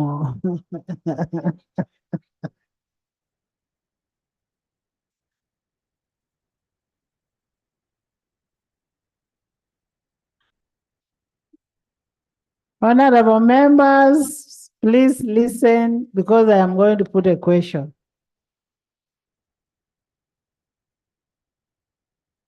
There is somebody talking about quorum. I have 129 here and virtually I have 63. I have quorum. Thank you, Right Honorable Speaker. I thank you for this opportunity.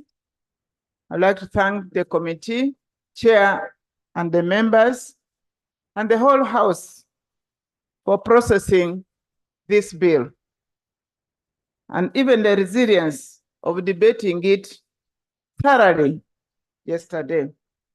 However, Right Honorable Speaker, colleagues raised a number of issues that needs to be clarified. I'm happy that the senior minister has already alluded to most of them, but I just wanted to let all of us know that National Forest Authority is not an entity outside the ministry or government. All efforts that has been alluded here by colleagues has been under the supervision of the ministry. And as we justified much earlier, Right Honorable Speaker, that NFA will continue to do its function. We are dissolving the NFA and transferring the functions, which they will continue to do their mandate. Right Honorable Speaker, I need your protection. Because members debated, you are my in-law. Honorable members, honorable members, let's hear from the minister. Right Honorable Speaker, just to recap up, is that members were concerned about the management of the carbon credit, which is on board. I want to assure you, the Honorable House, that in the ministry we have the Climate Change Department, which is directly, one, it is a focal point for the UNFCCC in the country. Two, that NFA will comfortably work together with them, with that department, to ensure that the process of carbon credit will be handled well. And lastly on that, Right Honorable Speaker, is that the fears of members that what happened, who will manage the forest if NFA is put back here. I also want to give you information that we are already in advanced stage to have environmental courts in place. And as government, these are the arms of government that will work together to ensure that the forests are safe. And we shall maybe want you, honorable colleagues, to ensure that there's a procedure matter.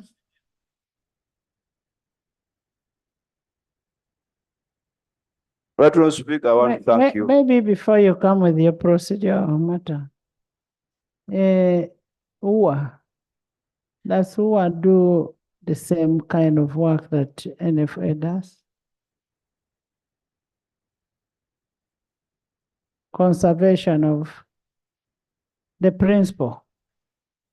Right Honorable Speaker. UA has its mandate.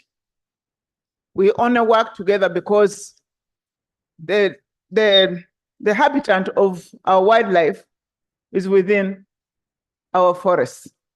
But what makes it a little bit different So is why that don't we bring UA also to the ministry so that we have a lean system?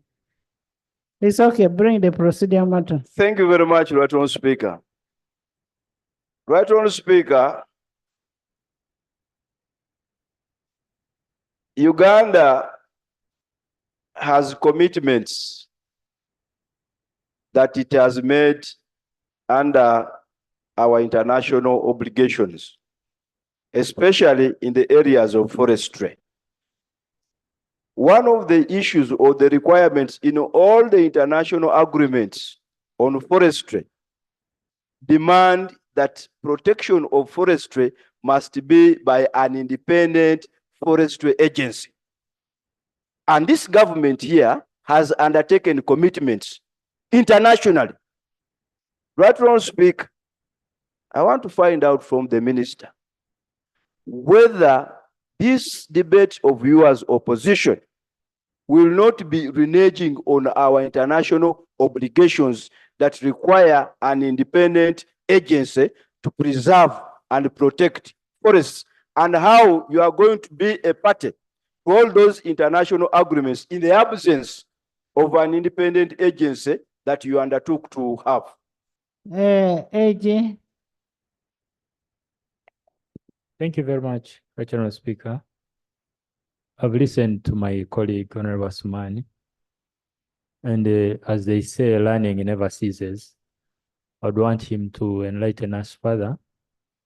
He has made reference to international instruments, out of which he says government made commitments. I'm humbly praying that he lays them on table so that as government we see how much and how far we are bound, then we shall adjust accordingly. Thank you. Honorable Dor. Right Honorable Someone is Speaker. going to respond. Right Honorable Speaker, when you invited the minister responsible for these bills, the Honorable Muruli Mukasa, and the Minister for Environment, my understanding was that there was a position we took yesterday and they were coming to give some clarification. Now, two areas came. The minister did mention that they are seeking to only dissolve the board. That came from the Minister of Public Service. Yes, I heard. It is on the record that all they want to do is to dissolve the board and give powers to the minister. Exactly. Then on the minister responsible for environment said NFA will be transferred to the ministry. Now in the bill under clause 6 seeks to dissolve NFA.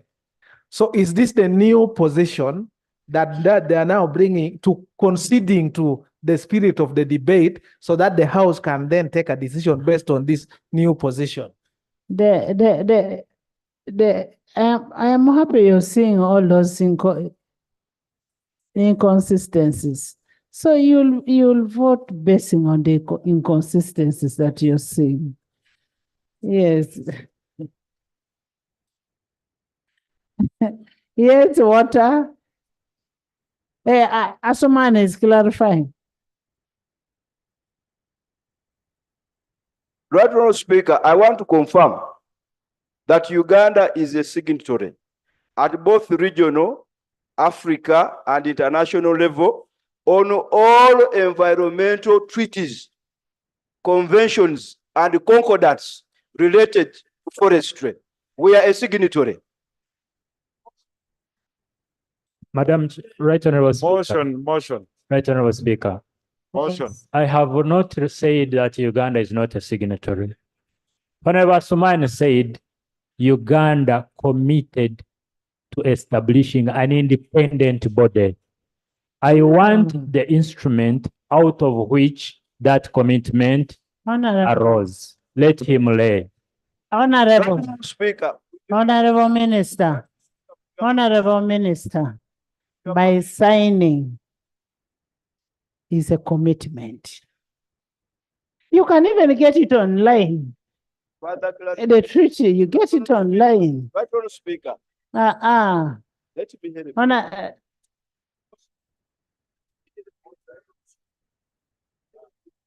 Motion. Right Honorable Speaker, I would like to move a motion that a question be put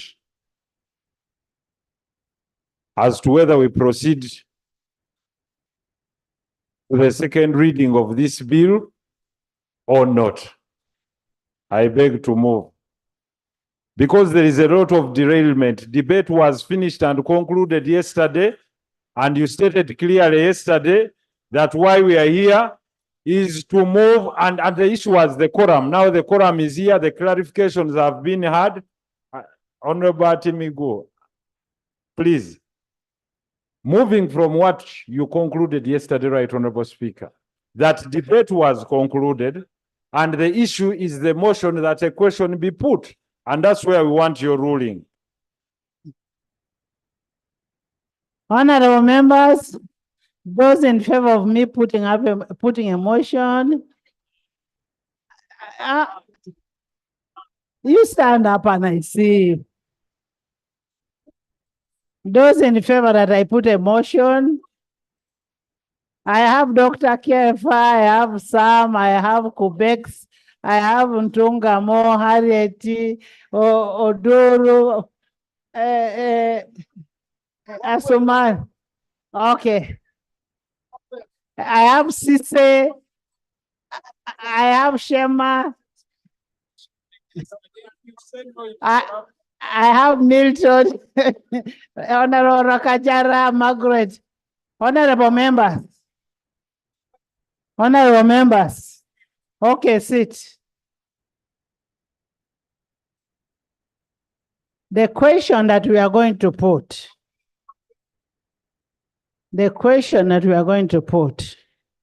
is either to allow us to go to the next stage, which will be committee stage.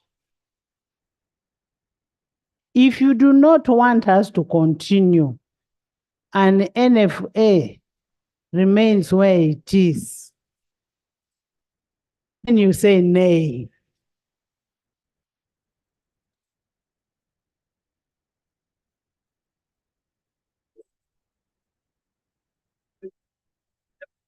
Listen, honorable members, listen. But if you want us to go to the next stage and disband NFA, then you say aye.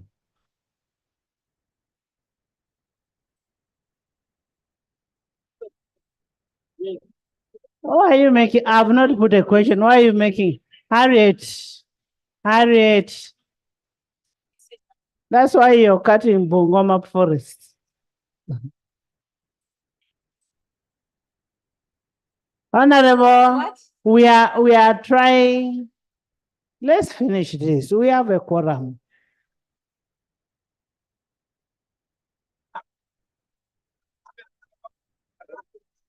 Actually, we are more than 200 now. Honorable members.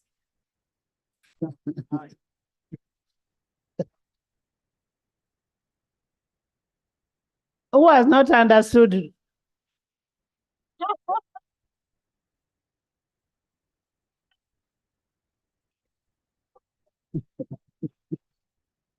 Honorable members, I now put a question. Listen. I now put a question that the National Forest and Tree Planting Amendment Bill 2024 be read a second time. Those in favor say and the contrary, nay.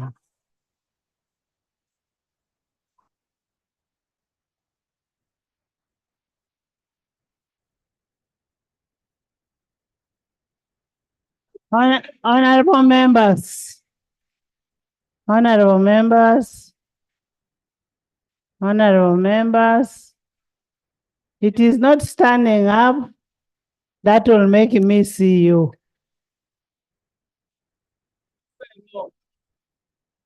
It is not standing up that will make me see you. All I wanted was your voices. And if you continue like that, I will tell you to raise your hands.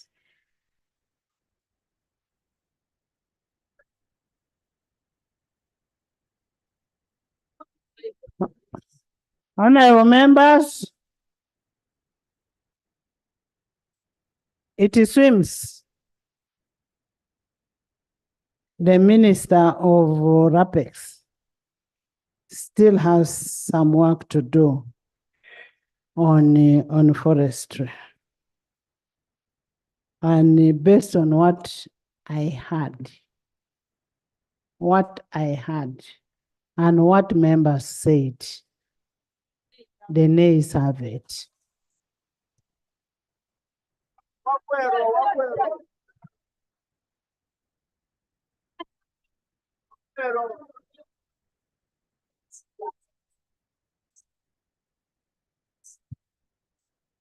Item 5. Item 5. The Uganda Registration Services Bureau Amendment Bill 2024. Honorable Minister. Yes. Thank you, Right Honorable Speaker. The decision the House has just made. Honorable members, we have one bill, URSB. Don't go away. The decision the House has just made communicates a lot to our environmental situation. And when I saw the minister in charge of RAPEX speaking in riddles, I knew that his goose is in the cooking pot. Right, Honorable Speaker, having made that decision, taken that decision at the House, I want to put the House on a notice for the NFA Act Amendment Bill with a view to decentralizing some of the functions of NFA to the districts that are suffering with negligence, because we have a very big problem. The Central Forest Reserve, as we know it, has been depleted. Those that are suffering are the local people that take benefit out of the forests. Okay. So I rose on procedure, put the House on notice, and ask members that when I rise on a motion for amendment, I seek for your support. I thank you, Honorable Speaker. Thank you. Yes, Chairman. Thank you, Madam Speaker. Madam Speaker, the information that I would like to give to this House following the submission of my senior brother, the former LOB, and now Commissioner, is that the district forest reserves are not under the purview of NFA. And I want to state it very clearly. And that is why yesterday we proposed an amendment in the Act to empower NFA to oversee all forests in Uganda. I thank you. Thank you. Next item. Item 5, Bill's second reading. The Uganda Registration Services Bureau Amendment Bill 2024. Honorable Minister of Constitutional Affairs.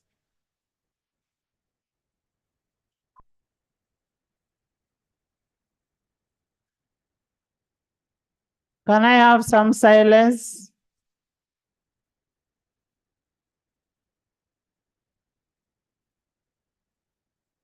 Madam Speaker, I beg to move that the bill titled the Uganda Registration Services Bureau Amendment Bill 2024 be read the second time. Thank you. Is the motion seconded for the reading of the bill? Seconded by the Attorney General, by Bunyoro Affairs, Veterans, Works, no, not Works. Works, you can sit. By Chair of National Resources, by Doug, by Honorable Kiroro Wilson, Adeke, Afoyo Chad, Fred, Abed, Awol, Lutamaguzi, Emigo, by the whole house. Edie, would you want to speak to your motion? A little bit on the objective.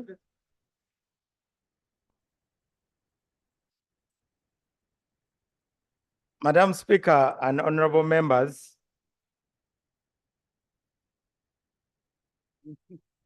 this is really about domicile of registration services. As it is said, life is like a book with two covers, and the front cover is the birth certificate. The back cover is the death certificate. And in between, there are other things. You acquire property and the title is registered in your name. You get married and you get a marriage certificate.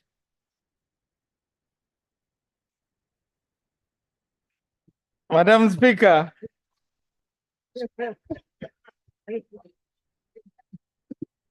as I talk now, the purpose of this bill is really to transfer the registration of marriages to NIRA. We have already transferred the registration of births and deaths to NIRA. So the straightforward purpose of this bill is to move this same part of the book I talked about to its proper address. And this is a decision that the cabinet took on the 22nd of February 2021. Before I was minister,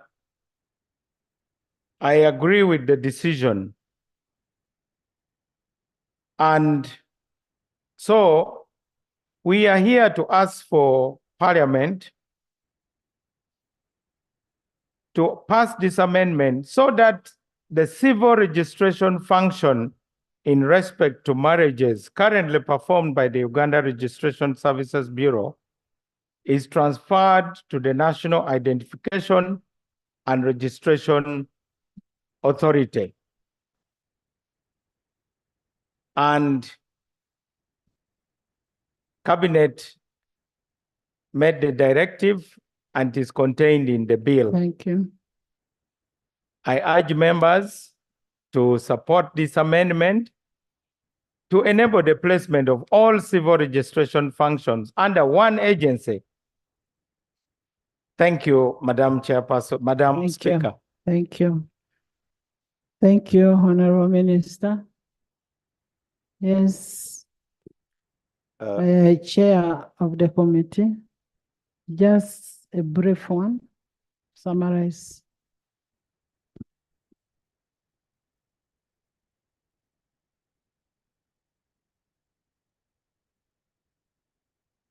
Right Honorable Speaker,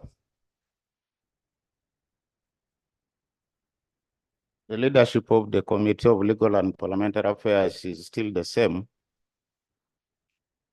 However, I'm here to present the report of the committee of Legal and Parliamentary Affairs on the Uganda Registration Services Bureau Amendment Bill 2024. We held the meetings and the minutes are here, and a copy of the report is here. I beg to lay on the floor. Thank you. Right Honorable Speaker and honorable members, this is the report of the Committee of Legal and Parliamentary Affairs on the Uganda Registration Services Bureau Amendment Bill 2024. The introduction is contained in the bill, and that this was read for the first time in accordance with the rules, as we know, Rule 128. The object of the bill also is contained in the bill. I'm going through this because the bill is uploaded and we received this some time back. So I think, Right Honorable Speaker, in the interest of time and being a very brief and short bill, you will permit me to go to the methodology we used as a committee in considering this bill. In the process of analyzing this, we met with the minister, we met with the stakeholders, the National Identification Registration Authority, and also met with the URSB, and this was for purposes of harmonizing. So the findings of the committee found on page 3, 4.1, that transfer of the civil registration functions from URSB to NIRA. Right Honorable Speaker, clauses 3 and 4 of the bill propose to amend the Uganda Registration Services Bureau Act, Cap 210, to transfer to the National Identification and Registration Authority, NIRA, the power to administer and give effect laws governing civil registration in Uganda, specifically the Children's Act, Cap 59, customary marriage, and then the Marriage Act, Cap 251.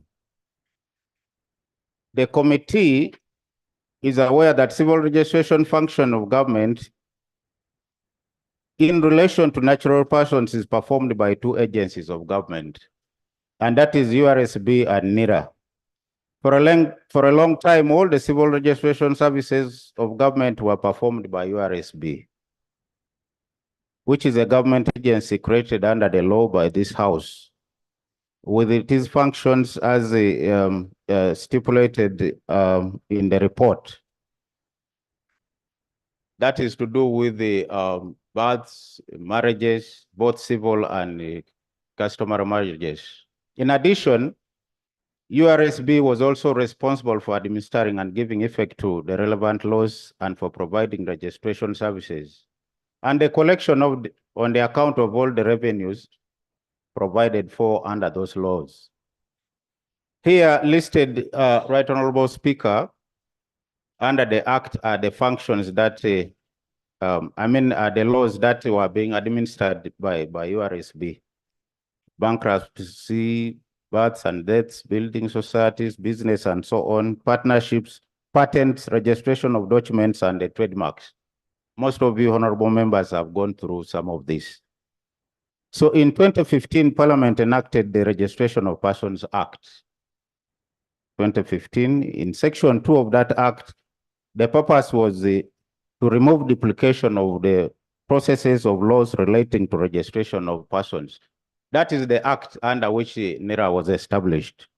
And it was meant to harmonize the consolidation of the laws on registration of persons, to establish the central registration body for the registration of all persons.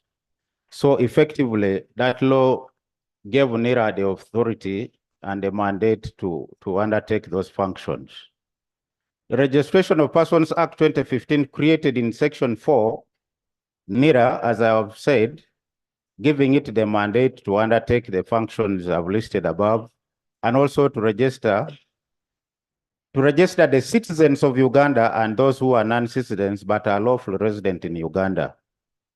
So following the enactment of the Registration of Persons Act 2015, URSB, the government was, the civil registration function had been shared between NIRA and URSB, with URSB carrying out functions of registration of all marriages, licensing churches to celebrate those marriages, solemnizing civil marriages and adoptions of and issuance of letters of single status, while NIRA was solely responsible for registration of all aspects in relation to a person, right from birth, change of name, and death Procedure matter. of an individual. Can Thank you you. summarize? Thank you, Right Honorable Speaker. Okay, my procedure matter was exactly the same. You guided the chair to summarize. He's giving us the history of NIRA, how it was done. If you could just summarize and give us recommendation, this is a straightforward bill. Thank you. Actually, the minister said it all. Right Honorable Speaker, as has been already hinted by members, there is no contradiction in this bill. The one giving out, and that is URSB to NIRA, conceded to the amendment, and then NIRA, which is receiving the bill, equally accepted that they are going to take this. So thank you. For that case, the committee recommends that in light of the above, the committee recommends that the Uganda Registration Services Amendment Bill 2024 be read for a second time and be passed into law, but subject to the following amendments. We have two amendments which We'll have amendments when we go to committee level. most obliged, Right Honorable Speaker. Thank you. Yes, Honor Dr. Bed. Right Honorable Speaker, the object of the bill is very clear, and the justification speaks for itself. I want to move that we go straight to the committee stage and consider. And honorable members, I've seen Honorable Kavuma here. Honorable members, now why I'm saying I've seen him, he has just given out his daughter. So, honorable members, the report is informative. What matters is clause by clause. There's something that there's a motion here on whether we should go to the second reading. Those in favor? Honorable, you seconding? Isaac is seconding, Peter is seconding, Harriet seconding, Mitoma, Afoyo Chan, Militon Obot, Militon Milton Moma, Alobo, Saba Christo, Katabazi. You're still a Saba Christo. Felix,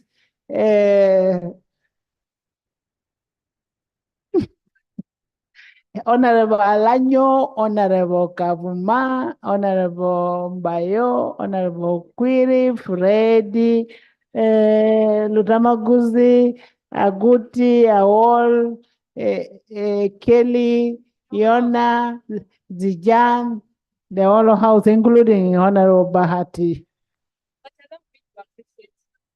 Thank you so much. I now put a question that the Registration Service Bureau Amendment Bill 2024 be read for the second time. Those in favor say and the contrary, nay. The ayes have it. The Uganda Registration Services Bureau Amendment Bill 2024, Bills Committee stage.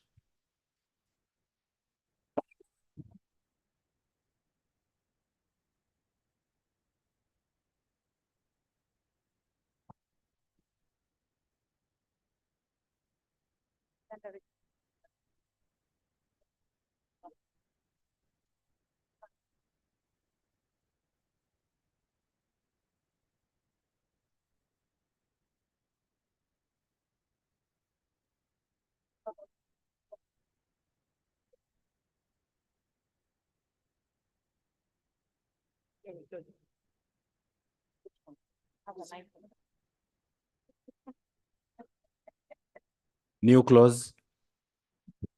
New clause. Chair. Right Honorable Speaker, Madam Chair and honorable members, the bill is amended by inserting immediately before clause 1 the following. Commencement. This act shall commence on a date appointed by the minister in consultation with the minister responsible for internal affairs by statutory instrument. The justification, Madam Chair, is to stagger the commencement date of the bill in order to afford NERA adequate time to deliver on the new mandate. This will minimize disruption and ensure a smooth transfer of the civil registration function from URSB to NERA. Secondly, it will ensure that NERA only takes over the civil registration functions which have been hitherto performed by URSB when the Minister of Justice, in consultation with the Minister of Internal Affairs, is satisfied that NERA can deliver on the new mandate. I beg to move. Thank you, Honorable Minister. Madam Chairperson, with appreciation, government agrees with the proposed amendment. Thank you. Yeah, Madam Speaker. Jana? Yeah, no. Okay, thank you. Yes. Thank you, Right Honorable Speaker.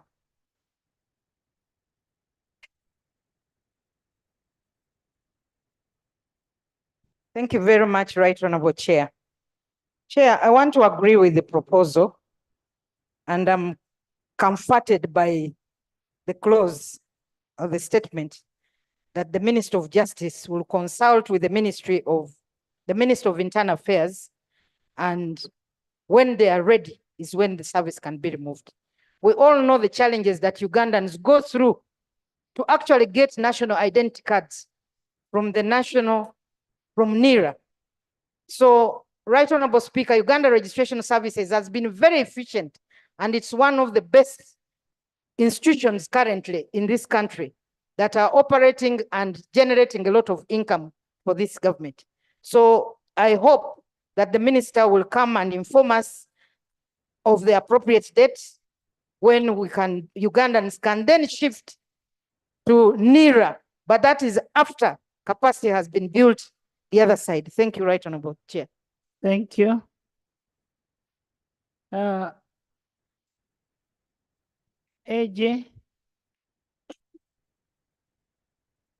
I concede to the proposed amendments.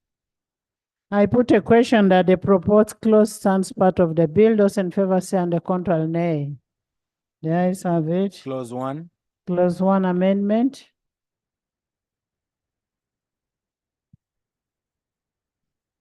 Madam Chair, clause 1 is on interpretation, and clause 1 of the bill is amended by inserting immediately after the definition of the word government the following.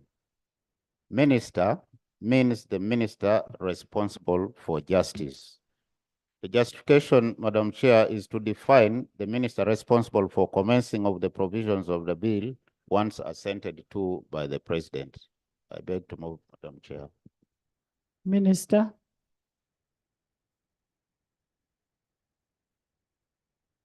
Madam Chairperson, once again, with the deep appreciation, government accepts the proposed amendment. Thank you, Madam Chairperson. Thank you. AJ?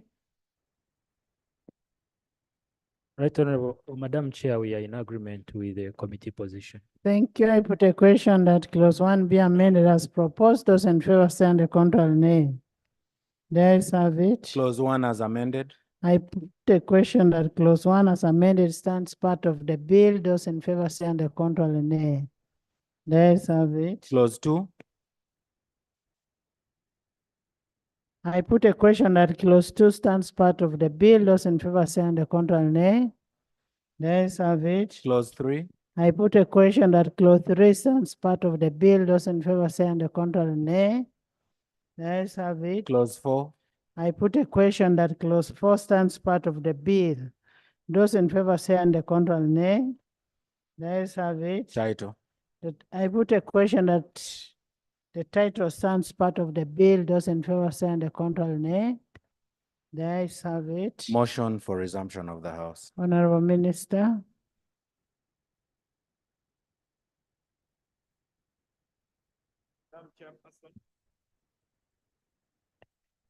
Madam Chairperson, I beg to move that the House do resume, and the committee of the whole house reports there too. I beg to move. Thank you. I put a question that the house does resume and the committee of the whole house reports there too. Those in favor say on the contrary, nay. The ayes have it.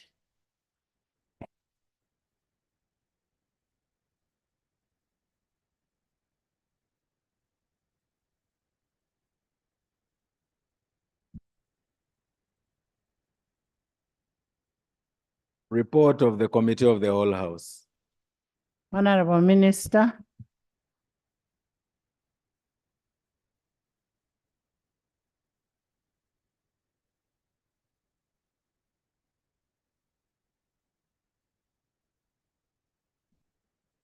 Madam Speaker, I beg to report that the committee of the whole house has considered the bill entitled the Uganda Registration Services Bureau Amendment Bill 2024 and passed it with amendments. I beg to report. Motion for adoption of the report of the committee of the whole house. Honorable Minister.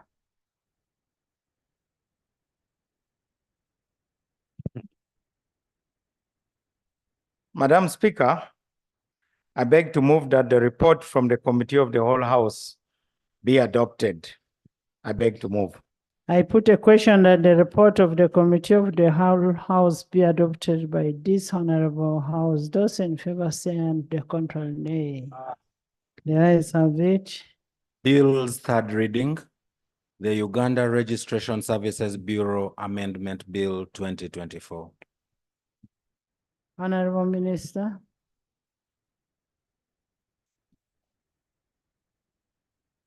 Madam Speaker, I beg to move that the bill entitled the Uganda Registration Services Bureau Amendment Bill 2024 be read the third time and do pass.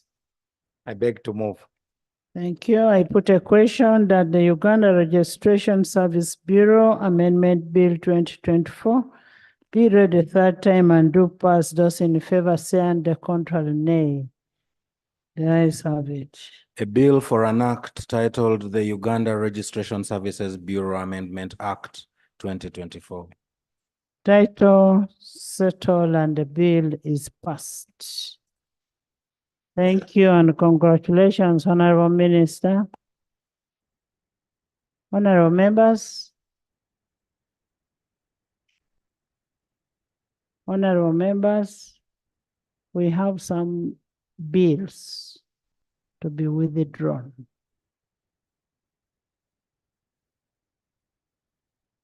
Three bills. Can we have the minister in charge of Apex?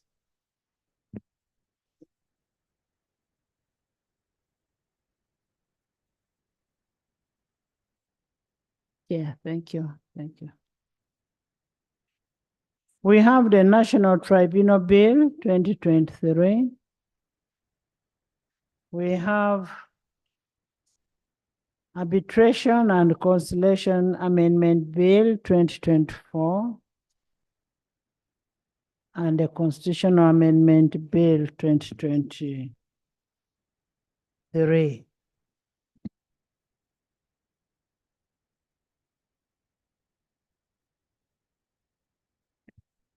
Right Honorable Speaker,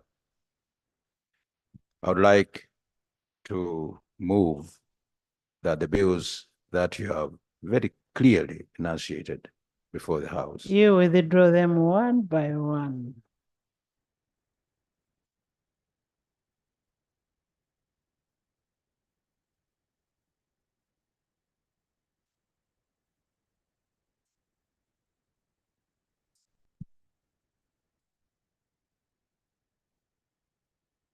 Right Honorable Speaker, I'd like to move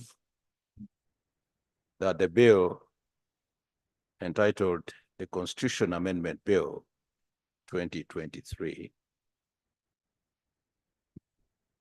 and the bill entitled the Arbitration and Right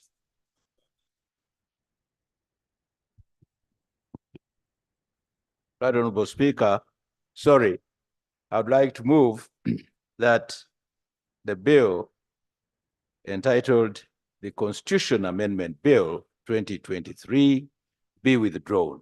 I beg to move.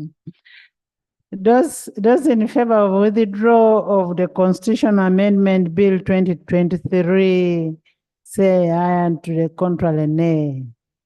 The ayes have it. The bill stands withdrawn. Next. You want to ask why it is being withdrawn? It is his bill.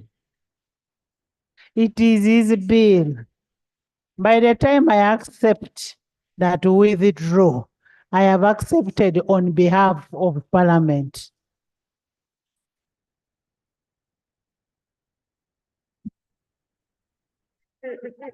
Right Honorable Speaker, I would like to move that the Arbitration and Conciliation Amendment Bill 2024 be withdrawn. I beg to move. Those in favor of withdrawal of the Bill of National of Arbitration and Conciliation Amendment Bill 2024 say and the contrary nay. The ayes have it. The bill stands withdrawn. And maybe Honorable Muzale of Buzaya constituency, I want to refer you to Rule 140 of the Rules of Procedure, withdrawal of bills. A member in charge of the bill may at any time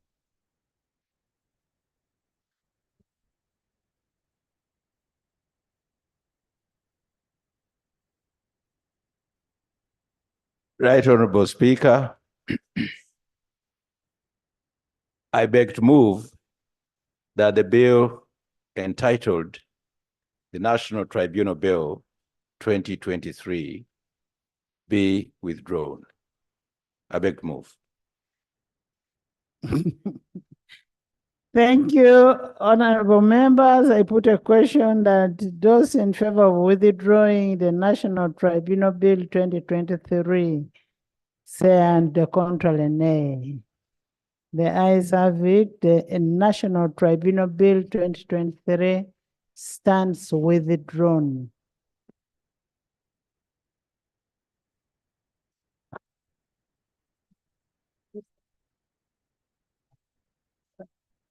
Yes. Thank you, Right Honorable Speaker. I think in the same spirit, I would like to implore the senior legislator and Honorable Minister in charge of public service to consider withdrawing as many RAPEX bills as possible. Because what do you mean by many? as many, including Uganda Road Fund, ETC, you can hear Uganda Coffee. And no, I'm not anticipating, I'm only imploring. Honorable members. I'm not in anticipation. Honorable members. In good spirit. Honorable members, we have so far passed over 14 RAPEX bills, meaning that we have the will to pass these bills. There is no need for the minister to withdraw the bill without a reason. This one had a reason. So I want to thank all of you, honorable members, for creating time to come to do your constitutional obligation. And based on that, I adjourn the House to 10 tomorrow. Tomorrow, Friday. 10, for avoidance of doubt, it is a Friday.